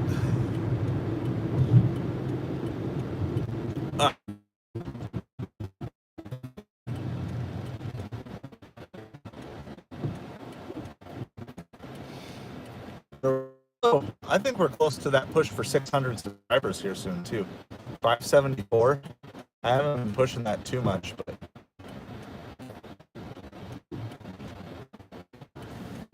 at least the stream has been popping here. Our orders have been popping for the last hour, so that's really exciting.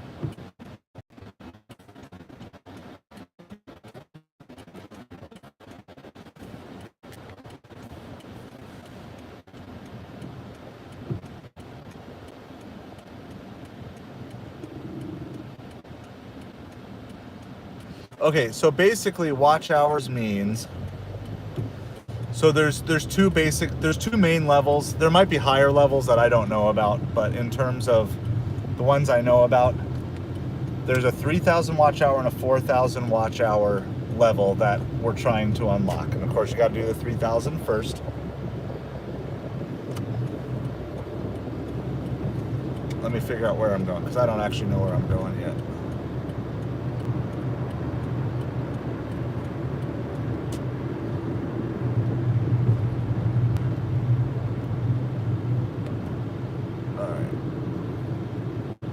Going to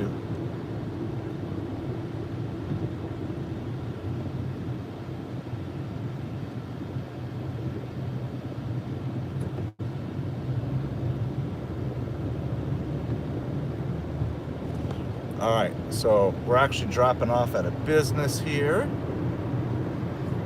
and so we're gonna do that. Okay, so I want to get back to your question. I just need to make sure I know what I'm doing.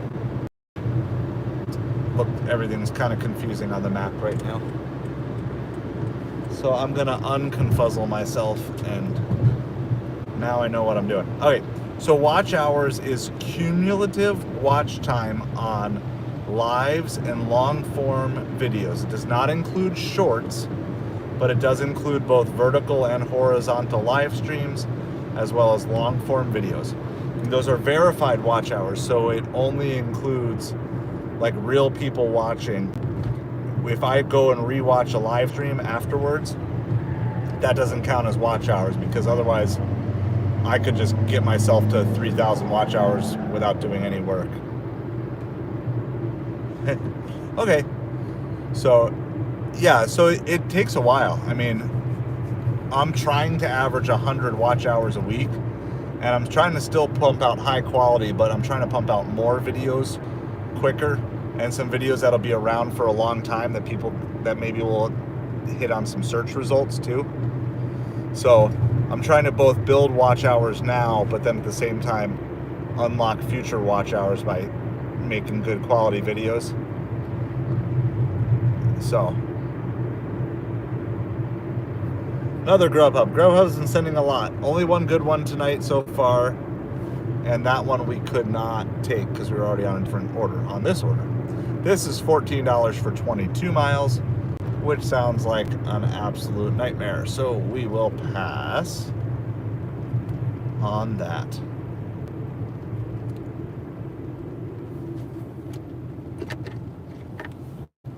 We're almost to our drop off.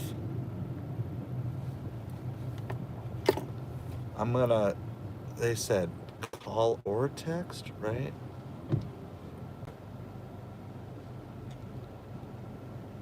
All right, I'm gonna voice to text. I am pulling into the parking lot now, period. Okay, so I got my message queued up to send as soon as I pull into the parking lot. 14 for 18 miles, also not good.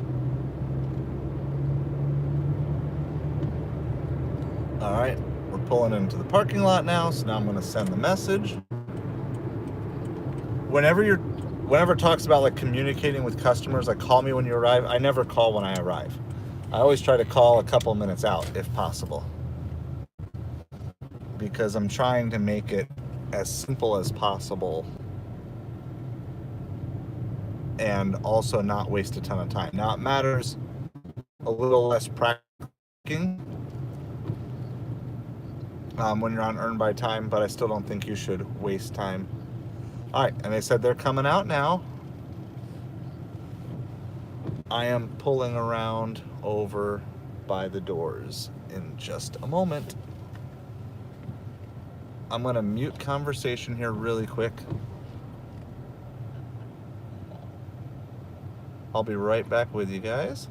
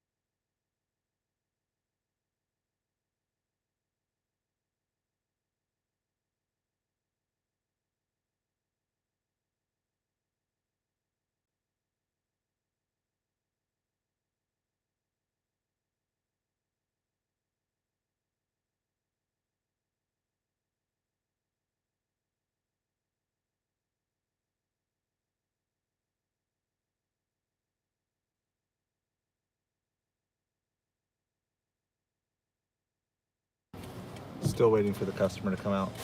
So it's all good. No rush. I got everything ready to go. I'll mute you guys again when I see them. Got everything ready. Everything set up on my phone to mark as delivered because I don't really want to stay exactly where I am for long. I'm gonna try to head south. Head south. Not ready to pause Doordash after delivery, but I can go north one more time. And that's about it. And then I gotta go home.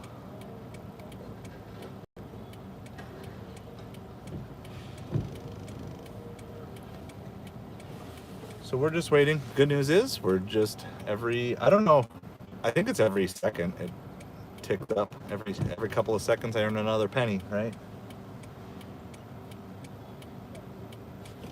Yeah. Yeah. Yeah.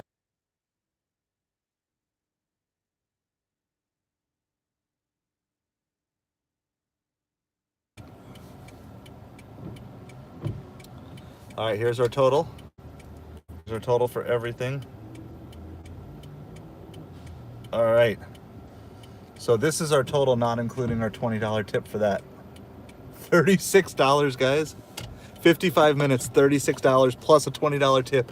We just did $56 in an hour on Earn by Time. Ah! Woo! Sorry, that deserves a celebration, I think. $56 an hour. Love it. So that was, gotta be careful, I got pedestrians and stuff going here. I'm gonna try to squeeze through here. So the KFC had tips of 15 and 4 on it. The Wingstop had a tip of 3 on it. We got $14 in base pay. It was 55 minutes plus we had the $20 cash tip. It's a $56 hour on Earn by Time. I am beginning to believe that Platinum Dashers are still getting certain access to like catering and large orders on Earn by Time as well as Earn per offer. I'm starting to believe that. There's a couple of times today that makes sense. Man, what a great hour. So I don't know where that puts us on the day. I think that puts us like 136. I think no, we're 90 plus 56, 146. So we're 146. The stream is 5 hours old. Is that right? Hold on. Am I mathing right? 311 minutes. How many hours is that, people? My brain is not braining at the moment. That's 5 hours, right? 60 minutes times 5 hours. That's like 5 hours plus 11 minutes. Okay, so we're at 80 on Doordash plus a $20 tip. So that's 100. We can't be that high. And then we're at 15 and 8. So 123. So we're 123. So what's 123 divided by 5? Yep. Okay. So, all right, we got this Mr. Tequila restaurant. I think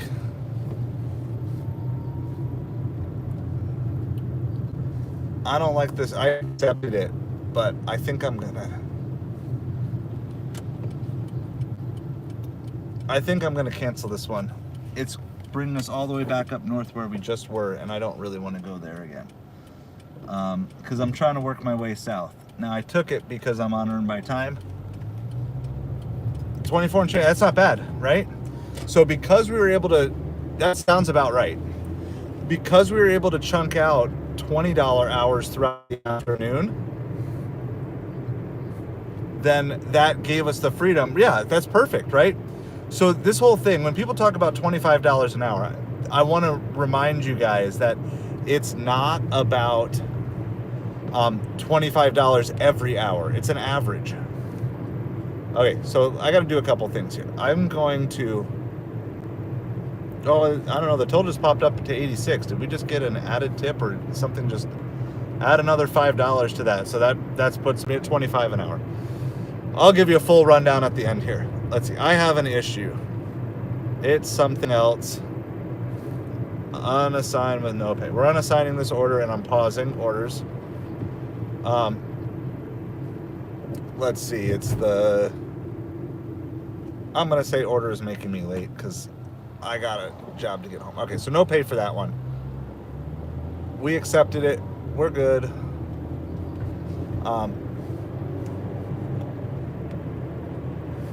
So we could still decline one more if we wanted, but I don't really want to decline. Everything else is like super slow right now. I got way too many things going on. All right, here's what I'm doing. I'm going to head south because that's where I want to head. And then if I get something that brings me really, really far north, I'll just decline. Okay, but the whole point I was trying to make is $25 an hour doesn't mean you make 25 every hour. What it means is there's going to be hours where you're hitting 18 or 20, but you've got to hit 18 or 20 those hours. So that way when you get the killer hour like we just did, right? We just got the $56 hour. When you get the $56 hour, then you don't have to make up for an hour and a half of sitting doing nothing. I regularly see this in Instacart groups where people talk about, like, I sat at the store all day, or 3 hours, and I only got one order. Like, why? Why would you think that sitting at a store that had no orders for the first half an hour is going to get orders the second half an hour? And if you sat there for an hour, like, it's hope, right? Hope shouldn't be your strategy for getting orders here. Getting orders should be your strategy for getting orders. And like, I understand there's things with Instacart, like you're trying to build a customer base and stuff, but I'm telling you, I think it's way more fluid than people think. Yes, you can have regulars, but if you sit 3 hours getting no orders, like, how good are the orders going to have to be to have you have any sort of decent average? Now, if you're legitimately have some other business thing you can run in the meantime, that's different. But I don't think that's what most people are doing. I think most people are just sitting there, scrolling their phones for hours on end, hoping a good order is going to come. So, anyway, I'm glad that you guys got to be with me for that. That was really cool. It's not often you kind of get the double tip. You get the cash tip and the tip in the app. So, so that was just really, really cool. Really, really cool. I'm excited. I was excited for just the $20 cash tip, and then to see that there was another $18 in tips on the app. Like, nice. All right, we can. Oh, you know what? I know why my totals are off, because we have all this this canceled stuff that I wasn't including. Hold on, I think we have more than I think. Okay. We have $20 cash tip. We have $17 in canceled order pay from 3 different orders today. So that's 37. Okay. We have $15 on Instacart. So that's 52. We have $8 on Uber. So that's 60. And then we have currently 86 on Doordash in addition to that 17. So 60 plus 86, 146. Hold on. 146 divided by 5. We're at $29 an hour. We're even better than I thought. Yeah. Channel goals. Hashtag. But what did it come from? It was lots and lots of boring hours of chipping out small orders followed by one big hour. That's it. That's what it came from.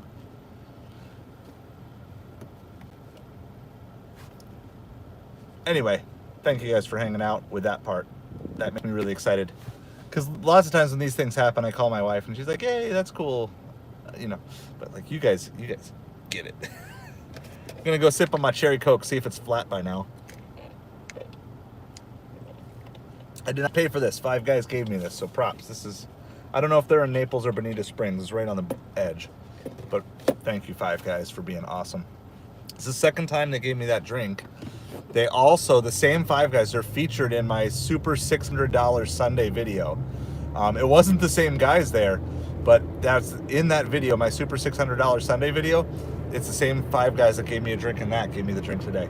Yeah, so we're at like $29 an hour because I had forgotten about all those cans. We had 3 different canceled orders, and it just all adds up. Just stack throughout the afternoon, and then just try to hit it big for mealtime, specifically supper here. All right, so I do have DoorDash on pause right now until I get further south. I have Ubereats on. I haven't seen anything good on Ubereats for a long time. We have seen a couple of decent Grubhubs, but not anything that's worked for us yet. And DoorDash and Instacart is just showing nothing at the moment. So we may end up being done. I would love to at least get one more order to push me over 150, because I think that would be really cool. Even though it wouldn't be $30 an hour unless it's a crazy order. But just get over 150 for a 6-hour shift is pretty good.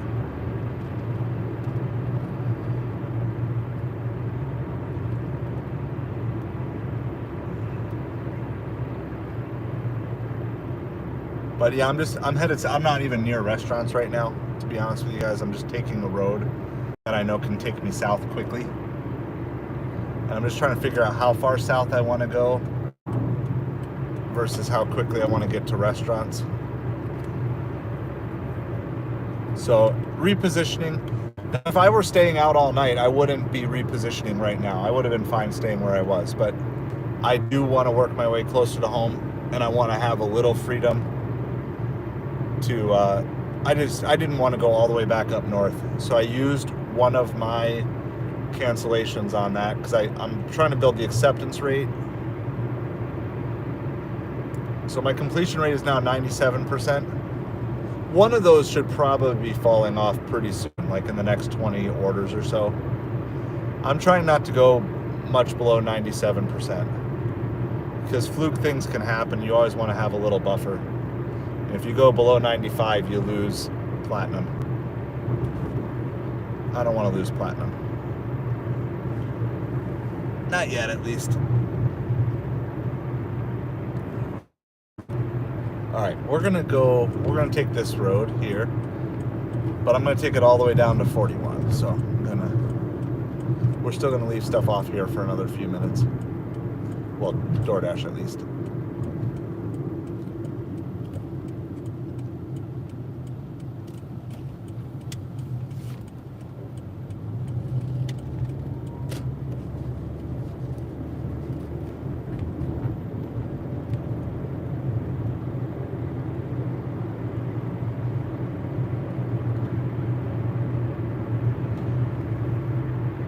What a rush that was.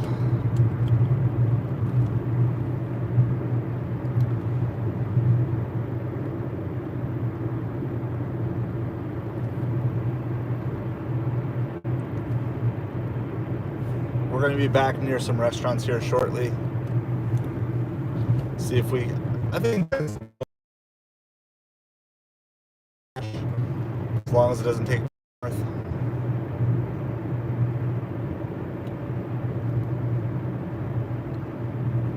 And then kind of work my way back home using the other apps. So because DoorDash is the one app I worry about acceptance rate, not worry about, but I'm keeping tabs on my acceptance rate, I will tend to shut it off a little bit sooner because I don't want to get myself into a position where I have to take an order I don't want to take or hurt my acceptance rate or hurt my completion rate, right? Like, you got to balance all three of those together. So now that I've already burned a completion rate tonight, I got to be really cautious about making sure I know. And so I basically see myself having like one decline here, but I really don't want to decline. I'm trying to get the acceptance rate up. So then that's why my play here is, instead of just turning it off, I'm not ready to give up for the night. Just go downtown, go where I know there's deliveries that are not likely to go as far away. And once I get to the north half of town, it just keeps wanting to bring me north. It's a very common occurrence here. And I didn't mind being up there for a little bit, but once I got back south, I did not want to go back up there again. Because it's hard, sometimes it's hard to get an order from the north back down south because they don't have many restaurants up there that we don't have further south. And so once you get an order that takes you out, it's best to just get out and stay out. So I was too busy celebrating our $56 hour to pause orders anyway.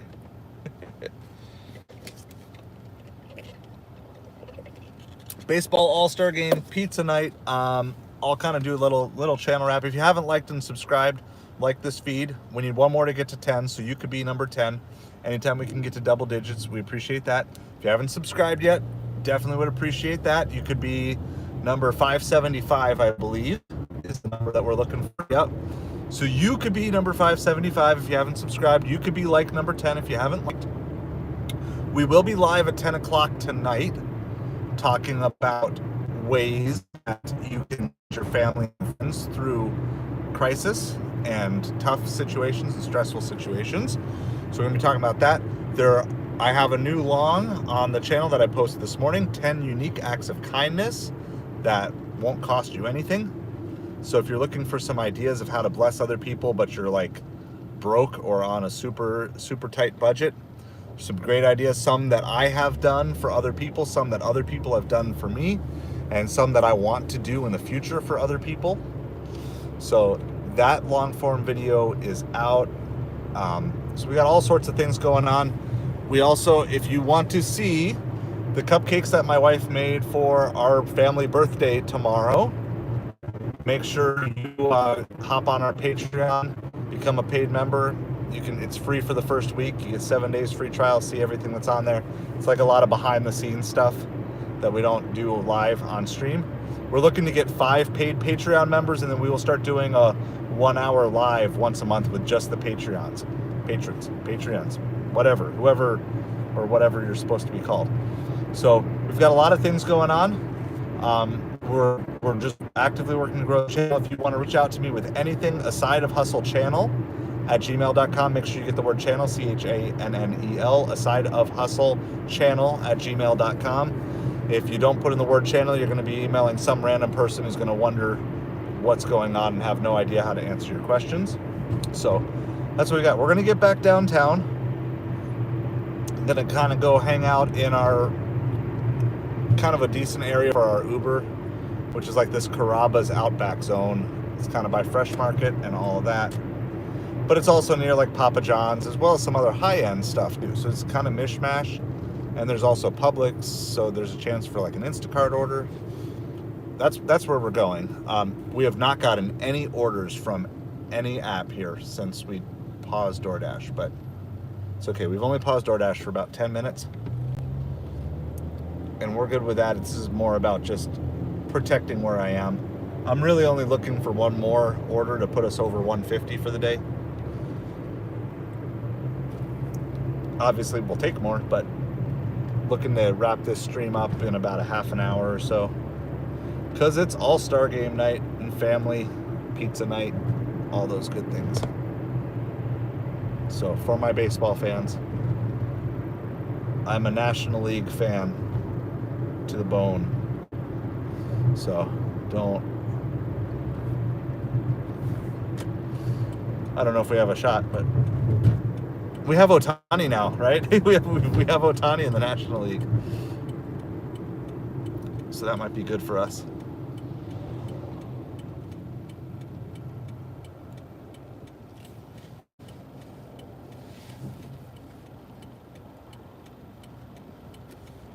Hey, somebody was like number 10. I see you.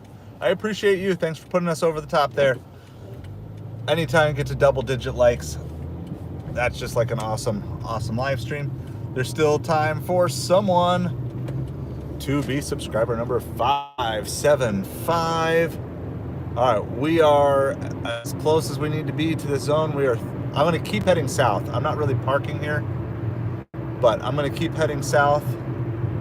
We're passing by Outback. We're passing by Carrabba's. I'm going to go try to keep heading towards the direction we want to go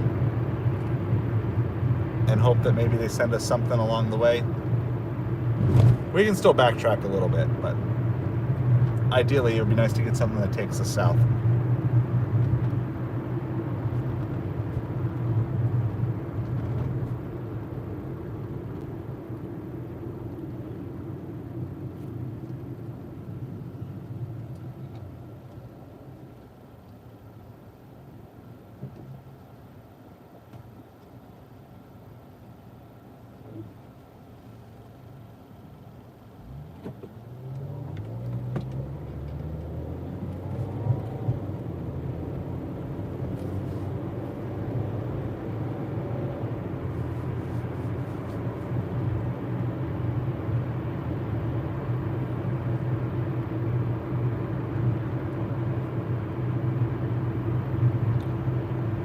Just driving. It is also a Tuesday night. Tuesday nights are generally slow, so if there's nothing all the way between here and home, which is like another 6-7 miles or whatever, that's fine. Like, then I'm just done. So if you do have any other thoughts or comments or questions, now's probably the time, because we're going to start wrapping up here in a little bit. Maybe we'll get one more order. We'll probably get something by the mall. We always get something by the mall.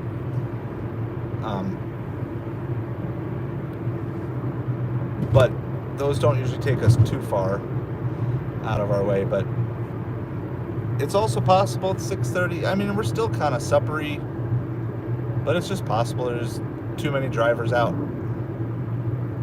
Something along those lines. So we're good with that.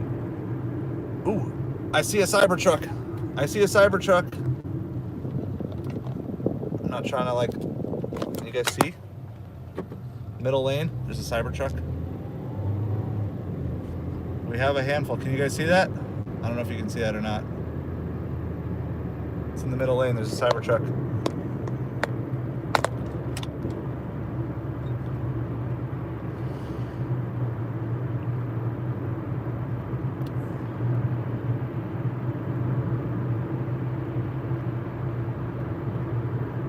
What do you guys think? Who likes the Cybertruck and who doesn't?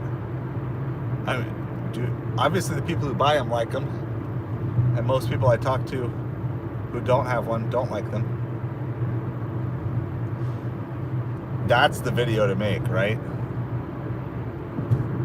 Delivering Doordash, Ubereats, Grubhub, and Instacart in a Cybertruck. You know that eventually you're going to be able to rent these, right? I mean, there's probably places you can rent a Cybertruck. That's like such an epic video to make. Rent a Cybertruck for the day and just go out delivering DoorDash, Ubereats, Grubhub, Instacart. That'd be so much fun. The reactions you would get.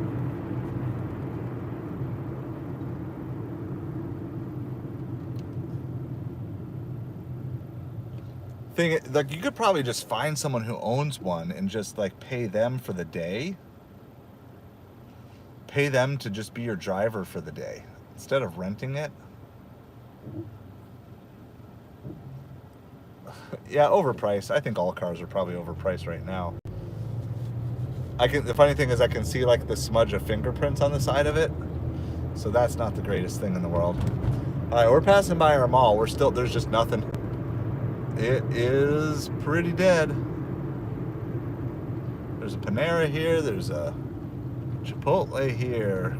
Cheesecake Factory. Uncle Julio's. These can all be our good restaurants, but we're not getting anything yet. So we're going to just keep driving. I'm not stopping because I'm just as happy to go home at this point. Like I said, I want to get one more to get over 150 because I think that would be pretty cool.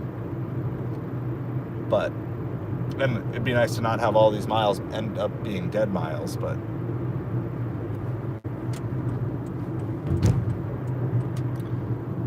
check my blind spot, make sure there's not a Cybertruck in it. There's just nothing over here.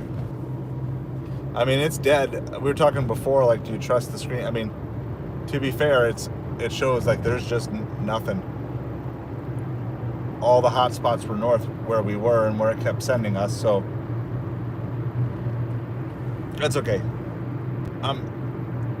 At this point, I'm not quite ready to turn DoorDash off because I have the time. But in my mind, I'm starting to think, okay, I'm headed home.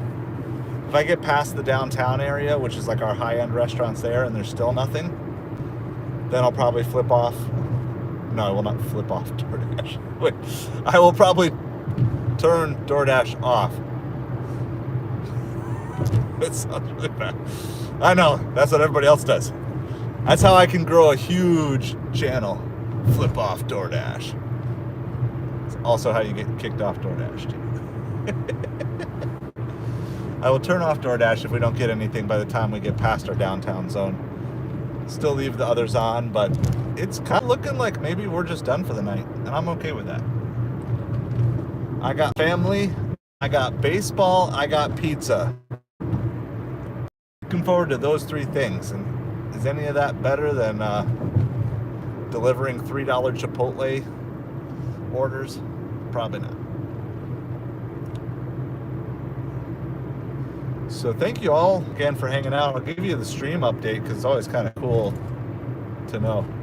Yeah, like I'm not quitting. Like there's no reason to turn anything off. You never know what you're gonna hit, and especially these big restaurants. I mean, we get $20, $30 orders out of these regularly. You know, it's not like every single day, but definitely weekly they come out, and you never know when they're gonna pop out. But it's good. Like you have fun.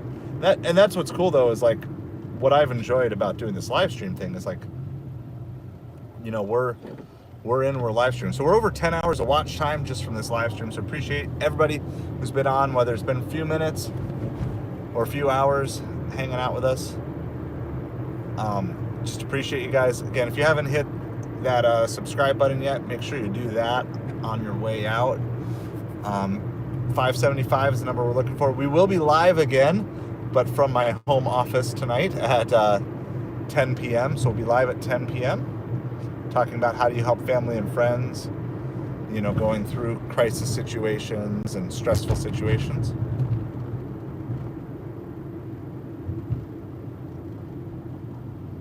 It's like very hazy here. Like, I don't know, like smoke or something. All right, so I'm going to give DoorDash, we're like, this is right at our main downtown fancy restaurant zone. So I'm going to give DoorDash a few minutes, maybe not even that, maybe a minute or two. I'll turn DoorDash off, but I leave the others on because you never know what's going to come up, and I'm not worried about declining things on the other apps. But yeah, just thank you all so much for hanging out, spending time with us. Lots of fun. It's a weird day, but it turned out like this is my one other lesson, because I've had this happen a lot of times. If you can just grind it out hour after hour after hour, all it can sometimes take is one really good hour to make your entire day. But the problem is a lot of people quit before they ever get to their one good hour, or they're not willing to grind out the hard orders in the afternoon. You've got to learn, if you want to do this full time, you've got to learn how to make money in the afternoons. You got to learn how to make money either early morning or afternoon or late night. Like one of those three times, you got to learn how to do it. And I'm not telling you which one you should do, because that's not really the point. But you got to figure out how to do it. It's not always supper time, so you got to figure out what your strategy is and grind out those things. All right, so we are going to officially end our DoorDash dash.